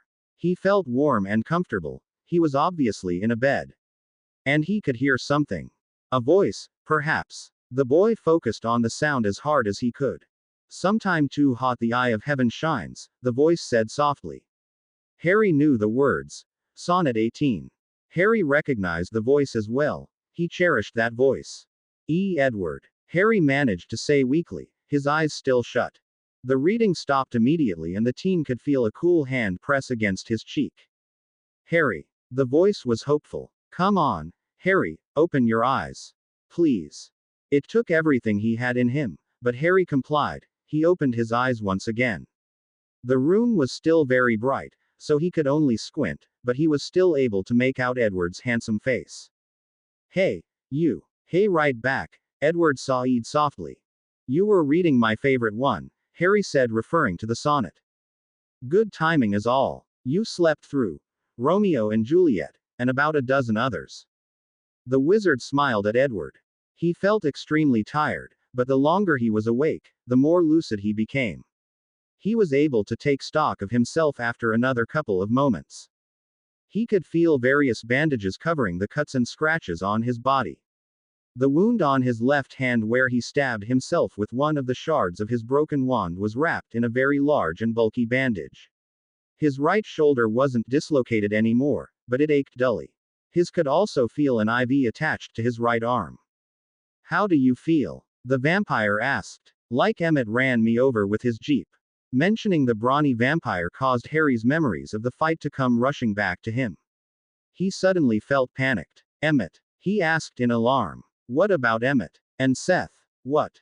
Edward cut Harry off before he could ask any more questions. "They're all okay. We didn't lose anybody." Harry breathed a great sigh of relief at that bit of news. "Was anyone hurt?" "Nothing permanent. We're very durable creatures. The wolves have had time to lick their wounds, so they're doing quite well." "How long was I out?"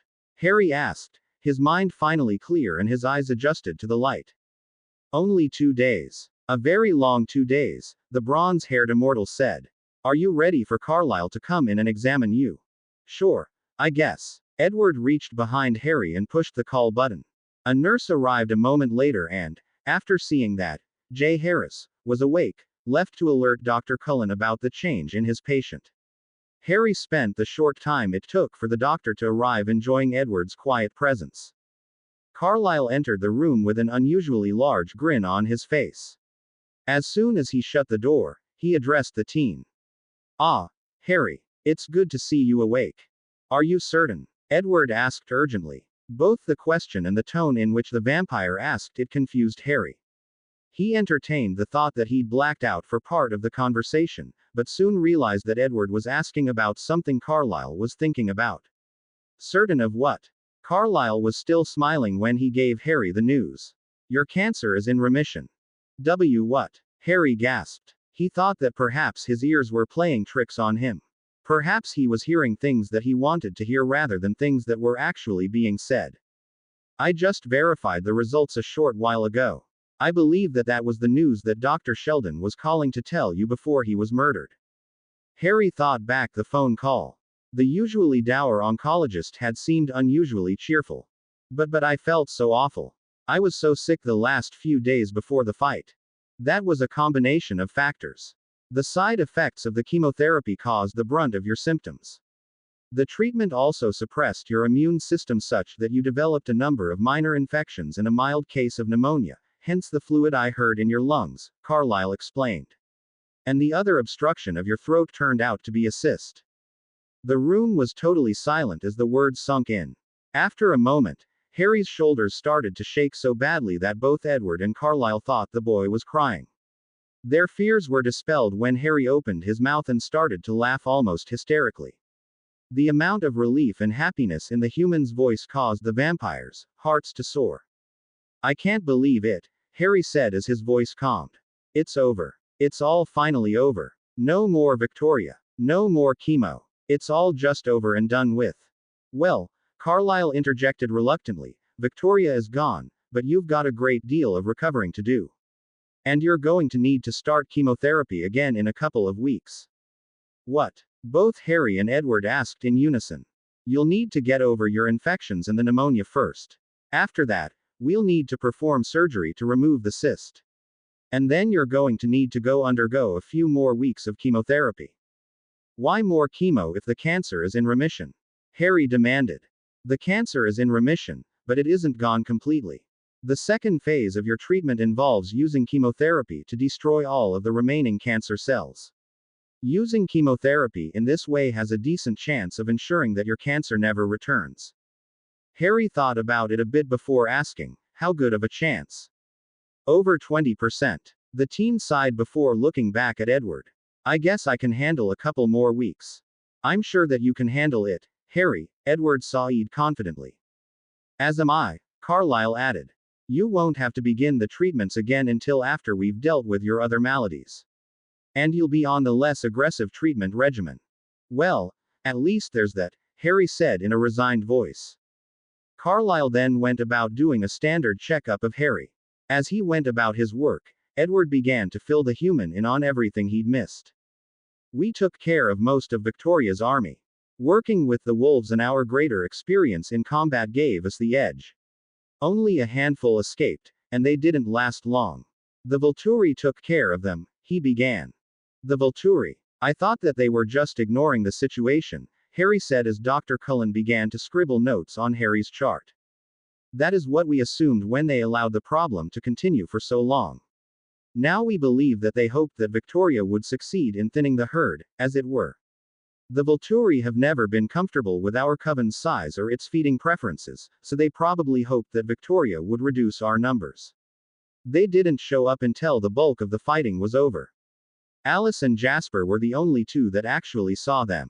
Where was everyone else? Carlyle, Esme, and I were transporting you to the hospital. Emmett and Rosalie were destroying the remains of Victoria's defeated minions. And the wolves? He trailed off for a moment. I'm still not very clear on what happened with them. Harry sent Edward a questioning look. The vampire seemed to struggle with how to explain whatever the problem with the pack of shapeshifters was. There has been some sort of power struggle within the ranks of the pack. I do not know the details, but there is no longer one pack. Jacob Black has created a separate one consisting of himself, Leah Clearwater, Seth Clearwater, and Quill Atira. Harry was surprised that Embry Call wasn't part of the new pack. He had, after all, generally acted as Jacob's wingman. That minor detail, however, didn't change how proud Harry felt of his friend. Jacob's an alpha. Way to go, he said quietly. I thought that you'd approve. He and the members of his new pack have been by to see you several times. Leah has been most distressed by the amount of time you spent unconscious. What of the family? Life continues as always. I believe that I hear Alice and Jasper just down the hall. They will be here shortly. The words had no sooner left Edward's mouth than the door burst open and Alice cried out, Harry. As the female vampire leaned over the boy and hugged him, he quietly corrected her. It's Jay, remember. Sorry, she said absently before checking him over. You're starting to get some color back in your cheeks. That could be because I'm pumped full of drugs at the moment. Or it could be because my cancer is in remission, Harry said as casually as he could. Alice immediately covered her mouth as she released a squeal of joy. Oh, that's wonderful. She leaned back over to hug the boy a second time. Indeed it is, Jasper said from his position by the door. I was wondering, Alice, Harry began when she straightened herself back upright, do you have that thing I gave you? The female vampire frowned for a moment before opening her purse and producing a white envelope with Edward's name written on the front. She handed it Harry. Do you think you could all give us a couple of minutes? Harry asked Jasper, Alice, and Carlisle. The group silently nodded and left. What's that? Edward asked suspiciously. This is the letter I wrote to you in case I died. It has everything I wanted to make sure you'd never forget. Everything I feel for you, Harry answered as he looked up at Edward. He managed to push himself so that he saw sitting somewhat upright with his pillow supporting his back. Harry turned the envelope over in his hands for a moment before tearing it in half. He then tore the two pieces in half again. And then a third time. What are you doing? Edward asked. I don't need to give you a letter, Edward. I plan on telling you how I feel. Every day from now on. Edward smiled his crooked smile at Harry.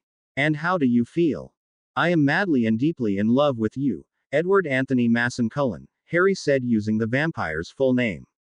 And I am madly and deeply in love with you, Harry James Potter. The two just smiled at each other for a long moment before Harry finally got impatient. I think this is the part where you're supposed to key me. Gladly. Edward leaned down and placed a long, lingering key on Harry's lips. It was a delicate key, but still filled with passion and love. Even after almost a full year without practice, Edward and Harry were still very good at this part. The next few months were blissful, in Harry Potter's opinion. As awful as things had been before Christmas, that was how wonderful they became after. Harry overcame his pneumonia and various other infections in relatively short order and was released from Forks General the day after Christmas. After being discharged, Harry was able to celebrate the holiday with his friends and family. He celebrated Christmas on the 27th at his home with Jacob, Leah, Seth, and Quill, and then again the next day with the Cullens at their home. Although Jacob's pack and the Cullen coven were on much better terms and had gained a great deal of respect for each other, spending the holiday together would have been pushing things a bit far. Harry felt a bit guilty at the presents he received because he hadn't had the time or energy to buy presents in return. Everyone made sure to tell that they had gotten the best possible present. Harry, alive and on the mend. The two Christmas celebrations were as different from one another as the people Harry enjoyed them with. The werewolf celebration was loud and boisterous and involved the consumption of massive amounts of junk food. The vampire Christmas was like something out of a Norman Rockwell painting, with the Cullen home immaculately decorated. Alice and Esme took an inordinate amount of joy in preparing their home for the celebration. Esme's joy came from the fact that she once again had the opportunity to actually use her kitchen. And Alice, ecstatic at Harry and Edward's overdue reconciliation, made a game out of seeing how many obscure places in the household she could hang mistletoe. Edward and Harry had shared mistletoe required key S in no fewer than 18 different locations in the house, including key S in the pantry, garage, and Rosalie's massive bathroom. The bee-owned vampire was very upset to find Harry and Edward pawing at one another in her bathtub. Too soon, however, the new year came and Harry had to return to the hospital to have the cyst removed from the inside of his throat. Fortunately, he only had to stay in the hospital for 2 days and he had visitors during the entire time he was there. One of the advantages of dating the son of Forks, favorite doctor was that visiting hour restrictions became more like suggestions and less like actual rules. Harry also had no shortage of entertainment during his brief hospital stay. Seth and Edward engaged one another in a friendly ice cream competition. It began innocently enough. Both Edward and Seth brought Harry ice cream to eat when he woke up after his surgery. The werewolf brought chocolate and the vampire brought strawberry. When asked which one he'd prefer, Harry politely accepted some of both so as to not hurt either's feelings. After Harry fell asleep a short while later, Seth and Edward both went out and bought several more pints of ice cream of varying flavors to present Harry with when he woke up next. The wizard was polite and had at least a little of everything he was given. Edward and Seth kept trying to outdo one another, each going to more ridiculous extremes to bring Harry new flavors. Leah even told Harry that Seth had gone to Port Angeles as a werewolf, changed back into a human, bought ice cream, and then ran back to Forks as a wolf with the sack of ice cream hanging from his mouth. Harry politely and sincerely thanked both boys for the ice cream, but never revealed his favorite flavor to them. Honestly, he loved Neapolitan ice cream the most, but he was just having too much fun watching Edward and Seth competing with one another over such a trivial thing to bother telling them the truth. Besides, Jacob, Quill, and Leah were enjoying all of the excess ice cream. During both of Harry's hospital stays, Jacob Black proved to be a real lifesaver. Chief Swan was starting to become more and more vocal about his disapproval of the lack of involvement in Jay's life by his guardian. To head off any attempt by the man to contact child services, Jacob stole 2 of Harry's vials of polyjuice potion and transformed into Uncle Seymour to pacify the chief. The first time Jacob showed up looking exactly like Vernon Dursley, Harry thought he was going to be sick. Once the uncle wagged his eyebrows up and down suggestively when he mentioned how Edward had spent the previous night in Harry's hospital room, the teen knew that Jacob had raided the trunk under his bed. Uncle Seymour's 2 appearances had been enough to satisfy Charlie Swan, for the time being at least. Harry was able to rejoin his classmates on the 3rd day of the new semester. Edward had charmed his way into each and every one of Harry's spring semester classes except for the period that the wizard worked as an office aide. The semester got off to a rocky start because Harry had to make up the work from the 3 weeks of classes he had missed at the end of the previous semester, but things normalized by mid-February, despite the fact that Harry's attempts at catch-up were hampered on more than one occasion by his latest round of chemotherapy. As Dr. Cullen had explained, Harry had to begin a new round of chemotherapy in mid-January and keep the routine up until the end of March. The purpose of the new regimen was to destroy any cancer cells that remained undetected in Harry's system, a process referred to as consolidation by Dr. Cullen. Harry endured the therapy just as he had the previous year. Fortunately, the consolidation therapy involved a much less aggressive mixture of chemicals and a less hectic schedule than Harry was using back in December, so the toll it took on his body wasn't nearly as devastating. It was more than Harry's health that was looking up, however. His life just seemed to be on an upswing. Despite Jacob Black's earlier fears about Harry ditching the werewolves for the Cullens, the wizard maintained his brotherly relationship with the members of Jacob's pack. There was little change in Harry's already strong relationships with Leah, Jacob, and Seth. Harry's relationship with Quill, however, became significantly stronger. Before Jacob's pack split away from Sam Yuli's pack, Harry and Quill had barely interacted at all. They occasionally joked around with one another, but they never sought out one another's companionship. Quill always stuck with Embry and Paul while Harry stuck with Leah, Seth, and Jacob. Now that the pack he was running with was considerably smaller, Quill had taken the time to have a few real conversations with the wizard. Quill particularly enjoyed cracking jokes about how Harry dotting Edward must have been like someone dotting a live fish, cold and slimy. Harry tried several times to figure out what had been the source of the falling out between Jacob's pack and Sam's, but no one was too keen on talking about. The British boy did eventually find out from Billy Black that Sam held him directly responsible for the rift. That tidbit led Harry to believe that the conflict stemmed from the disagreement Seth had told him about not long before the battle with Victoria, the argument about Harry's right to decide for himself whether or not to become a vampire. Harry and Alice's friendship became as strong as it was before the Cullens' almost year-long absence from Forks. Whether they were out having fun in Port Angeles or sitting in the park talking about nonsense, the teen greatly enjoyed the time he spent with the seer. The friendship that Harry had formed with Emmett Cullen during the course of his illness grew stronger as well. Before the Cullen family's departure, Emmett and Harry had shared a friendly but not particularly close relationship. The pair now was known to spend almost every Saturday afternoon watching sports together. Jasper would join them most times. The empath was slowly becoming very comfortable around the human. Esme and Carlisle went to great lengths to try and make Harry feel welcome in their home. The pair had even invited him to move in with the family. While Harry greatly appreciated the offer, he declined each and every time they extended it. The invitations did become increasingly difficult to turn down, especially when Rosalie of all people got in on the act. Harry loved the Cullens, but liked having his own little home. Besides, it was far easier for him to spend time with the werewolf pack when he had the ability to shower in his own bathroom. The most important change in Harry's life was that Edward Cullen was once again his near-constant companion.